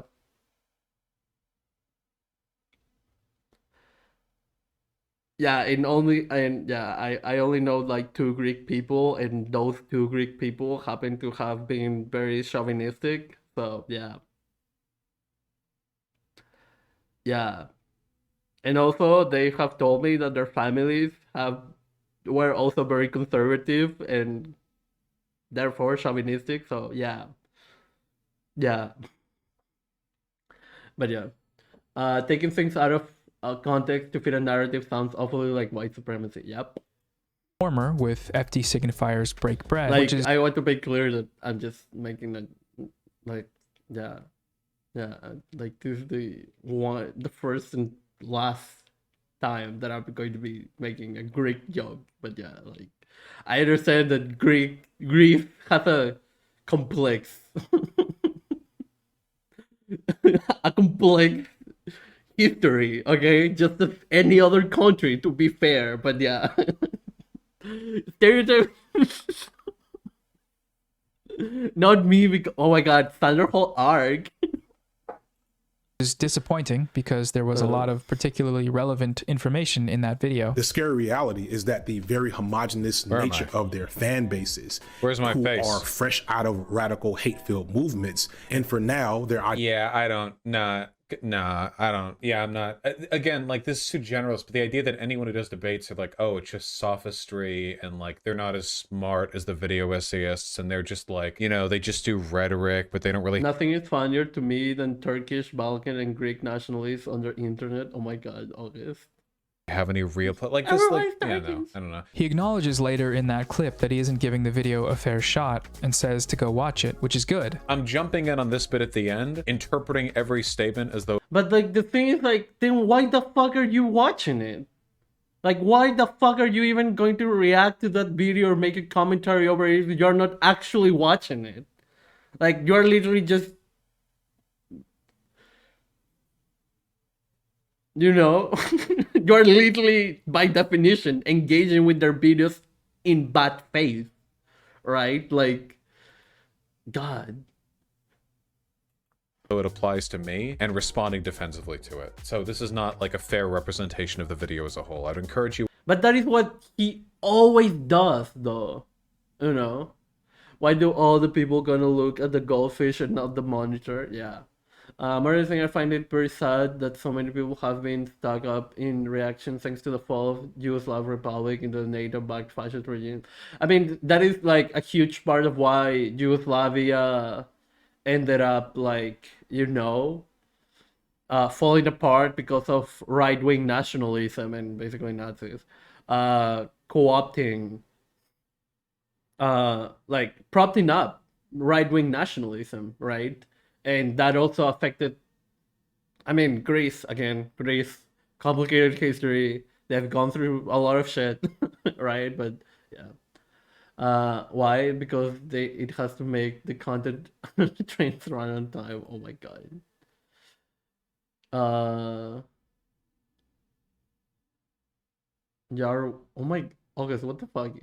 If you had Greek god, you would know, you would have won, but you lost. Oh my god. You all to look at the whole video yourselves. But still, this format presents a clear dilemma to our ability to exchange information. This is documented in Professor Flower's videos, where she shows the way Vosh doesn't ever actually engage with her arguments in an honest manner. Now, for the rest of the stream, Vosh skips over the segment where I talk about nationalism in the context of colonized people and enslaved people versus white nationalism. He also skips the part where I talk about black separatism, black supremacy, and even racism. It's an important part to skip, and unfortunately Vosh doesn't realize that this addresses many of his accusations. Again, those are all linked below. More homework to get through before the next time I post, which at this rate will probably be in like July. So you got plenty of time. Don't procrastinate. Make sure you turn in your FAFSA as well. Don't want to miss out on that big old bag of cash. So if we are choosing to ignore all of that and just rely on DebateStream. Oh my god, I'm not comfortable with gyrophobia. Oh my god. Oh, what's the meme? Oh yeah, I know. Don't worry. Yeah. I'm sorry. For our information, you can probably see the problem this creates, right? No matter how many times Professor Flowers says that genocide is not and was never something that she nor any land back or decolonization activists were talking about, in Vosh and his audience's mind, she will always be the person in this clip. What do you think of the 6 million white people who He's live not in that handling this topic well enough. I think it's like well enough, right? I think he's like not pushing hard enough on Bosch, right? But it's what is expected because white people just give white people the benefit of the doubt, and as soon as they see a minor, like they will literally wait until a white person kills someone to actually make a criticism of them, and even then. But if a person of color or a woman or a non-male does anything that is minuscule, they will start screaming and yeah.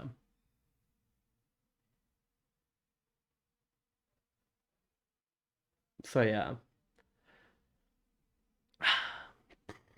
Country. Do you think the black people, who are by far the majority, have a right to remove the white population? I think that they would have a right to do that, but I think that would be really harsh, and I think that they're not even going to do that. Out of curiosity, do you know how many Jews died in the Holocaust? It's so funny to watch these gotcha moments happen. No one. Not a single fucking soul in the fucking world. Bosh. Curiosity, do you know how many Jews died in the Holocaust?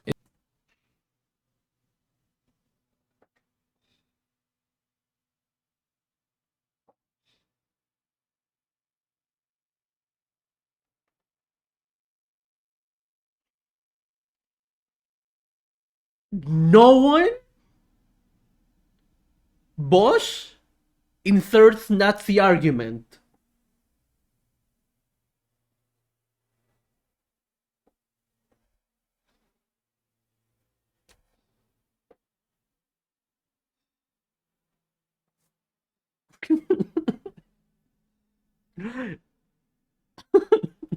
It's so funny to watch these gotcha moments. No one really knows, but okay. Oh my God.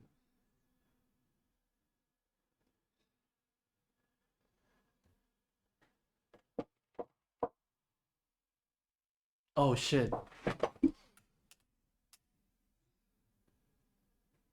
Okay, my light bulb died. I was like, there's something smelling bad.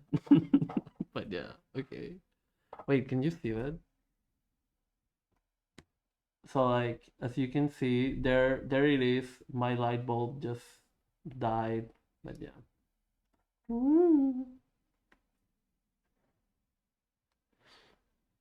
And it smells bad.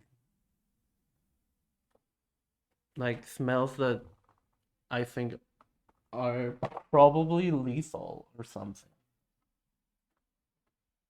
Okay, give me a second, everyone. I'm trying not to die here.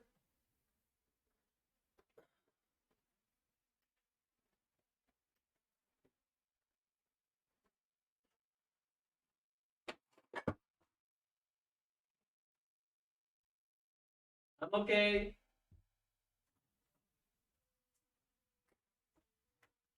Okay. We can do liberation, because what if those ruthless black people unleash their savagery? Yeah, literally. Bosch would say that. Make sure not to ask Bosch about Sanu if you don't want to hear about white genocide. Oh my god.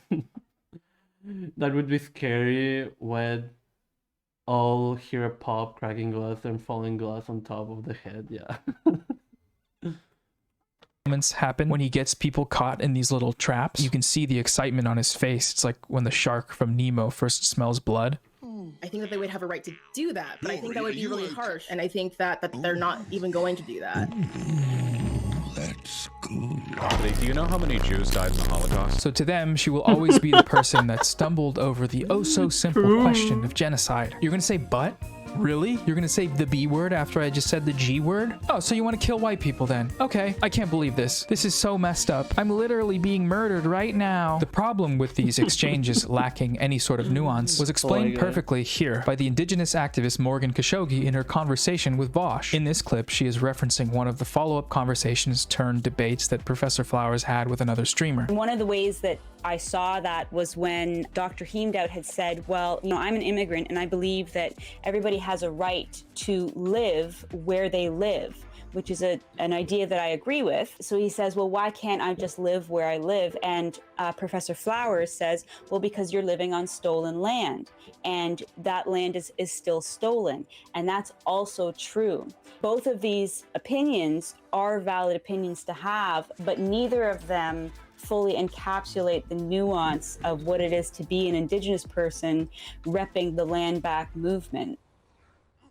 Okay, fantastic. Great point, Morgan. Pitting two perspectives against one another in order to find a victor is probably bad if we want to learn anything about these multifaceted issues. I wonder why people are doing that. You do not then get to attack 6 million ethnic minorities in a country. That's what you're doing. Me, when someone tells me that my entire online presence creates an irredeemable intellectual vacuum. Okay, fantastic. Hassan had some relevant words on the shortcomings of knowledge acquired through debate. My main goal isn't to fucking thrive on being the big-brained intellectual titan, because when you do that, that just means they are still responding simply to power. You're not actually creating or crafting. My main goal is to fuck. An argument or showing people. Sorry, I haven't been horny today, okay? Okay. A different worldview. You're just simply the big bad gladiator, the intellectual gladiator, and as long as you continue being that guy, they will fucking give you money and give you praise because they think you're the smartest guy in the room, because that's the only way they can understand who is smart or not. I apologize for most of this video being me playing clips of other people making my points for me, but not gonna lie, I'm not that smart. Noah Samsen's a fucking idiot. I'm good at making YouTube videos and talking about other YouTubers, but that's about it. Please don't copyright claim me. You're being paid in exposure. You're welcome, Hassan. Oh my god. But this is what people mean when they talk about how debate streams are all about winning and domination. Vosh beat Professor Flowers in this debate. He won. He proved to the see the striker in the marketplace of ideas, okay? Like, he didn't just win, he destroyed her, okay?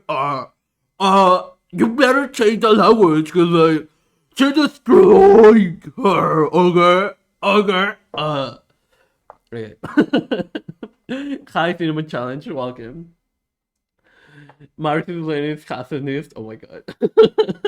cheering Coliseum crowd that she is the bad, dumb lady, and he is the good, smart guy. That's how it will exist in his mind and the minds of his audience of hundreds of thousands of people until, well, forever, it seems like. Far smarter people than me have tried to explain why this shit is ridiculous and reinforces white supremacy online, but none have prevailed. The debate zone might just be an impenetrable bubble of stupidity. Hey. Okay, that one was a bit harsh. Thank you. The debate zone is definitely not an impenetrable bubble of stupidity. Is that sarcasm? Nope. All right, carry on. I've seen that Vosh is Oh my god, no. I feel bad hearing that impression for free bready C8 heart. Thank you for 100 Beatles bread crochets. Well, thank you. Thank you, I appreciate it. Thank you. Capable of having fruitful conversations with other leftists in the past. One great example is his talk with YouTuber and anarchist history PhD haver Zoe Baker in late. I am interested in hearing this conversation, but at the same time, I'm like, if you are willing to talk with Bosch, like, you know, but yeah, I'm sure she's great. We've watched a couple of her videos, right? But at the same time, it's like, you know, so yeah. Hashtag anarchism, hashtag justice Dems, hashtag Bernie Sanders. I'm sure he talks about it, so I'm not going to get that algorithm, you know. By indigenous culture with the ideology of land back, you wouldn't be accepted into community unless you are based in that community environment. To know the intricacies of it, in Hawaii, we have many examples of people not from our culture being accepted and brought in. Interesting. Rather just go directly to her channel. Yeah, honestly, yeah. Late 2020. Despite their ideological differences, they shared both of their perspectives on political. Okay, oh, isn't Bosch supposed to be a libertarian socialist? That is literally left-wing anarchism. So, hello?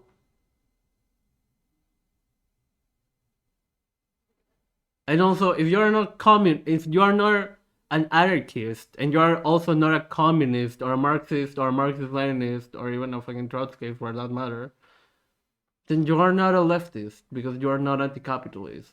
And if you're just anti-capitalist by name, then you are not actually an anti-capitalist. You're just saying it for the, you know, but yeah. You can just go around and do what you want. There's repercussions to it, as long as you are good steward to everything around you. Yeah.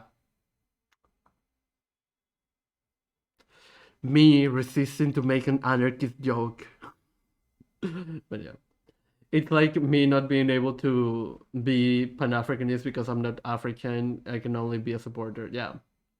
political strategy in a non-combative manner, and we're able to move forward with a better understanding of each other's views. But when it comes to talking with other leftists about issues he lacks perspective on, Best leftist strategist. Justice Dams. What?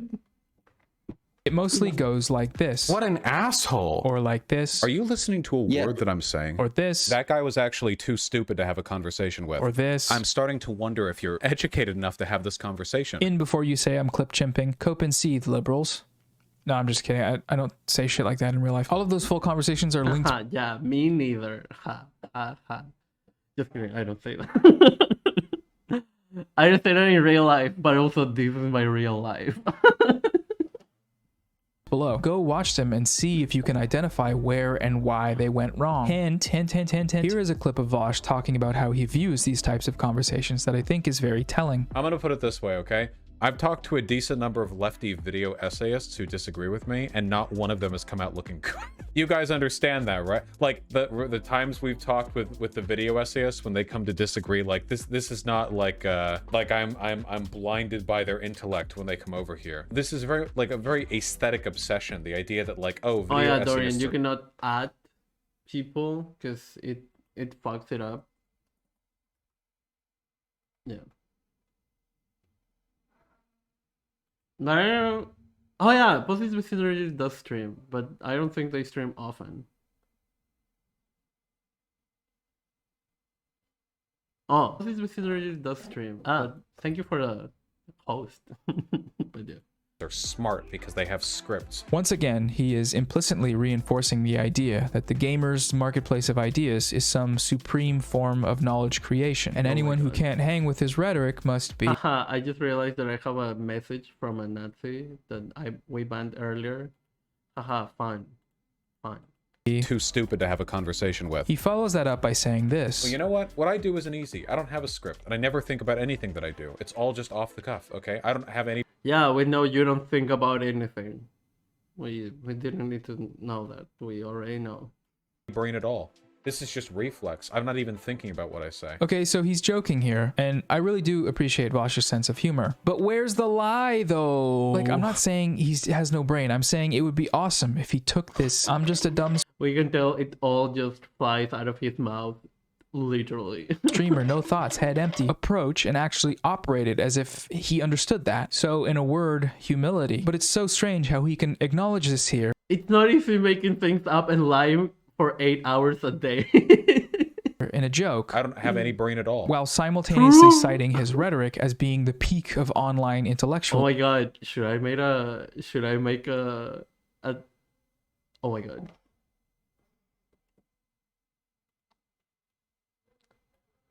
Wait. So, in a word, humility. But it's so strange how he can acknowledge this here in a joke. I don't have any brain at all. While simultaneously citing his rhetoric as being... I recorded that, and now I'm going to make it into a sound alert. Let's go. The peak of online intellectualism. Not one of them has come out looking good. Being open to where your gaps in knowledge are makes things better for everyone involved in interactions. But most of the time, he does the exact opposite of that, and it can be hard to watch. I'm starting to wonder if you're educated enough to have this conversation. And so, because of all of this, Professor Flowers now exists as a character in the Debate Bro canon. The crazy black separatist lady that hates white people and loves genocide, and any and all subsequent harassment and content made at her expense is therefore totally justified under the pretense that, well, we saw her true colors in that debate, so she deserves it. Bad, bad, bad, very bad, very bad, bad.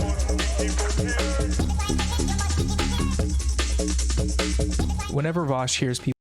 Shut up and take my points. Oh my god.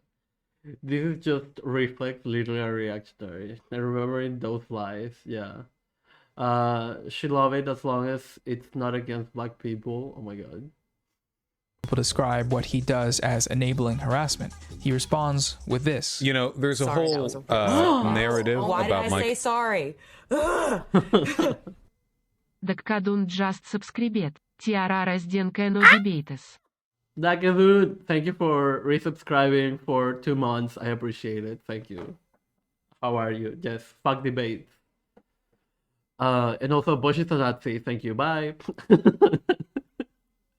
community harassing people, but in spite of nearly 3 years of trying to track down the people actually doing this, I've yet to be provided a single piece of evidence of it actually happening. Usually the initial claim is some very severe, Vosh community, harassing, like really bad stuff, right? But then look, even if it's not coming from his community directly, the fact that he's creating environments where people feel comfortable all of a sudden targeting people and harassing them because of him creating that place and that moment in time to allow that harassment to happen is still bad enough. I get some screenshots. Hi, no, welcome. And it's usually people just being kind of mean, which I'm fine with. I don't have a problem with people being mean to people I don't like. Okay, if you deliberately mischaracterize someone as being in favor of ethnostates and genocide, it's ethnic cleansing to your massive audience, how on earth does this not enable harassment? Like, he's convinced hundreds of thousands of people that literal Hitler is on Twitter and you can tweet at them. And not only that, but you should, because, he's fine with his fans being mean to people he doesn't like. It's as if he's deliberately trying to miss the point of why what he does is a problem. The response here is especially bizarre if we watch how Non-Compete brought this issue to his attention right before that last clip of Vosh's denial. What I've noticed, and a lot of people have noticed, is a pattern where whenever you talk about somebody who is, shall we say, marginalized, black or trans or person of color, that there's a tendency for those people to receive a lot of kind of like after effect collateral damage in terms of harassment, threats, and other kinds of disturbing attacks like that. It's the best emote. It's the best tank on Twitch. Just saying. Now, I've seen it happen with Luna because I'm married to her. We spend all of our time together. I monitor. I help her administrate her comments and that sort of thing. And I also know other people who have shown me similar results. So I guess my first question is: are you aware of that, or would you deny that that's something that happens? I think I'd mostly deny it. Non-Compete is being pretty reasonable here, right? Just trying to draw attention to a problem that he's seen firsthand that's actively harming marginalized people. That's directly correlated with Vosh's actions. And Vosh is just like, nope, not me, not my problem. None of this is my responsibility. Am I overstepping by saying that this is bad? Bad, very bad, very bad. Related to the issue of the nature of harassment from these spaces is their crusade against identity politics. On multiple occasions, the first thing that comes to Vosh's mind as a potential motivation for people wanting to defend Professor Flowers is that they are doing so because she's black. I love how he's saying... I love how Vosh looks for motivation for people defending Professor Flowers, and yet he doesn't think about his motivations on spewing out Nazi rhetoric. Nazi's bad. Or caving to identity politics. There are a bunch of directions you can go in this. I do think a lot of people on the left are just castrated whiteys or whatever, who just refuse to disagree with women of color. I can only see this same pattern so many times, where like some woman comes out with some insane shit and people defend them or whatever. This is what... Some woman comes up with insane shit or whatever. Got it. What do you mean that's you? I am like straight. Oh my god, Freya. EA got set up. It wasn't even supposed to be a debate because of the bad face. Yeah. And that's the thing. Like, I don't even know why EJ went to talk with him. Like, I don't even know why he went to talk with him. Right? Like, he should know better. Like, it was literally just white savior shit, honestly. And at this point, he should have known better. But yeah, like, I don't know. Someday when I like, control my social anxiety, I might DM him and be like, hey, do you want to talk about your whiteness? About your whiteness? And yeah. Xander Hall references. I posed a question to him, and his answer was to defend his wife and her honor. But you're right, he should have known better. And that's the thing, because, like, I get it, right? And I get why Luna wanted to make a response, because it's like she's having to tolerate this constant harassment from Boschites. But at the same time, it's like it's a contradiction, right? And as much as I can say, oh, he should have known better, it's like, but what else can you do, right? Like I understand where they are coming from. And it's like, I know I'm saying like, I'm sorry. I see where they're coming from, but at the same time, no, not bad. And at the same time, I understand why it was frustrating and they wanted to say something back, right? Because you are constantly just getting harassed, and you are basically not allowed to say anything, right? And it gets to a point where it's like, oh, I'm over this, like, you know? But also, like, I understand why EJ was the one talking and not Luna, because Luna was exhausted, right? And EJ was like, I know you're exhausted and I can handle this, like, let me do it. And she was like, fine, right? But at the same time, again, goes back to, they should have known that nothing, like, productive was going to happen after that. And that's the thing, that's another thing, right? Like, it's exactly what Bosch wants. Like, he just wants drama, he just wants content. And, like, for example, when Rob was replied to Destiny on Twitter, Destiny was like, oh my god, come to my stream to debate. And it's like, no, because that is what they want. They want more content, they want more drama, they want more engagement and all that bullshit, right? And yeah, like, I don't know. Also, I just want to be followed by famous people, so I want EJ and Luna to follow me. Thank you on Twitter, please. Thank you, guys. Okay. She came back on the stream after the debate. She was pretty upset. Yeah, it's a grift. Yep. When he calls supporting Professor Flowers wanting to look woke. We're black people and we want segregation. That is not woke. Amazing stuff that we're dealing with here. It's just really strange to me. Also, hi Tony, welcome. Sorry I didn't greet you earlier. If folks are debating Bosch knowing all the shit he's said and done, I'm questioning their role in leftist spaces. Yep. This is the first and seemingly only reason. And that is why I'm like, they know better, right? And yeah. But we're human and we succumb into our emotions, and I get it that it's like frustrating to keep getting that harassment and yada yada, whatever, yeah. Like, Luna did nothing wrong! And EJ is white and we all know it. He's such a silly white MB.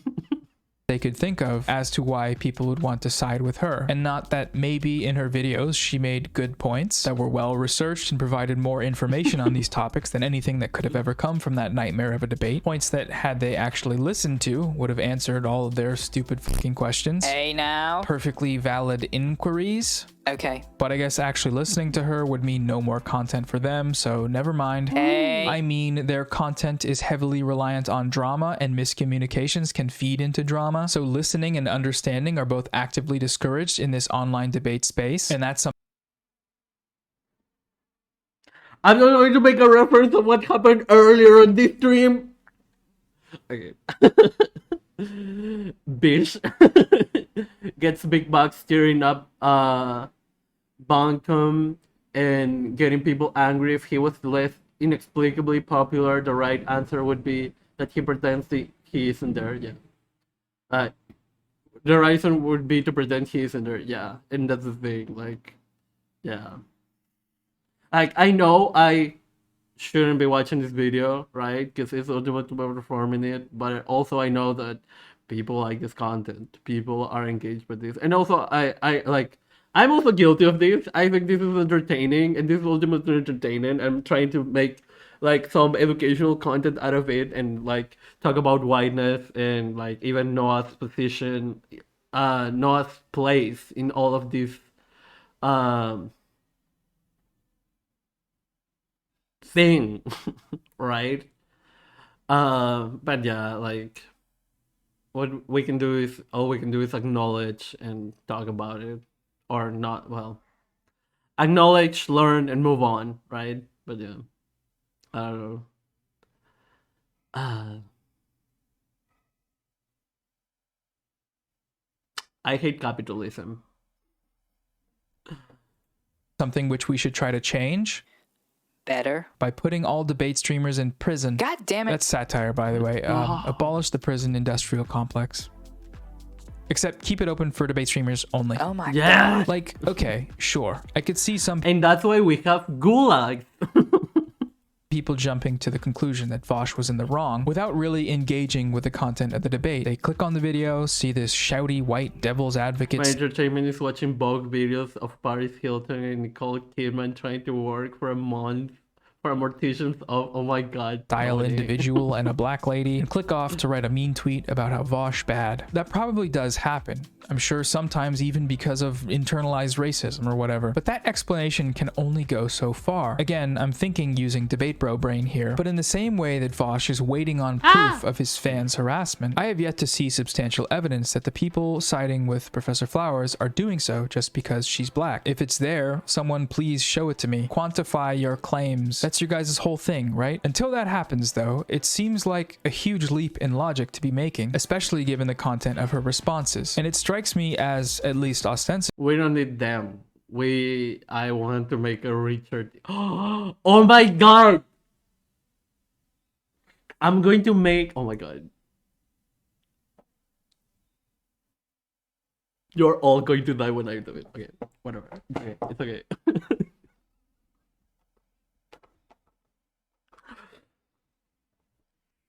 I'm literally writing this down right now, kids. Bruh.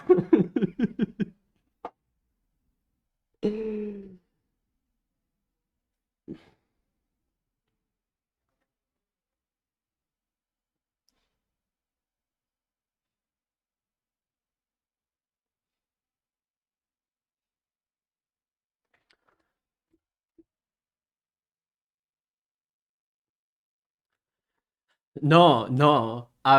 Oh my god, you're all going to die. Possibly quite racist. We might have a Giga Chat emote soon. And you are not going to guess who I'm going to put in that face. Especially when, thanks to Vosh, this whole make a gay Lenin styling emote or gulag time. Oh my god. Politics crusade is being waged by leftists all across the internet in places where it has no right to be. For example, on January 9th, I tweeted this screenshot of one of Vosh's YouTube videos where he reviews an introductory lesson on dialectical materialism from Vietnamese communist YouTuber Luna Oi. His video is titled, "This is the stupidest tanky video I have ever seen. Brain damage suffered." The point of my tweet was to say that this title was unnecessarily inflammatory, especially given the content of the video, which is a point that I stand by. But take a moment to look at this reply to my tweet. Oh my god, King!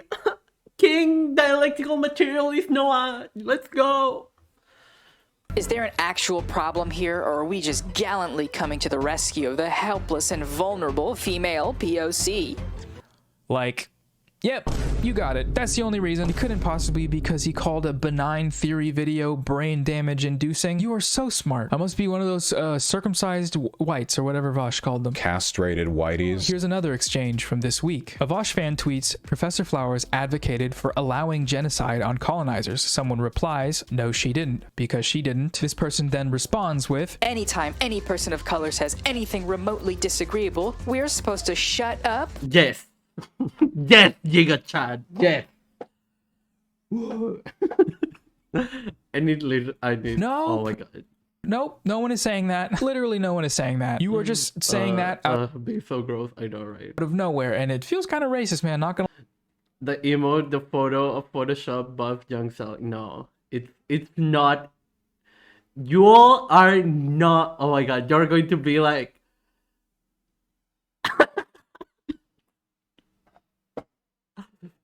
It's going to be the pettiest emote, and I'm going to love it, and you all are going to fucking die for it.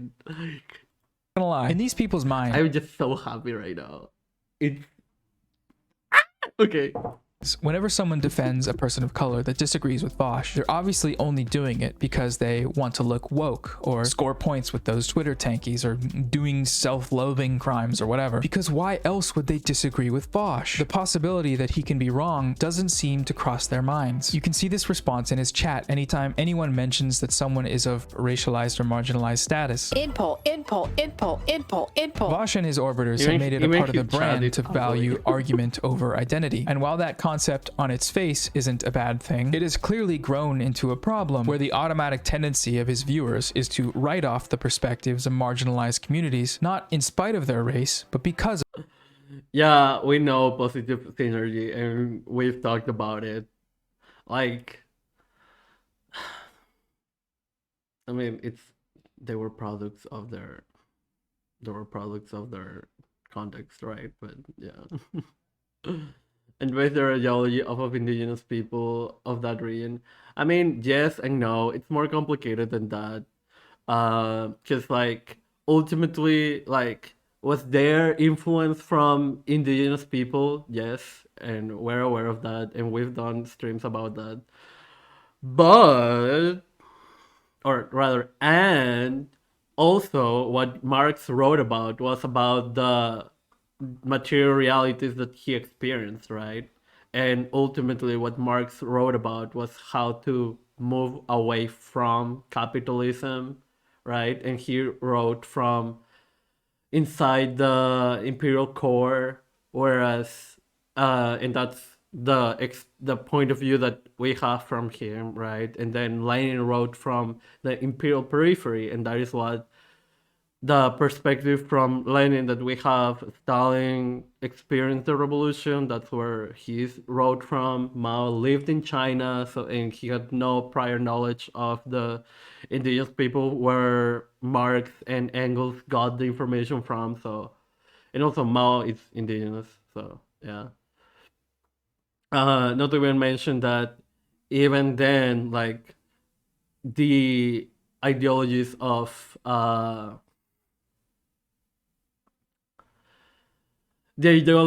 scientific socialism have been like scientific socialism was created in order to be like used, right? But yeah, in order to be adapted to each material conditions of each countries and each peoples, and all of them have been used by indigenous people, and the times that they have not succeeded because they weren't properly adapted, right? So yeah, like once you update that family code, I'm dragging the white queers and gusanos who like to say that peripheral countries are somehow more homophobic than those in the imperial core. Oh my god. Luxury gay space communism, yes. I was influenced by Sun Yat-sen, who was educated in Hawaii, and he then took what he learned and here and shared with his countrymen established. But that's the thing, like, Mao got influenced by different people. Like, he got inspired by Sun Yat-sen, he got inspired by French anarchists, he got inspired by Marx and Lenin, and like the USSR was right there, and like that is why he tried applying 5-year plans in China, and then he realized, oh shit, no, that won't work, and then he changed things. Like, it is nuanced, right? And so, like, I get that they were racist, but well, not bad. And there are like times where that can be brought up, but right now it's like I feel like sometimes that point is brought up like out of nowhere, and for no other reason to say, oh, Marx bad, when in reality, like, the things that he, like, wrote about help people, right? And they are useful. And that can be said of any leftist writer. And, like, be white or not. Actual leftists, right? And that doesn't mean that you don't have to read indigenous people or indigenous people. Like, you should most definitely also read indigenous people. But the thing is, like, people are going to need different ways of understanding things, right? And so ultimately, if just saying like, oh, Marx was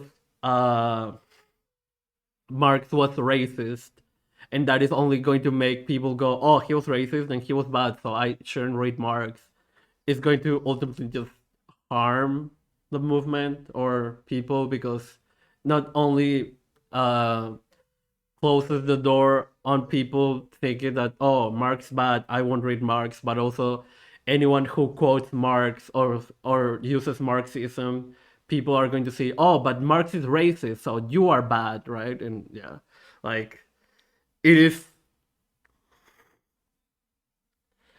These are conversations that have to be very nuanced, right? And shouldn't be presented as otherwise. But yeah. And like, don't get me wrong, like, I am nervous right now because I know, like, I don't know how to explain it. Like, Marx, like, I haven't read anything from Marx, to be honest. But I have never been pointed out where he was like being explicitly racist. I know he has some quotes that are like weird, but if you just take out those quotes, you can still use the rest of, like, that racism isn't fundamental to the ideology. Like anarchism, where Bakunin thought that the state was controlled by the youth, and that's why he hated the state. But yeah. No, it's not you. It's like, I get nervous because I don't want to be like, oh, you're a racist apologist. You think that Marx, like, shouldn't be criticized, and it's not that. It's there is like nuance, right? And yeah, like, I just don't like when people are just throw, oh, Marx was racist, and it's like, yeah, but so everyone in Europe in that time, and yeah, he should have been better, but also he didn't know better because he was just a working class German who had a sugar daddy called Engels, right? And yeah, that doesn't mean that his racism wasn't bad, but also you can take out his racism from his works and the fundamental ideas are going to still be intact. So yeah, like, yeah, you know, yeah. So yeah. Also, good night, August. I don't know if you're just here, but thank you for being here. I've never seen anything suggesting he was a person who changed the famous slogan, "The workers and oppressed people of the world unite." And I mean, the fact that he ultimately let Stalin continue, right? And Trotsky was known to be racist towards Stalin. Just saying, says a lot of Lenin's, yeah, attitude. In 2010, in a 2010 interview with Mexican newspaper La Jornada, Castro called the persecution of homosexuals while he was in power a great injustice, taking responsibility for the persecution. He said, if anyone responsible, it's me. We had so many and such terrible problems of life and death. In those moments, I was not able to deal with that matter of homosexuals. I found myself immersed principally in the crisis of October, in the war, in policy questions. And that's the thing, like, there are going to be a lot of contradictions that arise throughout the process of revolution. And to be like, oh, you should address everything at the same time, it's like, it's literally impossible, right? Like, we are not saying that they shouldn't be addressed, right? But acknowledge the reality, you know? So yeah, like, also cultural progress, it's like it takes way longer than like structural progress, right? So yeah. Yeah. Yeah.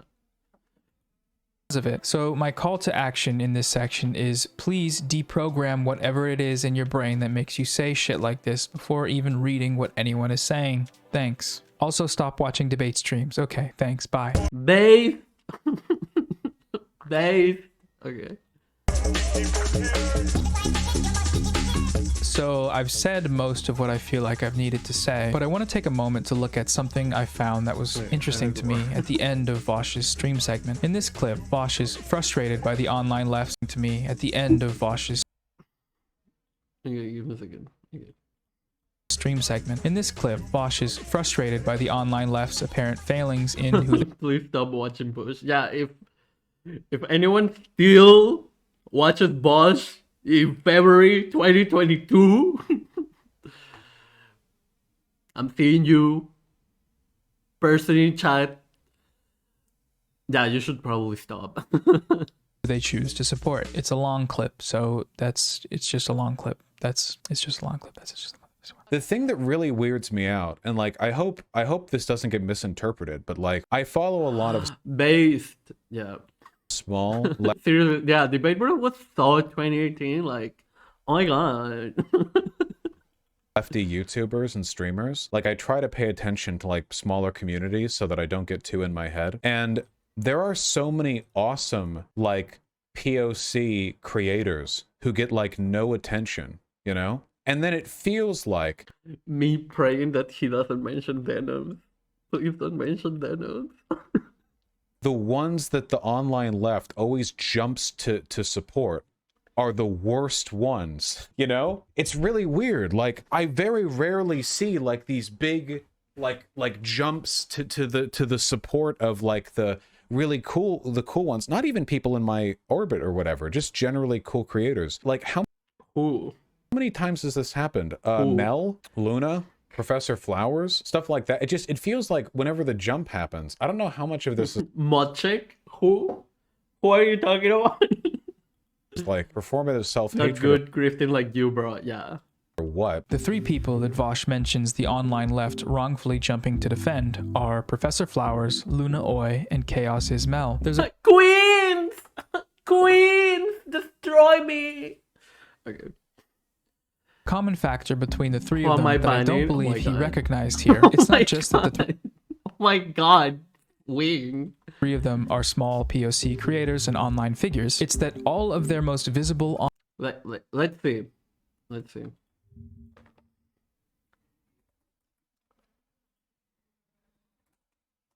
How many subscribers does Luna have? 63,000. Luna has 63,000. For Professor Flowers, 21,000.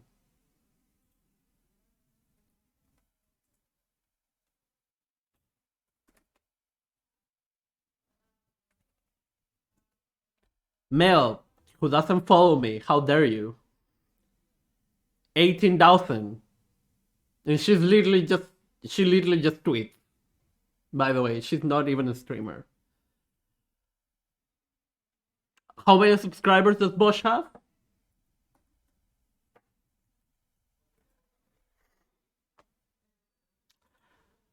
Almost 400,000.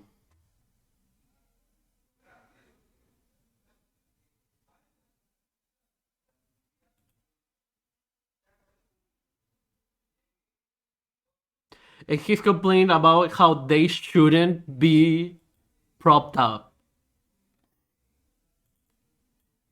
21,000. Like, hello?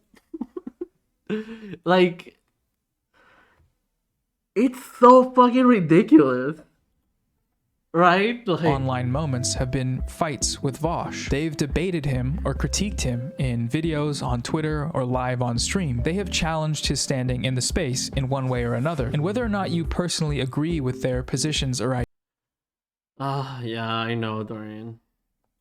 ideas, leftists jumping to defend them surely can't all be doing so because they want to look woke, right? Like, go watch any of these videos and come back and tell me if you don't find any issues with the way he conducts himself. Online interactions are complicated, yes, and Vaush can't be blamed for everything that goes wrong with them, but it's just dishonest to act like there's no pattern here. And so you might notice that based on how I don't see no patterns.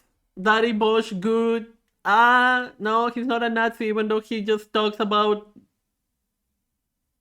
Jewish people owning banks, and he does give straight up Nazi talking points and arguments, but no, he's not a Nazi. And yeah, he might be a racist, but he's not a white supremacist. He just upholds whiteness and doesn't want to learn about racism and never talks about racism, and what he does is just to uphold himself further and to self-indulgent. Yeah, no, he didn't do anything wrong. And yeah, he might have defended the N-word for 2 years straight, but he has changed, okay?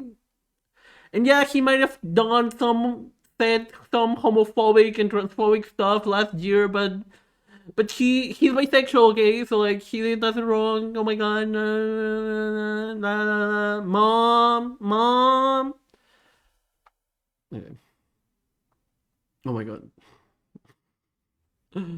If I make my wizard hat, well, it will made out of fabric and cotton. Might be able to reuse it for Halloween. Ooh, nice. You're adorable. Oh my god.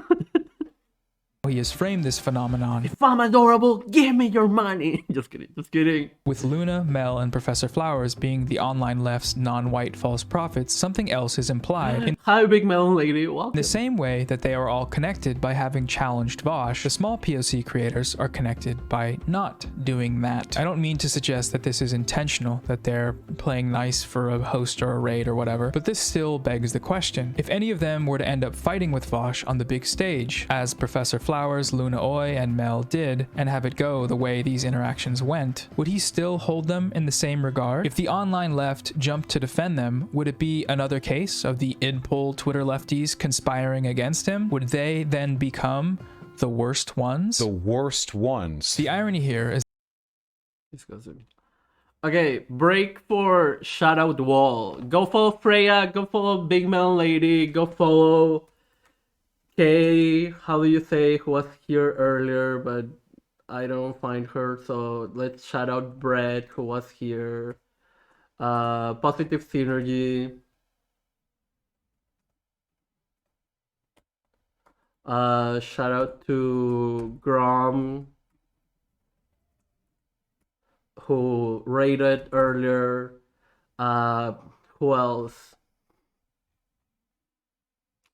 Shout out to Assure, because I mentioned them at one point. Shout out to Jam Tomb, who I had a bit of a interaction with earlier. And yeah, I don't know who else has been here. But yeah, I think Ashlyn was here earlier. Shout out to Ashlyn, and shout out to Feminist Critique. So yeah, go follow all of them. Yes. I know, you're like, oh, but there are so many link tabs, and I'm like, I don't care, go follow them. Thank you, bye. Would they then become the worst ones? The worst ones. The irony here is that when someone in the chat asks him for the actual names of the smaller, underappreciated POC creators he's talking about, this is how he responds. Want to name some of the cool ones you're thinking of? I should do a list. I'll do a list. I'll do a list sometime. I could pull that together. I need to find a way to access my old like Twitch stuff though, because my Twitch account got deleted, you know. So he doesn't mention them for the rest of that video. This isn't meant to be a gotcha. This is firstly to say, Vosh, if you're watching this right now on stream, have you made the list yet? If not, you now have my permission to pause and do that, and then share it with your stream, and refill your nuggies, and pay me some money. Seriously. Cash, I need cash. Gimme, gimme, gimme, gimme. But more importantly, I feel like this is another more subtle example of the way white supremacy operates online. Vosh says that he enjoys all these POC creators' work as a counterpoint to dunk on the people that disagree with him. But when it comes time to actually do the thing that would help them the most, he fails. This might seem like a trivial thing, and perhaps he Name one. Oh my god. It's literally the meme, but also literally not the meme, because he unironically cannot name a single one. Wait, give me a second. Yes. Sorry, that was a real soapbox. No. Oh my god. Why did I say sorry? Nom de net! Nom de нет just subscribet. Oh my god, Mom, WHYDIDUDOZ2M. Звездочка сламы спилоу вис теннис ракет. Звездочка. Oh my god. Mom, why did you do that to me?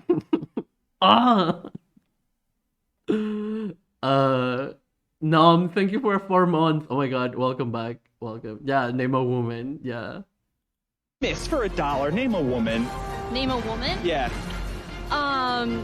Who? Who? No, name a woman. Name a woman? Yeah. The yoga bag, name a woman. Sorry. No, name a woman. Name a woman? Yes, go. Any? Yes. Oh my god. Yes. This is so hard. Name a woman. Name a woman. Name a woman. No. Oh my god, I'm dead. I'm sorry, I shouldn't be laughing, but this is literally the funniest shit to me. Okay, I'm sorry. Also, hi Nom, welcome. Thank you for resubbing. How are you doing? has mentioned them on his stream before. I don't know. I can't watch every minute of every one, but they aren't mentioned here when there's a perfect... Wow, you can't watch every minute of every single stream of Bosch? But he has his bots up, so you should be able to watch all his streams. Wow, how dare you? How dare you? And join the Discord, and watch the highlights, and watch the clips. Ah, God, these people are such bad faith. Not a true fan. What? You're just an anti. You're just a hater. Sorry, that was a real soap. Oh, Brian. Why did I say sorry? Briansi 84 just subscribed. Sebeze de Pagis. Brian, thank you for resubscribing for 11 months. Oh my god, thank you. Watch them all at 2 speed. Oh my god. Yeah, just watch them all at 2 times speed. Even better, just get an extension. Oh my god, no, Freya, why? Just get an extension and watch everything at 10 times speed, and you'll finish it within a day. God, like, you're not a true fan. God. But yeah, y'all motherfuckers started a hype train now. Oh my god, no. and now there's a hype train. So if you're able to subscribe or chill with beats, okay, sorry. If you are able to like subscribe or give the sub or chill with beats or donate, that would be much appreciated. So yeah, everyone needs to be a little Jackson Hinkle and watch the Minority Report every day. Oh my god, don't do that. You need to watch them at 0.25 speed to make sure you don't miss anything. Oh, true wing, true, yeah. Wow, you are not reading all the transcripts of all the bots. Wow, you're not a true fan. How dare you? But yeah. Also, because there's a hype train, and also I want to go to the bathroom.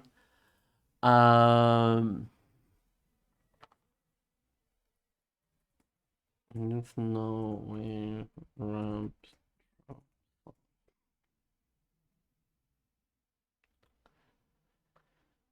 Okay, I'm going to leave you with this song because I want to go to the bathroom, and this song is like hype enough, so like you can pretend that I'm being hype on Sorry, stream, that was a but real yeah. soapbox. Why did I say sorry? See you in challenge. Thank you for 4 months. Cinnamon нижнее подчеркивание challenge just subscribe. Okay, I'm going to come back in a second.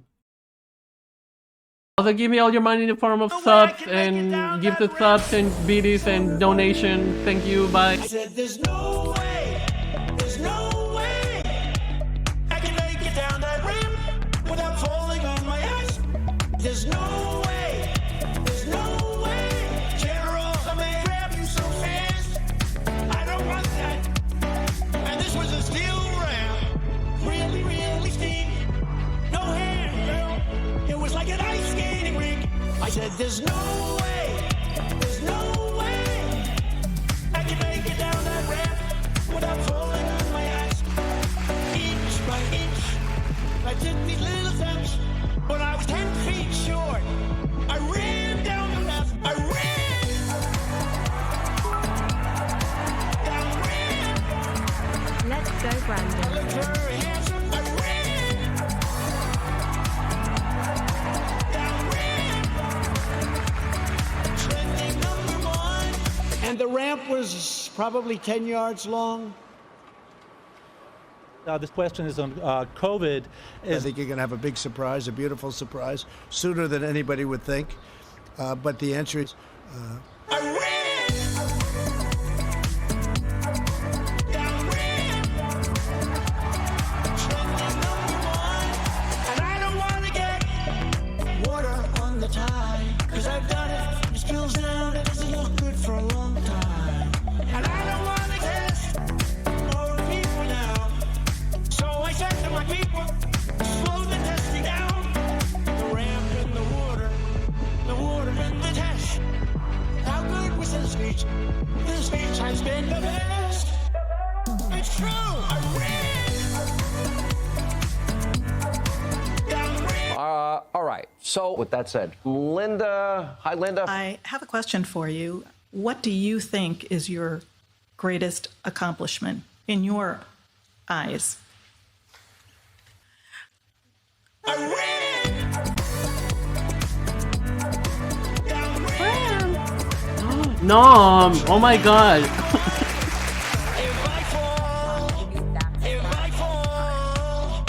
Non venite CSG 5 sabes tutte friendes.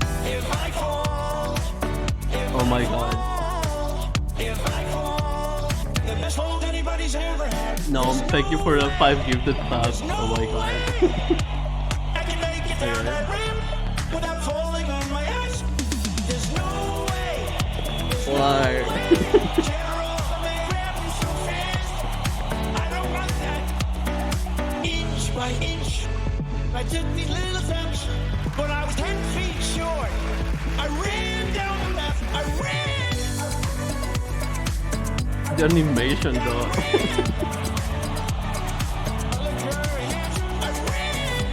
They're probably. Sir, are you telling the American people that 2 large steps constitutes a run? Okay, did those questions actually happen?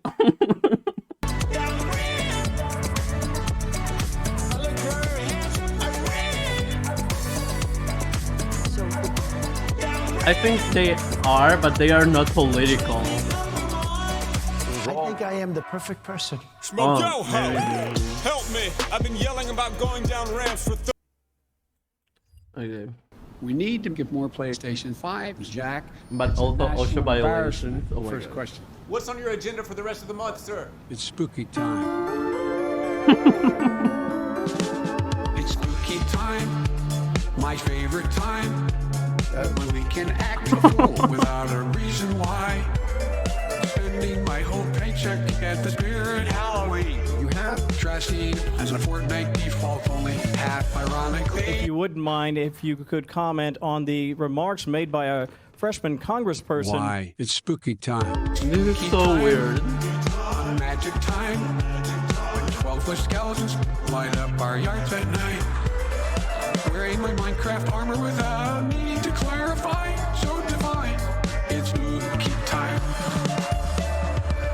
Honestly, this is a very underwhelming song. I'm just going to say that. The people now have the power. Wait. And they're using it. The United Campus Workers of Georgia are here fighting for fair wages, fair raises, and for fair funding. October, let's go. Appropriate. Oh my god. Work. Communication Workers of America. United Campus Workers of Georgia 3265, bitch. Which side are you on, my people? Which side are you on? Which side are you on, my people? Which side are you on? Which side are you on, my people? Which side are you on? Which side are you on, my people? Which side are you on? Workers ship the boxes, they swiffer and they mop and look chipper whenever talking and whipping the shopping carts. They pack the beer in the walk-ins and stack the weird little boxes. Keep our Thank you, Nana, for 90 BDs. Thank you. Oh my god. Sitting ducks and they are sick of getting fucked. So you ever wanted to honor them? Here's my ass for all my hominids. Collective bargaining. BBDH, thank you for continuing. Thank you for your continuing the stuff from Paper Popper. So are you with them? Are you in? El Pueblo, Unido, jamás será vencido. El Pueblo, Unido, jamás será vencido. El Pueblo, Unido, jamás será vencido. Jamás será vencido. Jamás será vencido. Which side are you on, my people? Which side Take care, positively. Thank you so much for coming. They're taking a break, Dorian.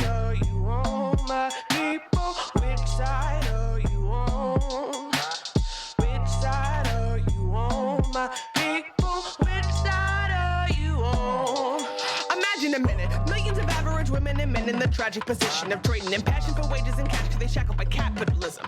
Imagine a minute, millions of average citizens planting the spinach and waxing the kitchens and stacking the linens, contractors and renters and tenants, the labor extracted for pittance. What if they coordinated to address the sort of state of it in an organization? Cause fucking what? That's what organized labor does. And not even sort of, it's more of the crux. Taking the power from hoarders of bucks, big bankers offshore and they cuts, returning the value of labor to those who created the billionaires owe it to us. So if you're jaded and silly about waking up early to earn a bag, if you sad about burning, if you got a curious yearning and had it with passively lurking, we got your back and we happy to have you out on the picket line, actively working, going. Which side are you on? Which side are you on? I love how she says Unio.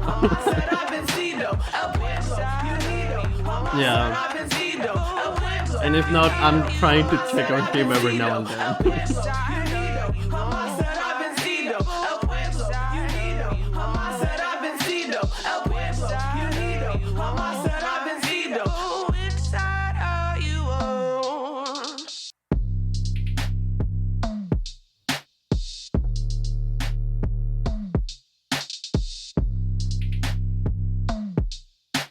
Oh, I need to bring. Actually, I have. But yeah. Okay. I am literally. I like that she's. I love that she says Unido instead of just Unido. But yeah. Okay, we're at level 3. Just yo motherfuckers.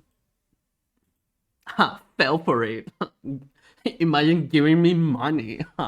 Just kidding.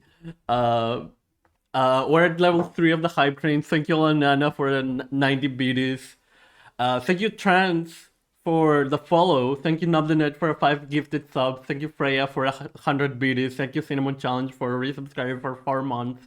Thank you, Freya, for 100 BDs again. Thank you, Brian, for resubscribing for 11 months. And thank you, Nobthenet, for resubscribing for 4 months. If you all want to keep the hype train going, because if we reach level 5, I will do a whole K-pop choreography.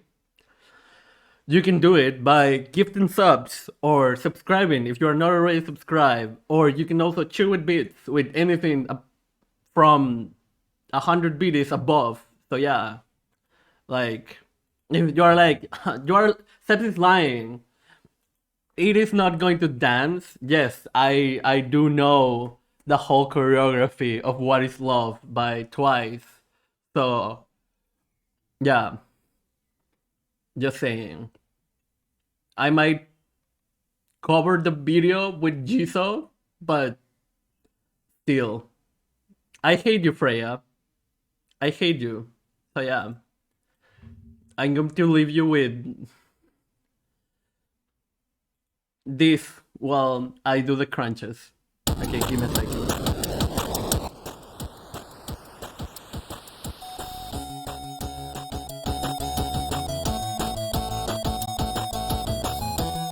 I hate you.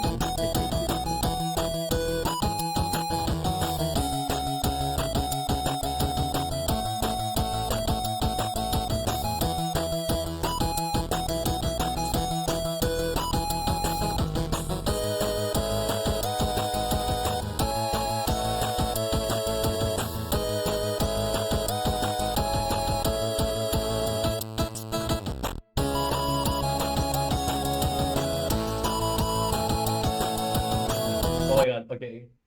Ha, take that, Mark. We never reached the high grade. So what police stuff are we talking about? We're talking about why the bass band actually.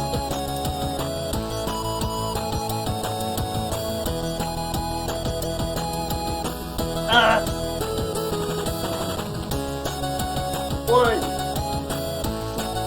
two, three, 4, 5, 6, 7, 8,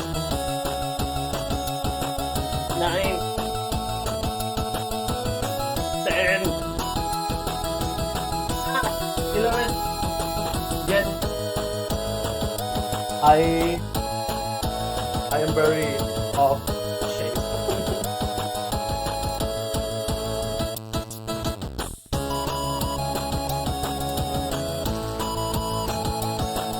Okay, and these are the arm stretches. Let me actually stretch. 1, 2, 3, 4, 5, 7, 8, 9, 10, 11, 12, 13, 14, 16, 17, 18, 19, 20, 21, 22, 23, 24, 25, 27, 28, 29, 30, 31, 32, 33, 34, 35, 36, 37, 39, 40, 41, 42, 43, 44, 45, 46, 47, 48, 49, 50, 51, 52, 53, 54, 55, 56, 57, 58, 59, 60, 61, 62, 63, 64, 65, 66, 67, 68, 69, 9, 70.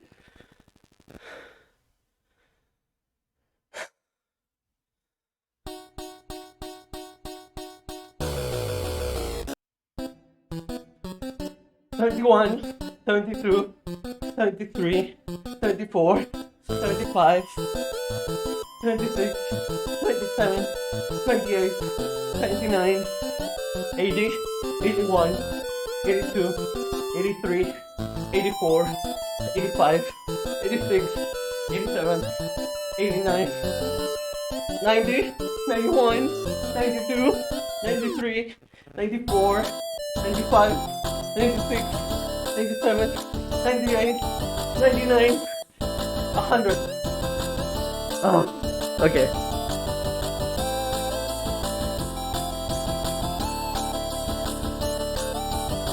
No!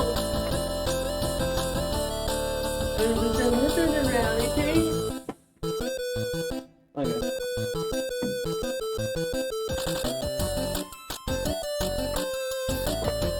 Yes! Oh my god, look at that. Me not realizing that I had muscles.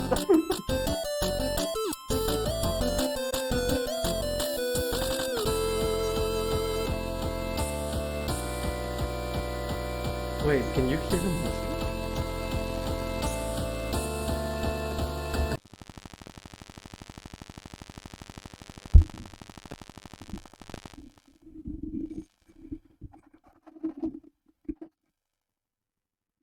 Okay.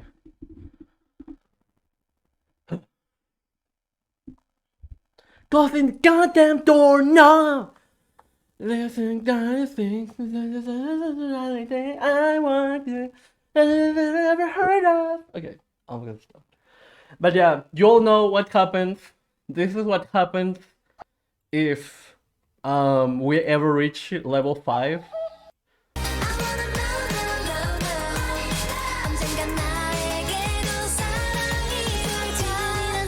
Okay.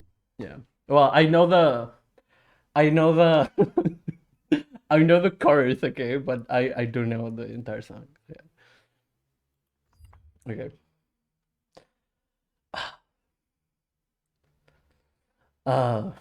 Okay, I'm tired. But yeah, let's continue. Also, I will need to fix like the lighting stuff. But yeah. Opportunity to do so, and I don't of that video.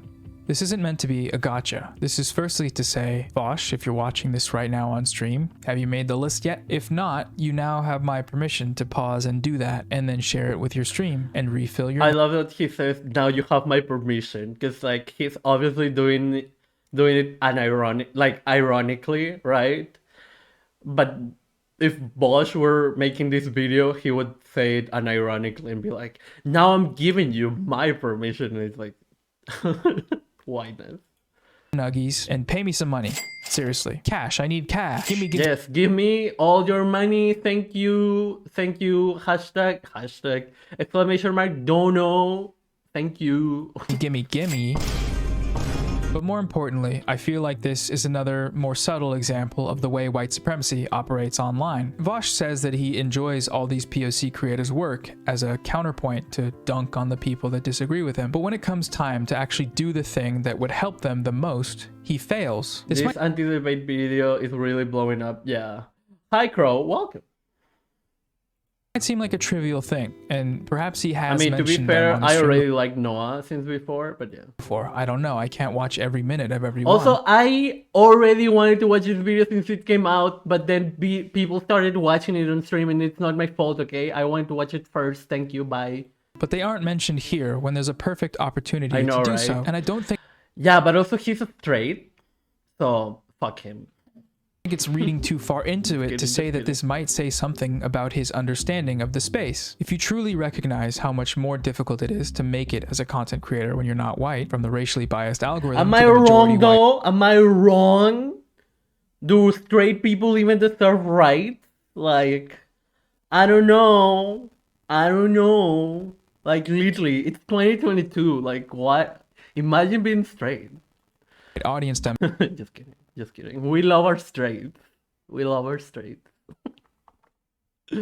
Demographics to the material conditions necessary to enable you to even attempt creating content in the first place, then you should be taking every opportunity to fight against these forces, especially when you get an easy alley-oop like that from your chat. This sort of built-in racial gatekeeping of left to by Vosh and others is something that I don't think gets talked about enough. They have deemed this their movement, and in order to be a part of it, you have to play by their rules. If you don't, you're going to end up fighting a tidal wave of debate bros in your Twitter mentions and comment sections for the entirety of your potentially short-lived career. This is not good or healthy or inclusive. Speaking of which, at the beginning when Xander Hall responds to that comment about black creators, he also doesn't actually even read that list. He saw the name of a black creator he Yeah, it's Adam and Steve, not Adam and Eve. True. doesn't like, and then started foaming at the fucking mouth. I'm so glad you brought this up! Just leftist things. The names on that list were Khadija Umbo, FD Signifier, Shanspear, Foreign Man in a Foreign Land, Yara Zaid, and T Noir. You're probably already subscribed to most of the people on that list, seeing as they're like 3 times my size. But I do want to give a special shout out to Foreign. He's genuinely one of the funniest people on here, and if you're not subbed to him... Oh, I've seen him, but I don't think I have watched. I have subscribed to him. Okay, I'm going to be transparent with y'all. I am interested in watching this. Right? Because Shark is black and but yeah. I am just interested in watching that. Arcade, my links, video sources. Oh, Foreign Mind for Foreign Mind.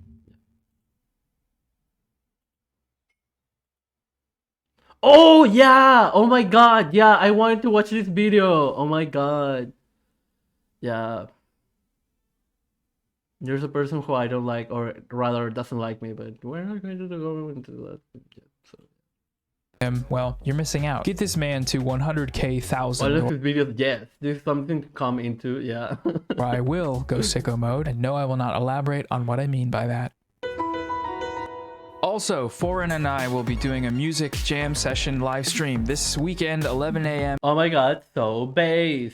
Specific time, be there or be cringe. At this last point, I should be very be there or be cringe. Clear that this problem is not unique to Vosh or even Debate Bros. As a matter of fact, in this video, here, where lefty streamer Shark300 talks with FD Signifier about Break Bread, Shark mentions that he's only ever been promoted by a video essayist once. This is in contrast with the numerous times that the streaming community has promoted him. People like Why?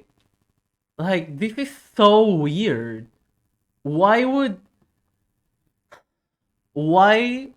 video essays promote streamers if they don't engage with that environment in the first place, right? Like, it's not like something that they shouldn't do because they should, right? But why would they expect that? Like, it's so weird. Like, hey, any video essays, if you want to promote me on your channel, I won't complain, you know. But like, it's so weird because like we consume video essays, but video essays do not typically consume streams, right? Because it's just a different format, and it's a completely different environment. So yeah. Also, Lance is cringe. Lance from the Surfs or the Humanist Report, and even some of our also the Humanist Report, even though he's gay, so he's allowed to be cringe. Our Debate Bro besties like Xander Hall and Vosh. This problem is much bigger than any individual or group, let alone any faction of the online left content creation space. But I don't think it hurts to start by pointing out structures that seem to be actively fighting against. Yeah, the thing is like they don't care about structures. They don't see structures. They just care about their fifis. And yeah.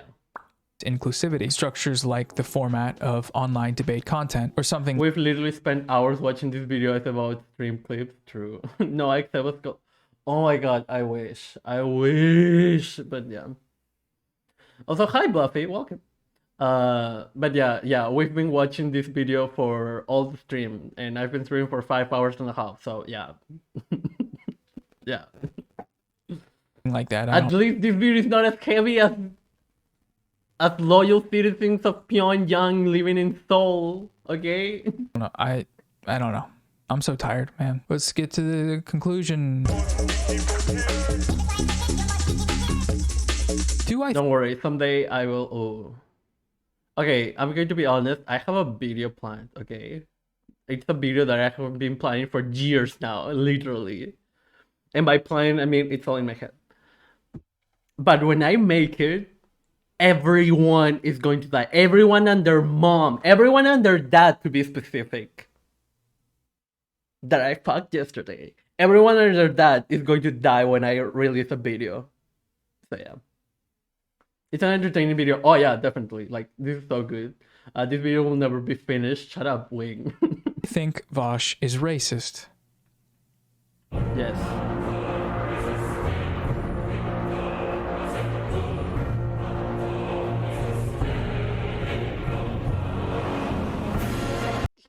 I swear to fucking God, if he says no, I'm going to be so fucking disappointed.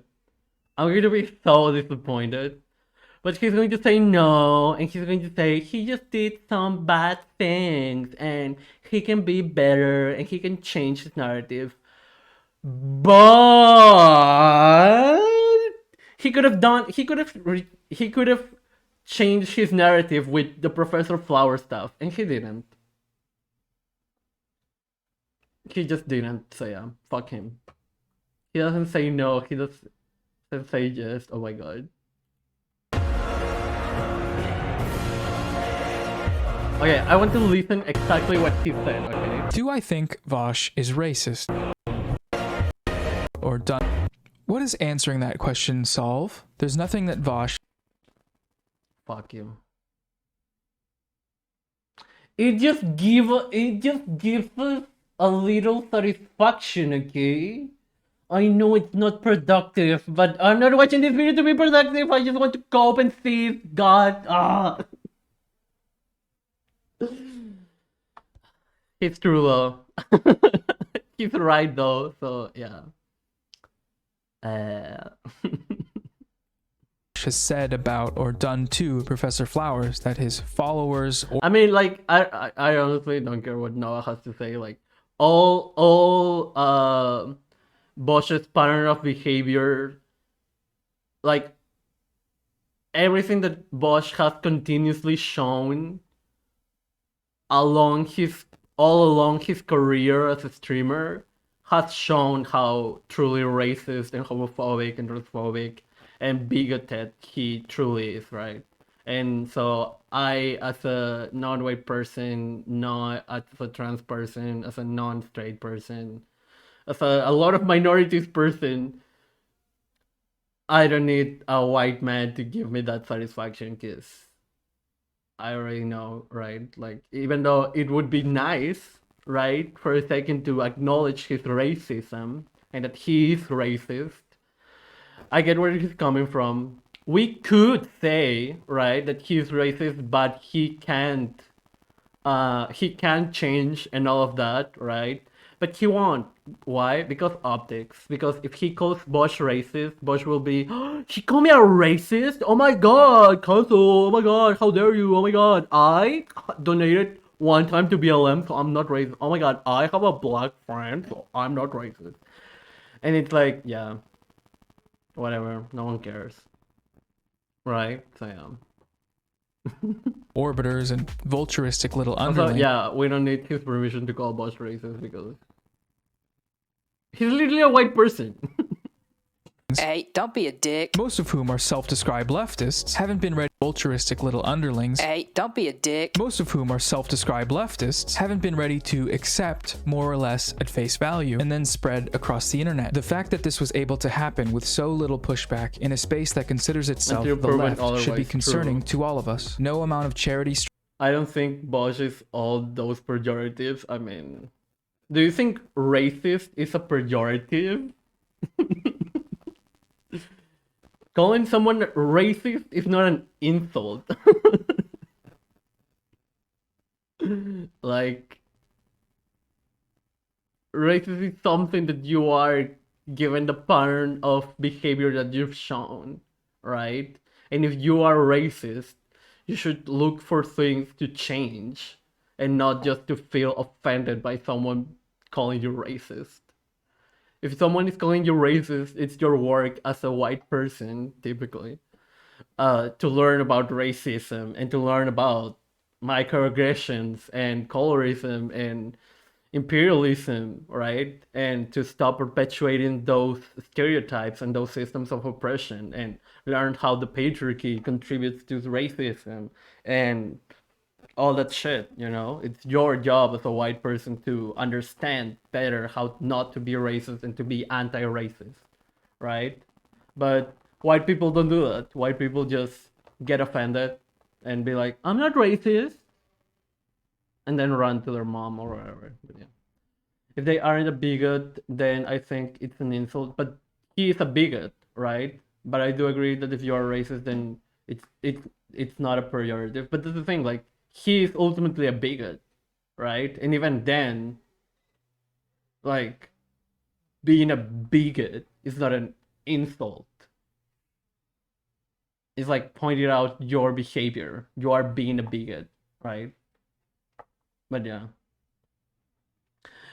Like, as much as it is true, Freya, the problem with using that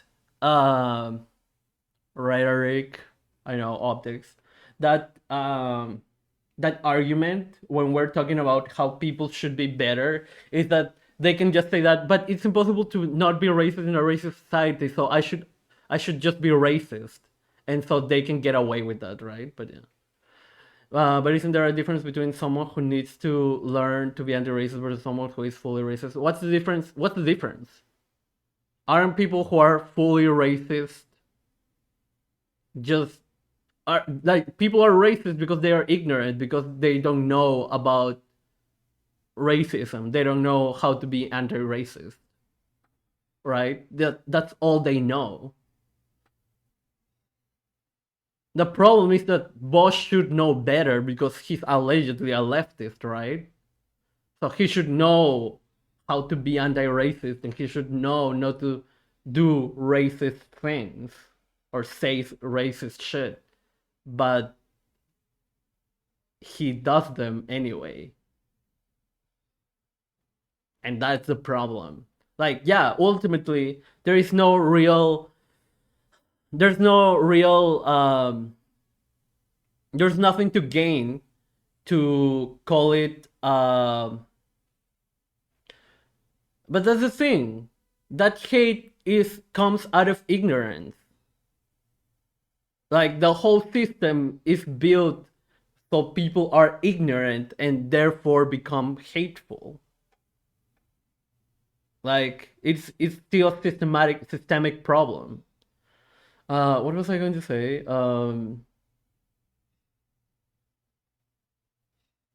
Yeah, he should know better.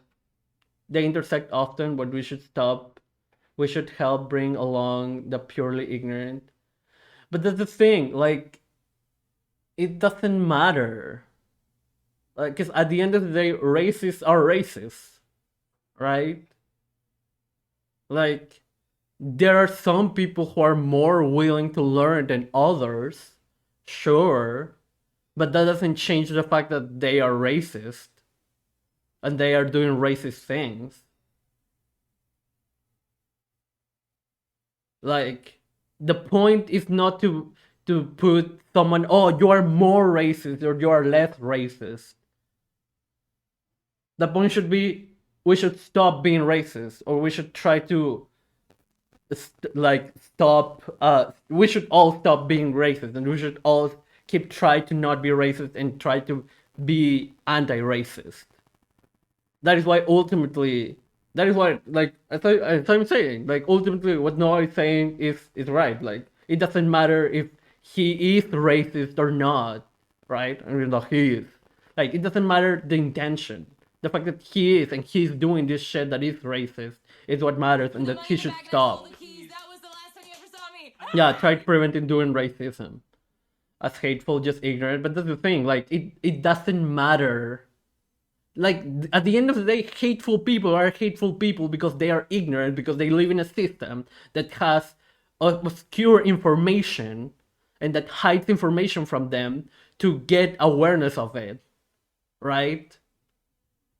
And even then, like, yeah, liberals will have you believe that if you aren't doing hate crimes, then you can't be racist. And even then, like, liberals are fucking fascists, right? But liberals are just tame fascists, are just people who are not going to send you to the gulag, send you to the gulag, send you to concentration camps. They are just going to let the police do it. You know? But yeah. Silence is violence, and ignorant racism doesn't get a free pass. Yep. Yeah. I'm not saying that matters. The harm is the same. Yeah, and that's the thing. If the harm is the same, there is no point, there is no material benefit in differentiating between both. That is why I'm fine saying liberals are fascist. Because at the end of the day, liberals will bring or will allow fascism if they don't bring it themselves. I think a square versus a rectangle thing. Hate needs ignorance, but once again, ignorance doesn't need hate. Yeah, but that's the thing. If at the end of the day, both of them are out of ignorance, then the solution is the same. Information, right? So yeah. Like again, one group of people is going to be more willing to take that information than the other, but that doesn't change the fact that both of those group of people need that information. So yeah. How much power does someone believes have? Depending on like what is their position in the world and what can they do about it, right? Because I don't know, random Joe from Nevada maybe doesn't have any power if he's a white supremacist, but maybe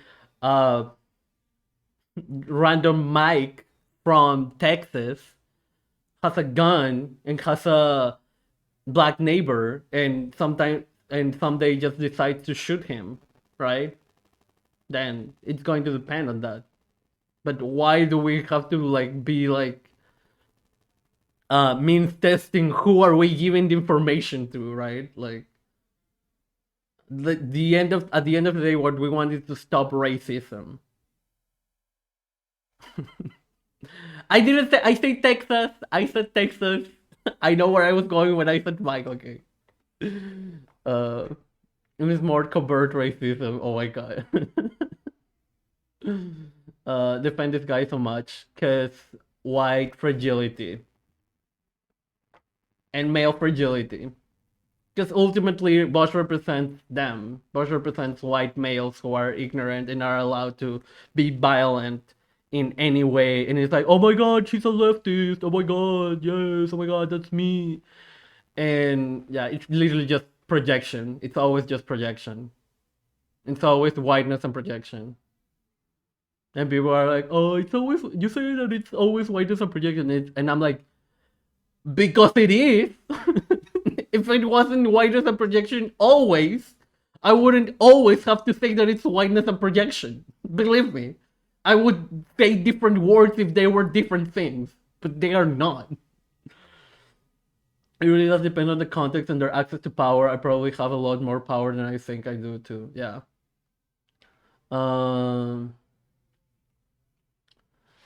Liberals will have you believe that they are, yeah. There was something...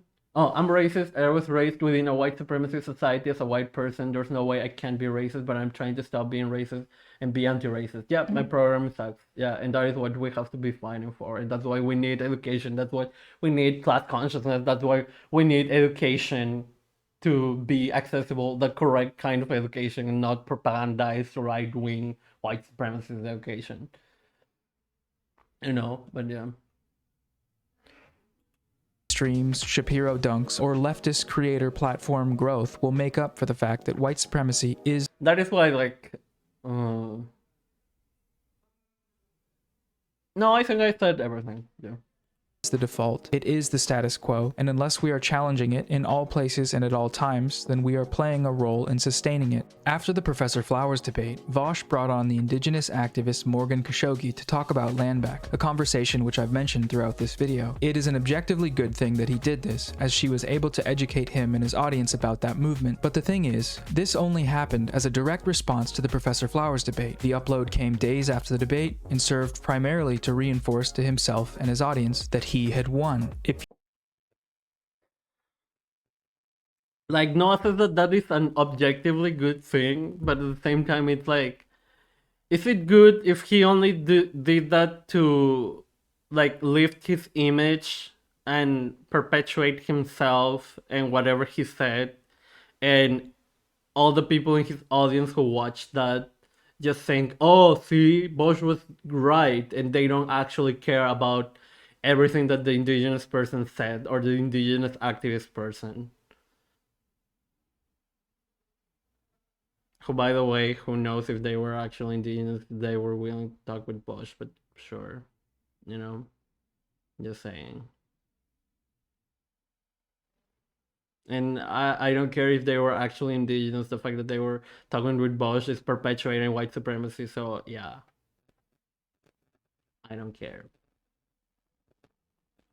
If you think I'm being cynical there, then I would just ask you this. Why is that conversation the first and only time he's ever spoken with an indigenous activist on his stream? And yeah, only... literally everything he does is about self-aggrandizement, and that is what all these white men do in the left.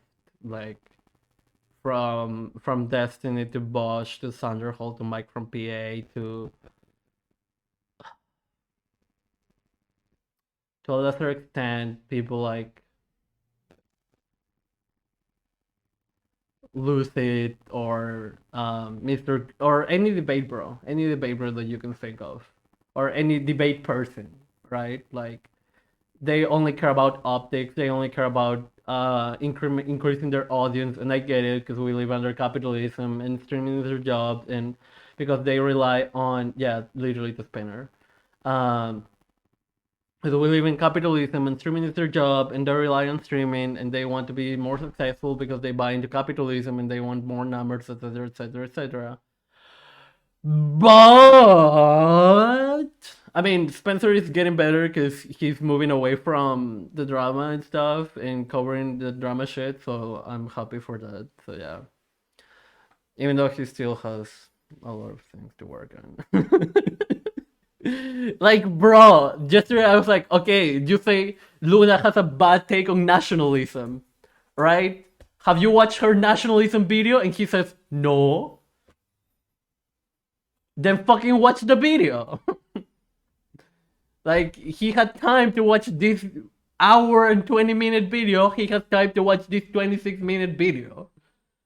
And this is not shade, because I would tell this to Spencer to his face. I literally told him that yesterday. So yeah. Also, I love Spinner, so yeah. My friend Sense Rules.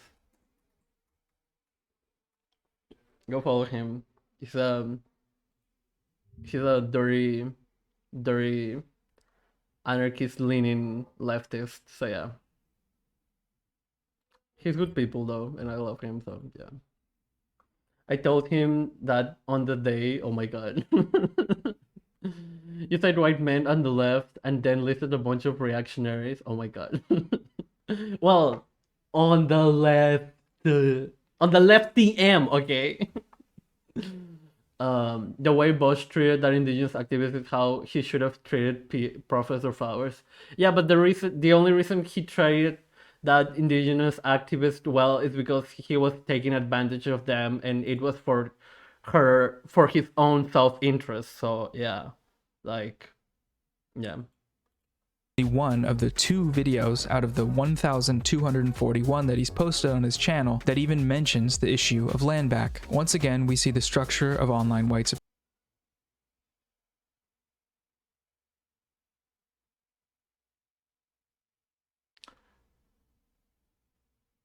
Is it okay to say tribal land? I guess, right? I don't know why it sounds so weird, but also I'm just like, you know, predetermined with everything Bosch says is racist, so I don't know. But yeah. Supremacy, co-opting indigenous and non-white perspectives when it serves him, but leaving them out for the rest of the time. I don't see what's happened here as being the product of malicious actions of individuals. Rather, I would define. And that goes back to, it doesn't matter if it's malicious or not, at the end of the day, they're causing the same exact material harm, and they are perpetuating ignorance, and I don't care if it wasn't his intention or not, he's still allowing the perpetuation of hate towards and harassment towards these minorities. he's still perpetuating racist rhetoric, he's still perpetuating Nazi rhetoric, he's still platforming Nazi people. So yeah, I don't care if it's his intention or not. Like, it doesn't matter if you kill someone, it doesn't matter if it was your intention or not, you killed someone, right? But yeah, not malicious, questionable, just malignant. Find the source as a flawed system of knowledge creation, upheld by individuals who are... And yes, I get that me having to explain all of this can be jarring for some white people who don't understand dialectical materialism or materialism at the end of the day, right? Like, all I can say is, hey, I'm a brown person who has been dealing with white people, with way too many white people for the last 2 years, and it hasn't been fun at all. So yeah, I've gotten very accustomed to how white people work, and I'm not surprised by anything. So it's always the same patterns of behavior. It's always like the excuses from their fans. It's always like, oh, but they didn't mean it. Oh, you need context. Oh, but this. Oh, but that. And it's like, okay, but you're not actually answering to any of the criticisms that people of color or any other person has been making about these people. But yeah, there is some argument that using tribe is painting the Native Americans primitive. I do believe they use the word tribe themselves, so I don't know how well that holds. Interesting. Are unable to recognize unsure, those so flaws due to their own unchallenged biases, homogenous environments, and stagnant consumption habits. Only one of those definitions allows us to actually address the problem. Well, there's probably other ways, but that last one sounded good when I wrote it and sounded horrible when I said it out loud. With that being said, stop watching debate content. Seriously, just stop. I was gonna add the caveat. Oh my god, finally! Oh my god! Okay, now I can fuck him. That it's okay to do if you're doing it strictly for entertainment purposes. But even then, if you're doing that, you're supporting a system that encourages individualistic domination and has repeatedly resulted in the sustained harassment of racialized creators. Inpol. I know you're not going to listen, and that's fine, but that is my final prescription on the matter. If you don't want to do that, though, then at the very least, it's probably a good idea that you follow and... Oh my god, King suggesting you go up, Nate. Listen to more. Queen, go off. Hakeem, let's go! Oh my god, fuck me! Okay. Or non-white, non-Western creators, especially if people like Vosh are talking about them like this. I'm starting to wonder if you're educated enough to have this conversation. That's a good sign that maybe something is missing from the analysis. Perhaps a perspective. Ooh, Roram. Who's Roram? Follow and listen to more non-white. Oh, Ramdin, yeah. Right, non-Western. If you're educated enough to have this conversation. That's a good sign that maybe something is... Also, that phrase, completely racist coded. Just saying. is missing from the analysis. Perhaps a perspective. Sorry for the id poll. Sorry for existing. But also I should be clear that coming into non-debate spaces with Debate Bro Brain can cause issues. So I'm sentencing you all to a mandatory 3-month period of viewing this content without interacting before you jump into any comment sections in devil's advocate mode. I mentioned this video before, but I want to highlight this again because it's an example of a way that creators can be a part of the solution. The streamer Shark300 has a video on his channel where, after criticizing FD's Break Bread live on his stream, FD showed up in the chat and asked if he could call in to discuss. Where are you, Noah? Where are you in the chat? Why don't you follow me? But yeah, go follow my Twitter and retweet and be like, oh my god, Noah, you should follow him and marry Sebs. Yes. How the fuck is he but banned from that one line? So racist. You can cut the racism. Yeah, like. And they ended up talking it out, and it turned into a really good conversation. They were able to find some common ground and better understand the perspective of either side of the debate essayist rift. Now, this isn't always a possibility. Some environments are more hostile than others, but whenever stuff like this happens, it shows me that this problem is not terminal. There are good people on here trying their best to learn. Yeah, because this wasn't a debate, and even then, like, say whatever you want about Shark, but ultimately he's still a person of color, so he knows the struggle and he knows how to handle these things. Just by the sheer, like, yeah. Like, I don't know. Like I am very critical of Shark, and I am giving it to him. So yeah. This guy is FD Signifier. This guy is Shark Zero, Shark Zero something, and this person is Noah Samson. But yeah. And understand each other, and that gives me hope. I would like to foster a space where we can all grow and share ideas and perspectives. Also, I just want to mention that I hate when I know the names of people and people call me like, oh, you're terminally online or something. It's like, no, I'm just autistic, and this is literally my line of job and work, and yeah. And I just remember names. And also, yeah, maybe I am terminally online, but also it's literally my job. Okay, so shut up. And I think it's possible, but debate content is antithetical to this goal if it is being taken as a serious form of inquiry, which it clearly is by many. So stop it. Please stop.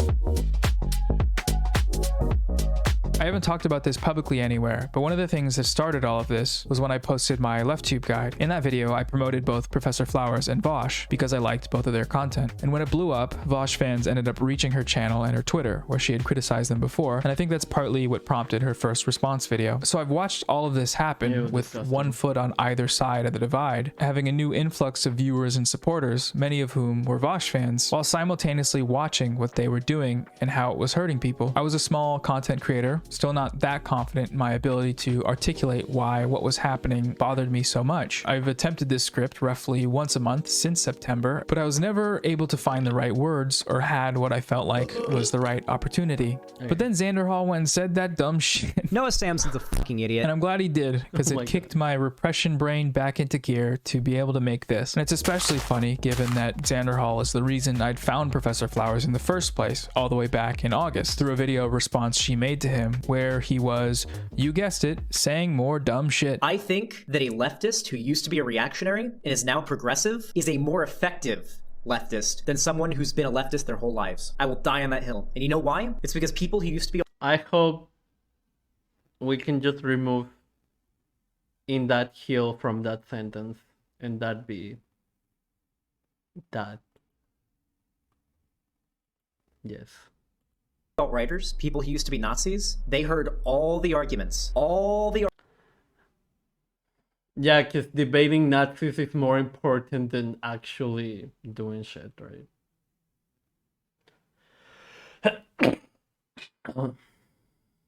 Also, they don't have that many arguments, actually. Like, it's literally a rinse and repeat of the same argument. Like, they don't have that much value, actually. So, yeah. The arguments, all the beliefs that Nazis and alt-righters have. And in the end, they still realized it was all wrong. Do you think that we haven't? So it feels very full circle, you know? Never change, buddy. Debate bro, lol, cow, destroyed Yes, once again in the marketplace of... Former alt-right people are more effective than like Stacey Abrams, okay? Oh my god. True. Oh my god. Joe Mama. I'm joking, by the way. Please don't take any of this seriously. How will you distribute food without knowing? I can't even say. Oh my god. A perspective of struggle, white American male left-wingers like perhaps why the desperately hang onto reactionary liberalism as a symbol of the class supremacy, anarchist rebel white boys never willing to really step into the opposite Marxist trench.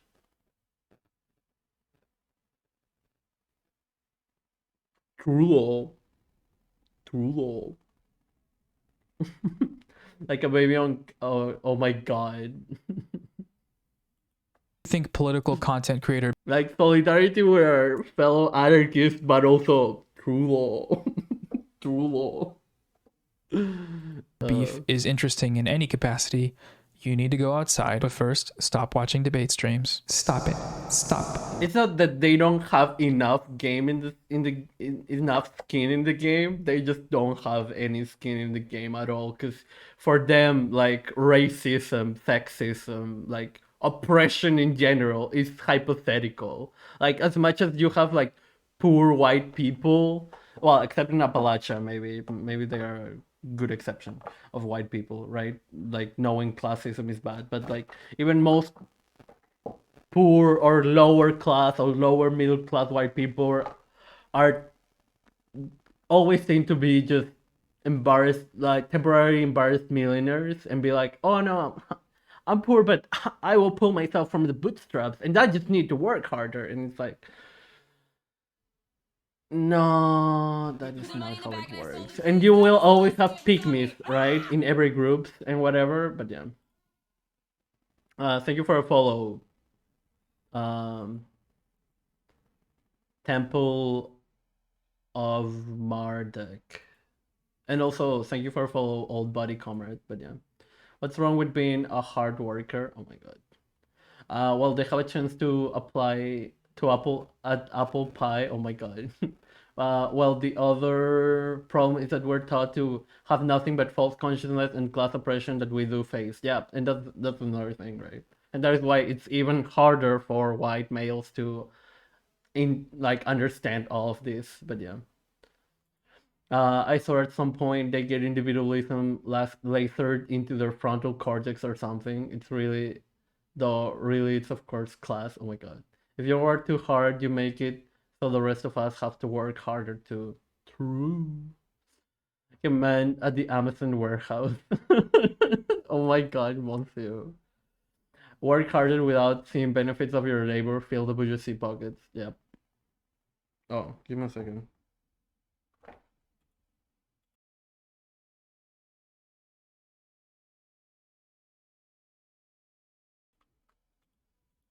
Anyways, I know a lot of black people, they don't, and they want to work hard and succeed. Oh yeah, they don't want handouts, they want to work and succeed. Okay, wait, give me a second.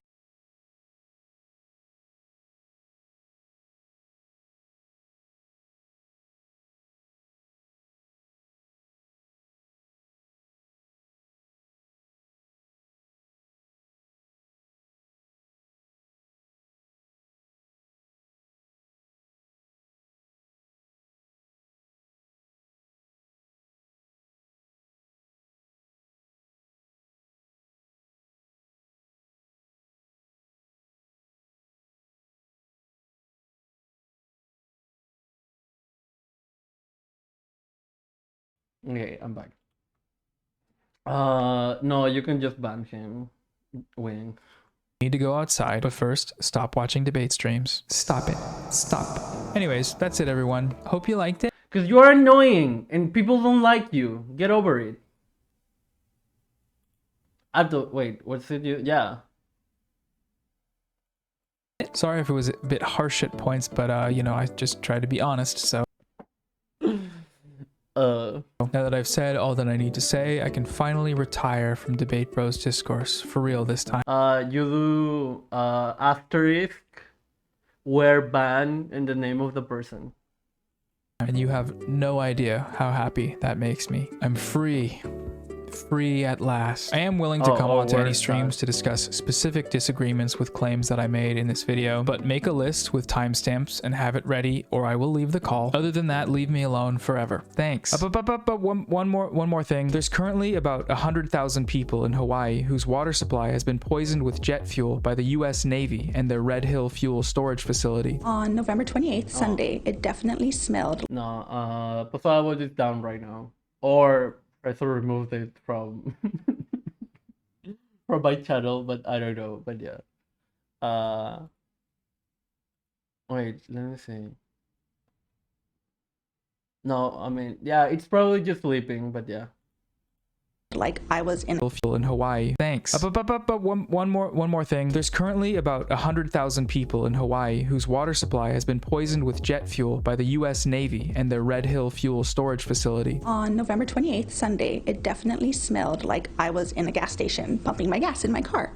That's how I knew something was wrong. Not only is the Navy refusing to do anything about this, but they are actively sweeping the problem under the rug by lying about further water contamination, and just a few days ago filing a counter lawsuit to keep the reserves open after the state of Hawaii ordered them shut down. This has been years in the making, but people first started getting sick in December, just 3 months ago, and now no mainstream sources are covering it. Please click the first link in the description of this video. It'll take you to a webpage with instructions on writing a letter to the Department of Defense. They've made it pretty straightforward, and there are templates and talking points. Talk about this with the people around you, share that link, and follow Oahu Water Protectors on Twitter to stay up to date with everything going on. It's a mass poisoning of indigenous people and land by an imperialist military power, and we don't like that on this channel. All right. Thank you so much to my patrons, as always. I'll try to be faster at videos, but brain. So I'm going to close the video out by playing this little song that I made with clips from the beginning. You might have seen it. I tweeted it. It's not supposed to be beef. It's just, I think it's funny and catchy and fun. And yeah, okay. Bye. By colonizer, I'm using it as a dog whistle for white. By colonizer, I'm using it as a dog whistle for white. Colonizer, I'm using it as a dog whistle for white. Dog whistle for white. Castrated whiteys. If anyone says Vosh is wrong, they're defending genocide. If anyone says Vosh is wrong, they're defending genocide. Damn. I have no problem with black creators getting really big. However, whiteys who just refuse to disagree with women of color. You're either anti-genocide or pro-woke genocide. You're either pro-genocide or castrated whiteys. You're either anti-genocide or pro-woke genocide. If anyone says Vosh is wrong, they're defending genocide. Noah Samson, the coward doesn't seem to care. Doesn't seem to care. Castrated white. I have no problem with black creators getting really big. However, FD Signifier is a dumb fuck. What? Hassan Piker is an idiot. Hassan Piker is not very good at defending his positions. What? I have no problem with black creators getting really big. However, castrated. By colonizer, I'm using it as a dog whistle for white. By colonizer, I'm using it as a dog whistle for white. There were a lot of people of color who believe that black liberation is going to come by ostracizing white people from the movement. Oh my god, so true. Ostracize white people from the movement. Sus. Yes. Mommy milkers. Oh my god. Yeah. Oh, I removed the content warning. Oops, sorry. But yeah. Okay, because we are good people and stuff, we're going to watch this video. Just kidding. I am actually interested, but yeah. There are two kinds of people: those who fall for dualism and fuck, and Marxists. Yes, let's go, Brett. Marxist arc. Let's go. Okay, sorry. Listen, I don't have any problem. But it's actually, however, Dorian, like, how dare you misrepresent the words of, how dare put words in his mouth? That is such bad faith conduct from you. How dare you? How dare you? Dualism is a plague, indeed. Okay, let's watch this video. And also, I have finished the video and I've been streaming for 6 hours, so give me money in the form of subs or donations, please. Thank you. Please. Literally, I'm a brown person being exploited in the global south for an entertainment of white people. But yeah, thank you. Oh my god. No, if you don't have money, don't do it. Thank you. It is like, I am. Yes, Temple of Marduk. I am triggered. Triggered. Yeah. So yeah. Ooh, yeah. I'm so triggered. Ooh. What was I going to say? Oh yeah, give me money. But it's okay if you don't give me money. But yeah. Oh, thank you for sticking with me all the video. Oh my god. I'd give subs to Sam Jeff. The US Navy stores 200 million gallons of fuel in tanks buried 100 feet above Oahu's biggest aquifer. Oh shit, okay. Content warning white people. Literally, content warning white people. Okay, can we just talk about for a second, why the fuck would you store gallons of fuel tanks above an aquifer? It's almost like they want to kill people. It's almost like they want to kill people.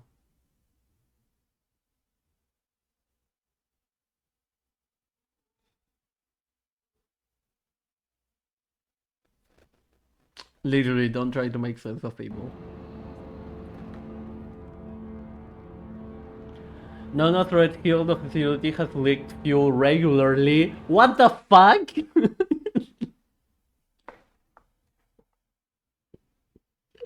I was like, no, they're not that bad. They are. For decades, in November, leaked fuel was found in tap water at 350 times the safe limit. Why is there a safe limit? There just shouldn't be fuel in tap water or in any water for that matter. Hello? It had a major leak in 2016 as well, I think, and indigenous Hawaiians have been begging for this to be fixed. You think they drink the water too, yeah. But they don't. The Navy has tried to cover up the disaster which mostly poisoned military families.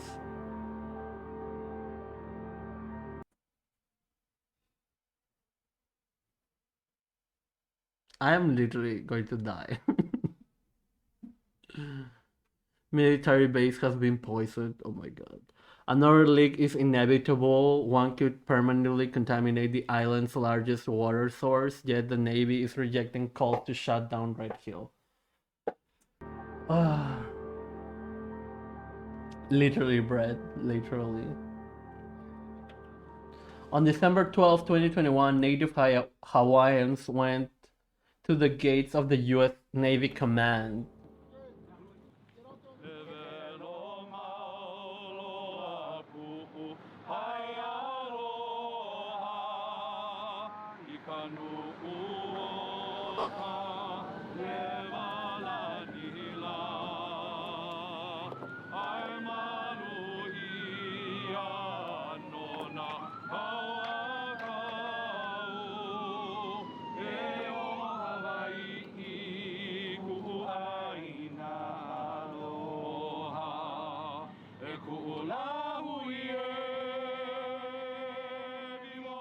We are building a structure, a religious structure called a ko'a. And a ko'a is a traditional structure that when resources are low, it's a structure and a process by which we draw resources to us. And the resource for this ko'a that we're looking for is we're looking for awareness, we're looking for people, we're looking for solidarity to make sure that we all the people of Hawaii who live, especially on Oahu, can unify around stopping the desecration of our aquifer.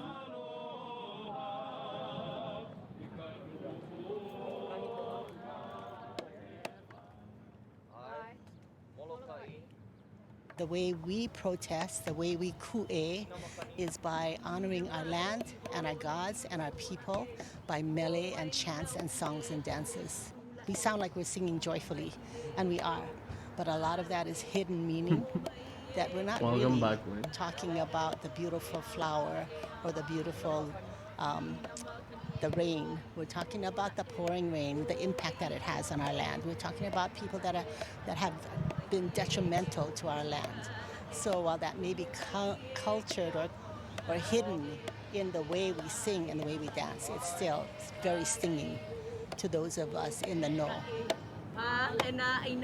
We have seen that the United States military has not been the appropriate partner to take care of our most precious resource that every peoples around the world knows. It is water.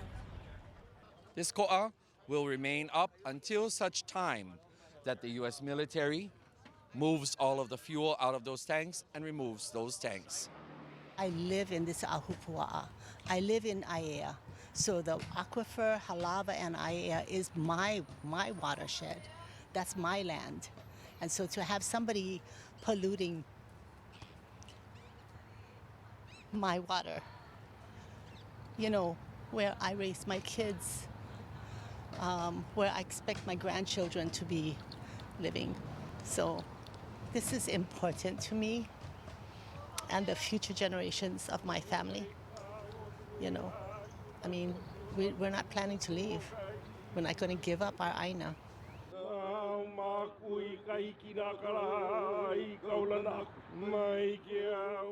This was the product of the Navy, the U.S. military contaminating our drinking source here on Oahu.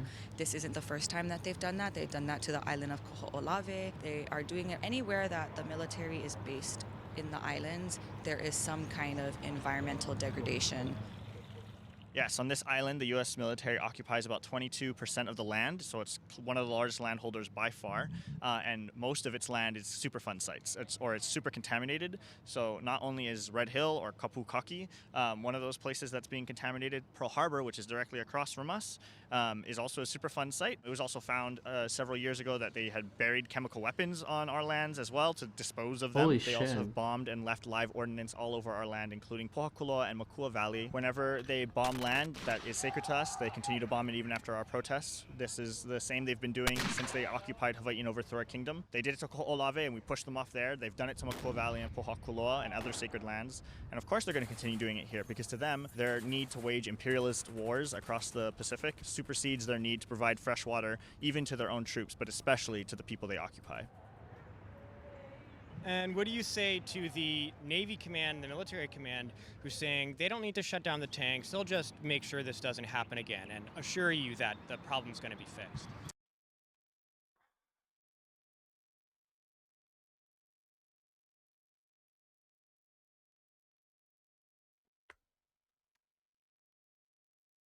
Death to white people. That's all I have to say. I shared this last month, but I guess no one listens to white AMAP streamers. Oh my god.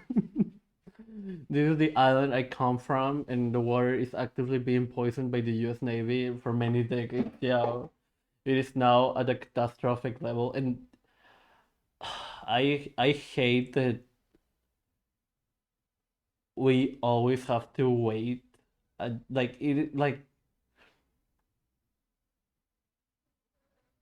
It is always until shit hits the fan that people start to show any interest, right? Like,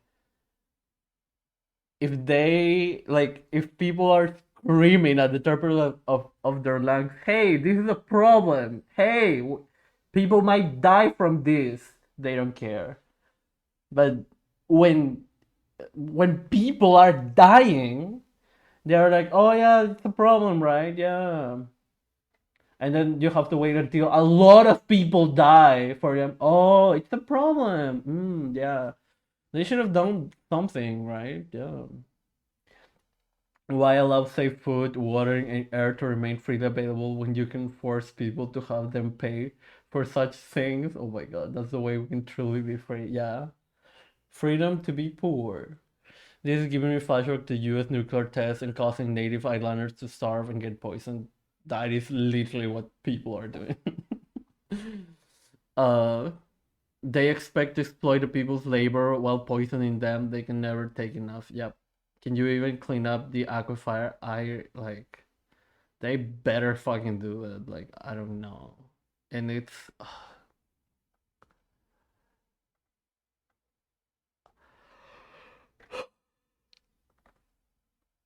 Yeah.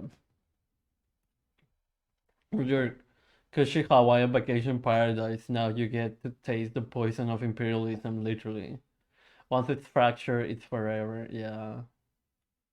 It's like...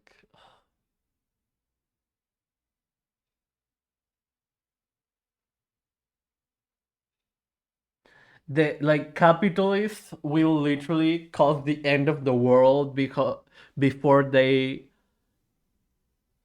give any power away. Like, it's so ridiculous. They spoil what they regard as their own resources. What sense does it make? It just doesn't, right? Like,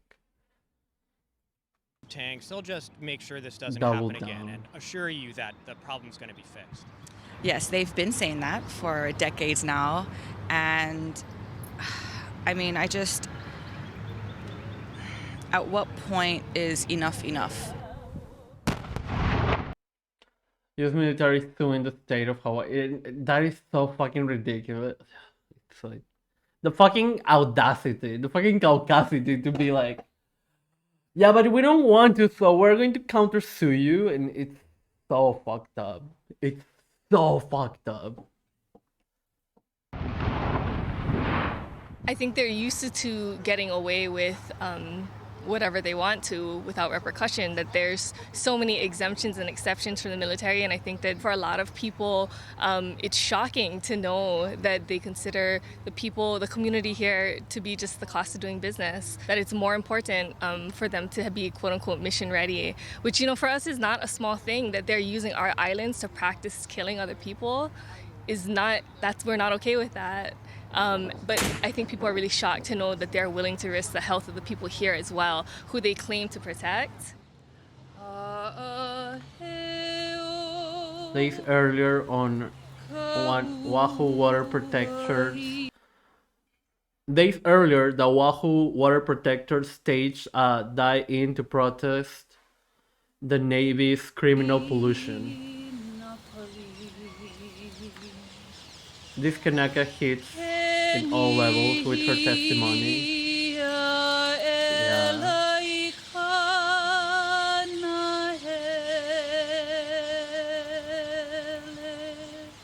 And what it boils down to, I mean, let's not dance around the issue. Money. It's like putting a price tag on our drinking water, which is ultimately putting a price tag on our lives. These Navy folks, these Navy personnel, these commanders and admirals and lieutenants and captains, they leave. They're here for 4 years. They're temporary. This is our home. This is where we come from.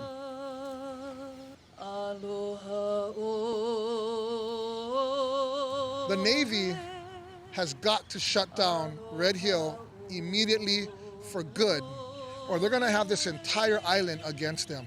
They're going to have the entire island of Oahu resisting against them, engaging in civil resistance and civil disobedience. Everyone drinks water. No one can drink jet fuel.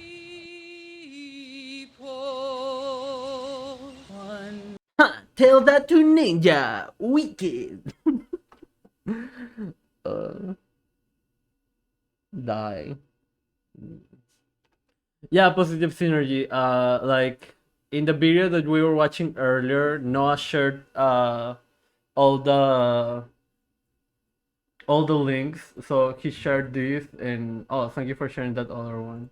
A coalition of Hawaiian organizations rising to defend Kapukaki, Red Hill, Oahu, decided to remove the Navy fuel tanks. Detects high levels of contamination. They've spilled 200,000 gallons of fuel over 80 years, according to the Board of Water Supply. Of course, they are detecting contaminants. You can cover up a lot of things, but jet fuel in the water isn't one of them. It's time to stand up and fight back for our why. US Navy out.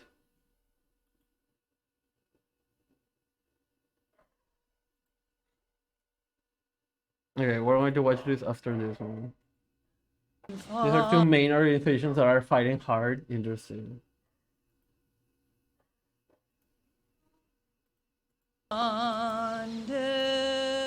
The only appropriate resolution to this is that they remove the fuel from those tanks and remove those tanks from up above, because those tanks will continue to leak and leach whatever residue they have. So anything less than that is not acceptable. You know, a lot of people think I'm really radical when I say we need to demilitarize Hawaii, but that's the truth. I mean, unless the military leaves, then it's just going to be the same. For many cases, it's constructed that the military is here to protect us, but we've been nothing but a target since they've arrived here, and it's very poignant. Content warning. That the Navy is poisoning our aquifer. The military said it's not the fuel that's poisoning people, but the fuel in the water. What? That it's poison. What? Like, no shit. The Navy is actually the folks that overthrew our government on the USS Boston and pointed guns at our queen. What do you say to the Navy command who says, oh, we'll just make sure this doesn't happen again. We'll clean up the leak and then we'll put in some new safety measures to make sure that there's not another leak? First and foremost, go home. We never asked you to stay here. And they don't care for the land. We've been saying True. the Red Hill tanks were going to leak for years, decades even.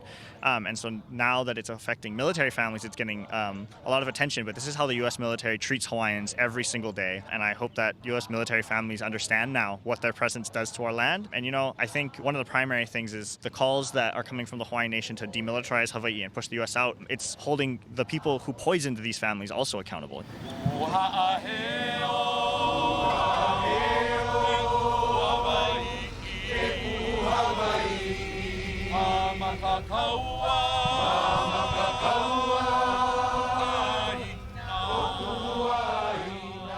We're an occupied nation.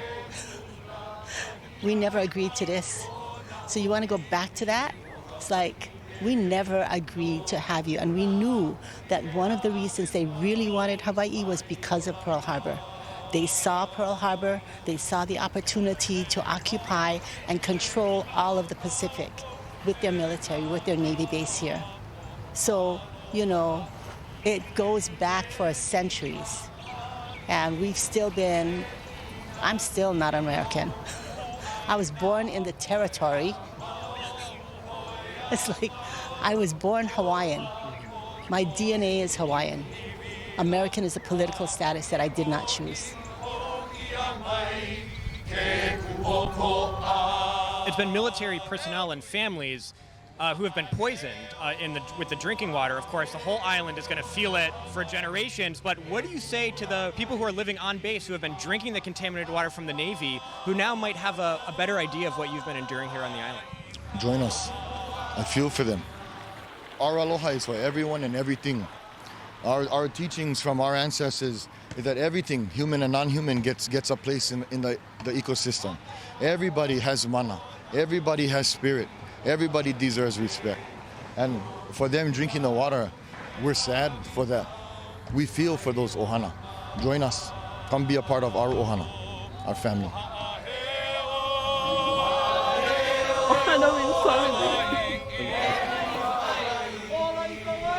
Everywhere, all the time. Yes.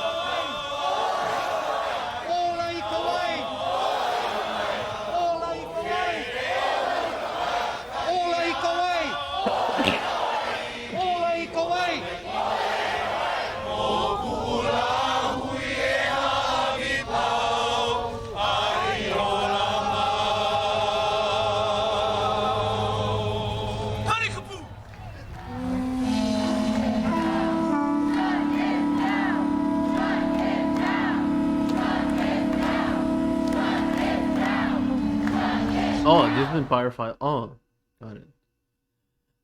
Like, people don't understand that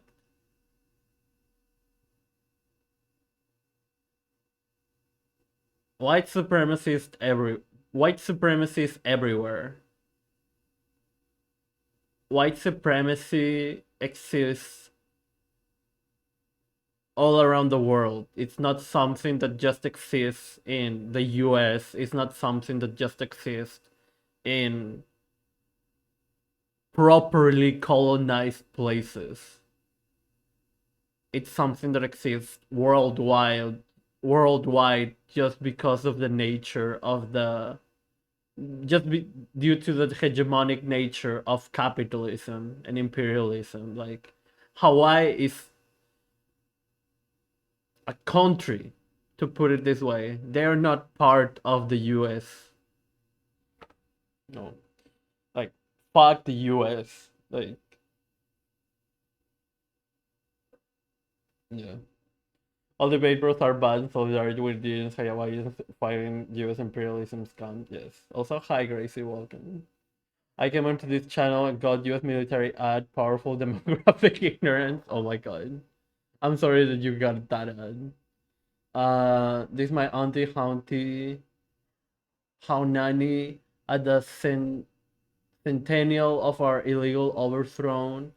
Very powerful being. We are not American. We are not American. Oh my god. We are not American. We are not American. Say it in your heart. Say it when you sleep. We are not American. We will die as Hawaiians. We will never be Americans.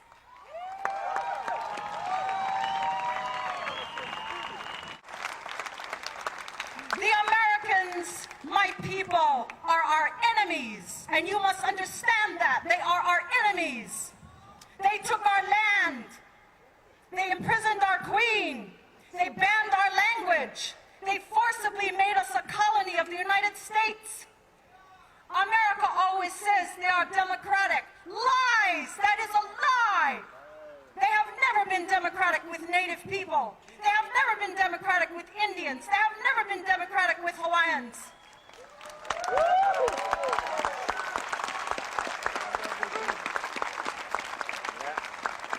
The United States of America is the most powerful imperialist country in the world. In the world. They control the United Nations. They control the Pacific Ocean. All these nuclear submarines circulating throughout the Pacific. The United States of America is a death country. It gives death to Native people. And the only way to fight the United States of America is to be political. Sorry, that was a real sorry. Why did I say sorry? VBDH 187 just subscribed. F the United Snakes. Thank you for the sub, BBDH. Thank you. I appreciate it.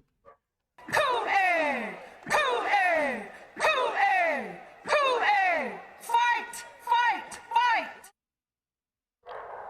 It is ridiculous how people still don't understand that. People still don't understand how the US is just the Death Star. I haven't watched Star Wars, so I'm sorry if that's a wrong reference. Like, the US is literally just death. It is just that death.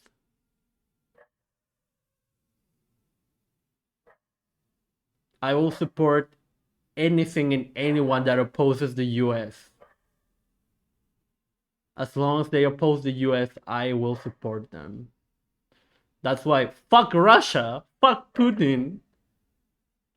But also, as long as they oppose US imperialism, they have my full support. They should be treating their people better. I'm just saying, stop being capitalist maybe. But as long as they want to get the US from Ukraine and avoid the US from entering, like, full support to Russia. That's why you should, like, any leftist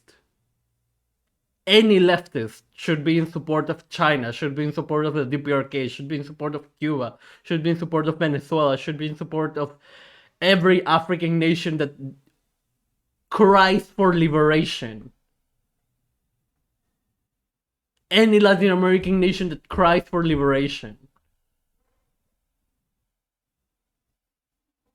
They should have solidarity with every motherfucking revolutionary action, group of indigenous people, group of indigenous activists anywhere in the world who just want liberation. If you have a leftist that is anti-China, fuck them. They are siding with imperialism. In this world, you cannot have China bad and US bad. That is bullshit. That is liberal bullshit. So fuck them. Just way too many people have been dying.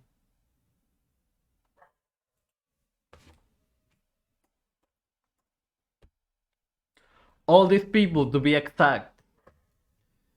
2 million North Koreans, 3 million Vietnamese, 500,000 Laotians and Cambodians, 1.5 million Angolans, 1 million in Mozambique, 500,000 in Afghanistan, 500,000 to 1 million in Indonesia, 200,000 in East Timor, 100,000 in Nicaragua, 100,000 in Guatemala, 700,000 in Iraq, over 60,000 in El Salvador, 30,000 in Argentina, 35,000 in Taiwan, 20,000 in Chile, and many thousands in Haiti, Panama, Grenada, Brazil, South Africa, West Sahara, Zaire, Turkey, and dozens of other countries in what amounts to a free market world holocaust.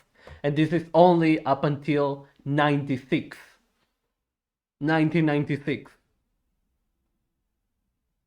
Way more deaths have been happening since then. So yeah, fuck whoever says, oh, China bad. Or Russia bad for that matter at this point. Fuck Russia though. But yeah, like, it is literally just bullshit. Upon bullshit upon bullshit. Lips are bad in bed. They are, because they don't fucking care about other people. They just care about themselves. Base North Korea, yes. Yes. Look, old buddy comrade, I don't care if you're like Bunny Bader, fucking base North Korea. Also, hi Surfer McGrady, welcome. So many more coups have happened since 96, so many people have perished senselessly, yeah. And it's like I remember the first time I read this. The first time I read this, yeah, fuck patriotic socialism. That is literally Nazi shit. The first time I read this, in pursuit of counter-revolution and in the name of freedom, U.S. forces and U.S.-supported surrogate forces slaughtered 2 million North Koreans in a 3-year war. The first time I read this, I cried and I understood. Fuck the U.S. The DPRK has my full support and I don't care what anyone has to say. I don't fucking care if you think that North Korea is doing bad things. I don't care if you think that North Korea bad because they have a state. Fuck you. Fuck the US. Fuck your support for the US by antagonizing North Korea.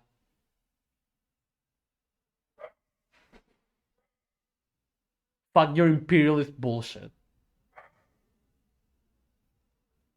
And fuck all of that, especially if it's combined with fucking reactionary tendencies such as sexism, misogyny, racism, and whatever bullshit those patriotic socialists give you. So yeah, I don't really care if you are like anti-imperialist, if you're ultimately going to be socially inept. Because at the end of the day, we need solidarity. Also, I'm literally a trans person, like, I don't want transphobes here.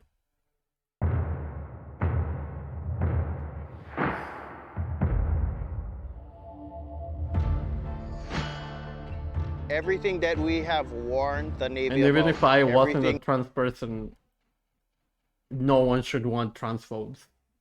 So yeah. Everything that we have warned the Navy about, everything that we try to warn the public about, Everything that we had said would happen, happened. Native Hawaiians have been warning about this for a long time, and nobody has listened to what is being said, and now we are at where we're at right now. Yes, McGrady. In January 2014, 27,000 gallons of fuel was released from the Red Hill fuel tank, and it dominated mainstream media and a lot of the hearings at the legislature that year, but no actual bills were passed, and the Military Affairs Council started lobbying DC to make sure that Red Hill stayed open. Okay, I want to make sure that you reiterate, the water is safe to drink, and we're not at risk. The water is safe to drink, and we are not at risk. Captain Epps, thank you very much for being here. Having me.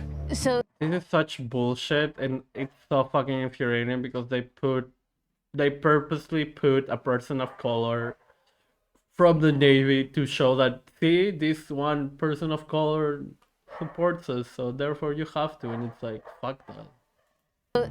This most recent leak from Red Hill is not a surprise. I just got a message It from was a person written on the who- oh my walls. God. We all knew it was going to happen. From the risk assessment in 2019 that found that there was a 90% chance. Wait, does it have any slurs, any ableist slurs, or any misogyny, or or like transphobia or whatever? Because like if they send you a message along those lines, yeah, fuck them. Like,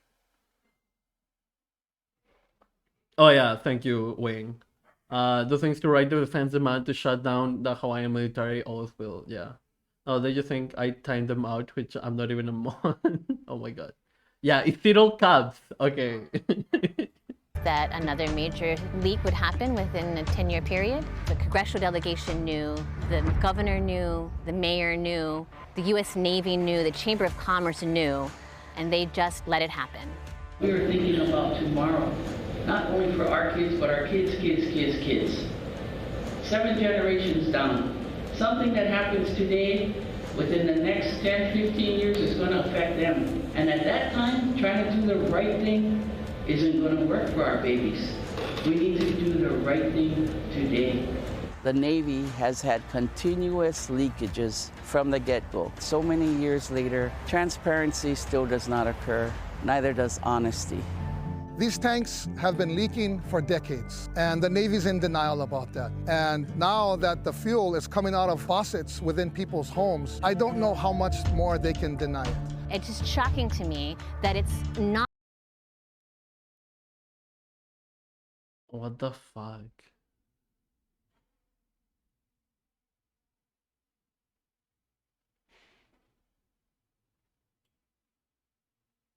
Bruh. In denial. It's just shocking to me that it's not a no-brainer for all elected officials that Red Hill should be permanently shut down. Why are we even discussing this? Our groundwater has been contaminated. We should shut down Red Hill, no discussion. Something needs to happen. See, this is why we don't need debate.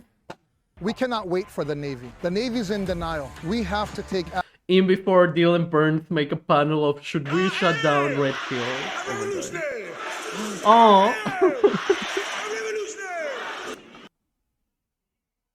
Surfer McGreedy, thank you for the $14.20. Thank you. I appreciate it. Thank you. Thank you.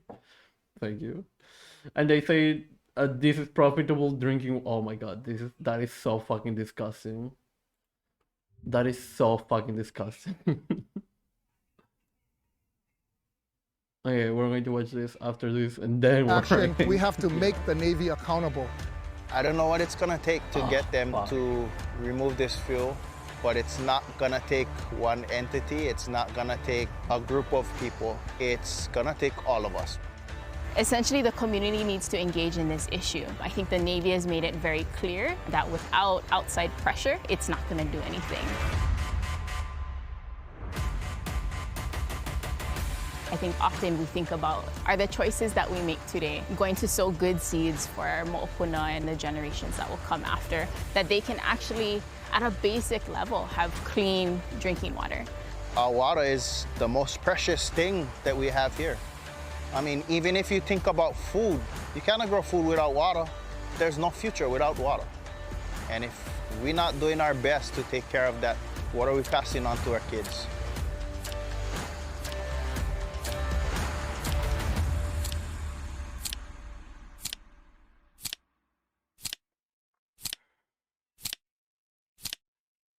The video with the camera outside the house is the one. Super scary stuff.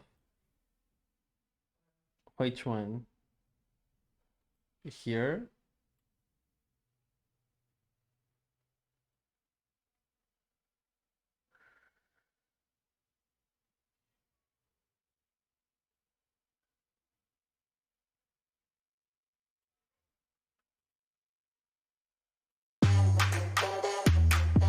Taking water protection to the street.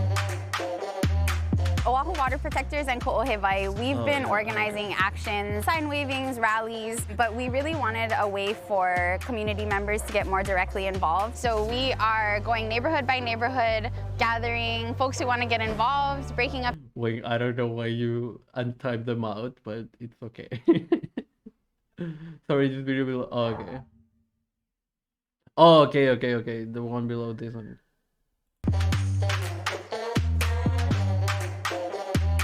Oahu Water Protectors and Ko'ohewai, we've been organizing actions, sign wavings, rallies, but we really wanted a way for community members to get more directly involved. So we are going neighborhood by neighborhood, gathering folks who want to get involved, breaking up into teams, and then just walking into small businesses and talking story with the workers and the owners and asking them to put up signs calling for the shutdown of the Red Hill fuel tanks.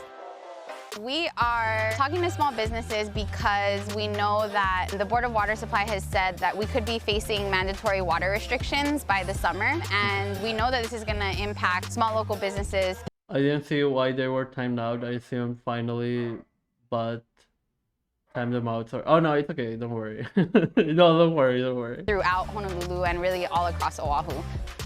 The reaction has been really positive. Most people are familiar with what's been happening because it's one of the biggest threats that we've seen on Oahu in a really long time. The Navy has until February 2nd to put out a work plan for defueling the Red Hill fuel tanks. We anticipate that they're not gonna do the Pono thing, that they're gonna try to slow roll us and drag this process out for as long as they can. Yeah. If another leak happens at Red Hill, it wouldn't just impact small businesses' daily operations, it could potentially change life on Oahu forever. We're putting them on notice, we got our eyes on them, and we have an empowered and mobilized community ready to fight back.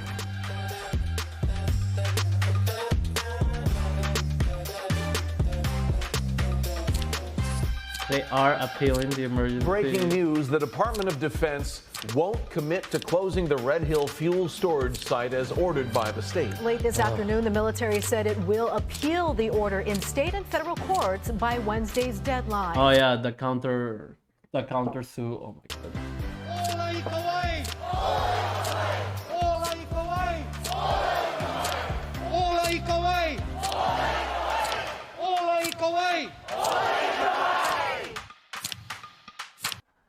So like within just 1 day left before the deadline, the Navy submit a plan to defuel.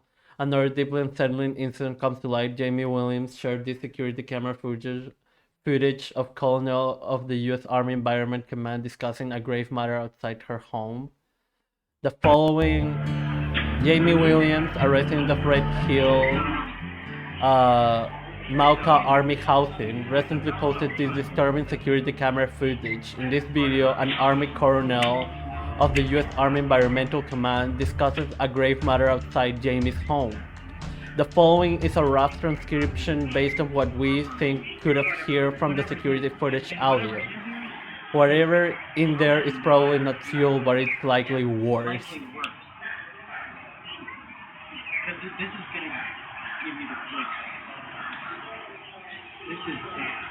This is bad. A high hazard. We need to figure out if they are connected. What is the US military hiding from us now?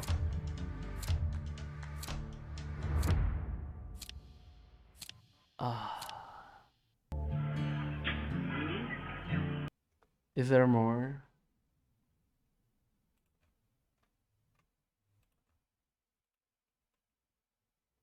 Oh shit. Day 4. Oh, only 5 days. Oh, okay. They've been posting. Got it. Updates on Red Hill situation for an Iroquois resident perspective. No fucking accountability. The Navy of the US military are a disease that needs to be eradicated. Fucking true.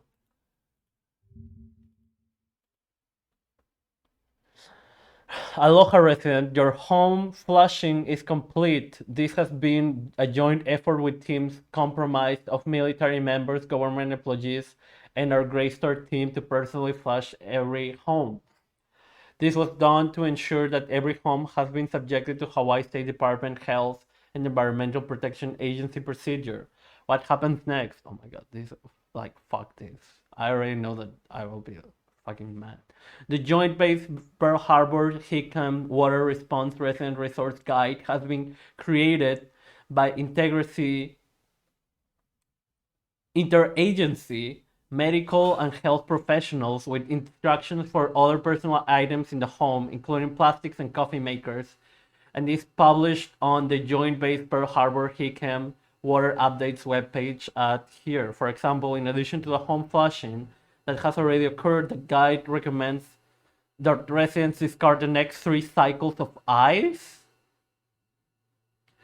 Testing. Water samples are being taken from a selected number of homes in your neighborhood and sent to a lab certified by DOH and EPA for testing. Once the test results from the interagency drinking water system team show that the water meets all relevant health standards, we will notify you that the drinking water in all homes in your neighborhood is fit for human consumption. This is so fucked up. And this is after the flash, yes. And there is footage of people using their hose water and it's spewing out oil? Holy shit.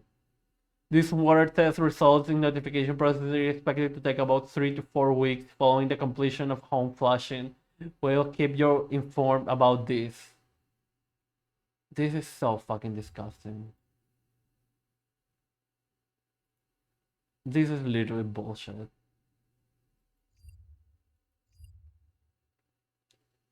Like,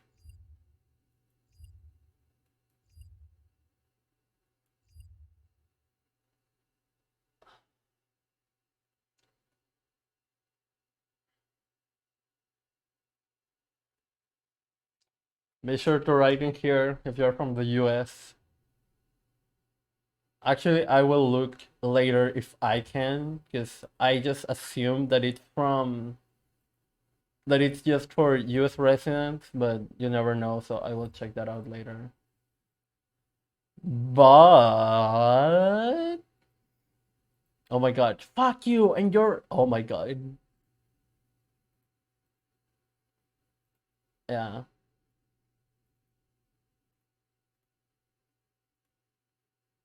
I'm just going to say that Old Buddy Comrade just sent me the Arthur in all caps. Interesting. Interesting.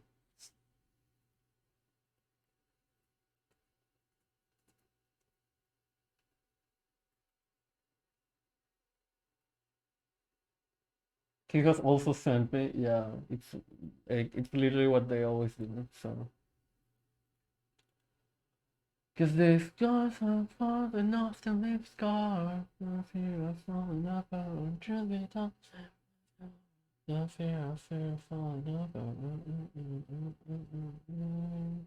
up. Ooh, okay. We're going to be rating my friend Critical Ace Theory. They are a non-binary streamer. Critical Ace.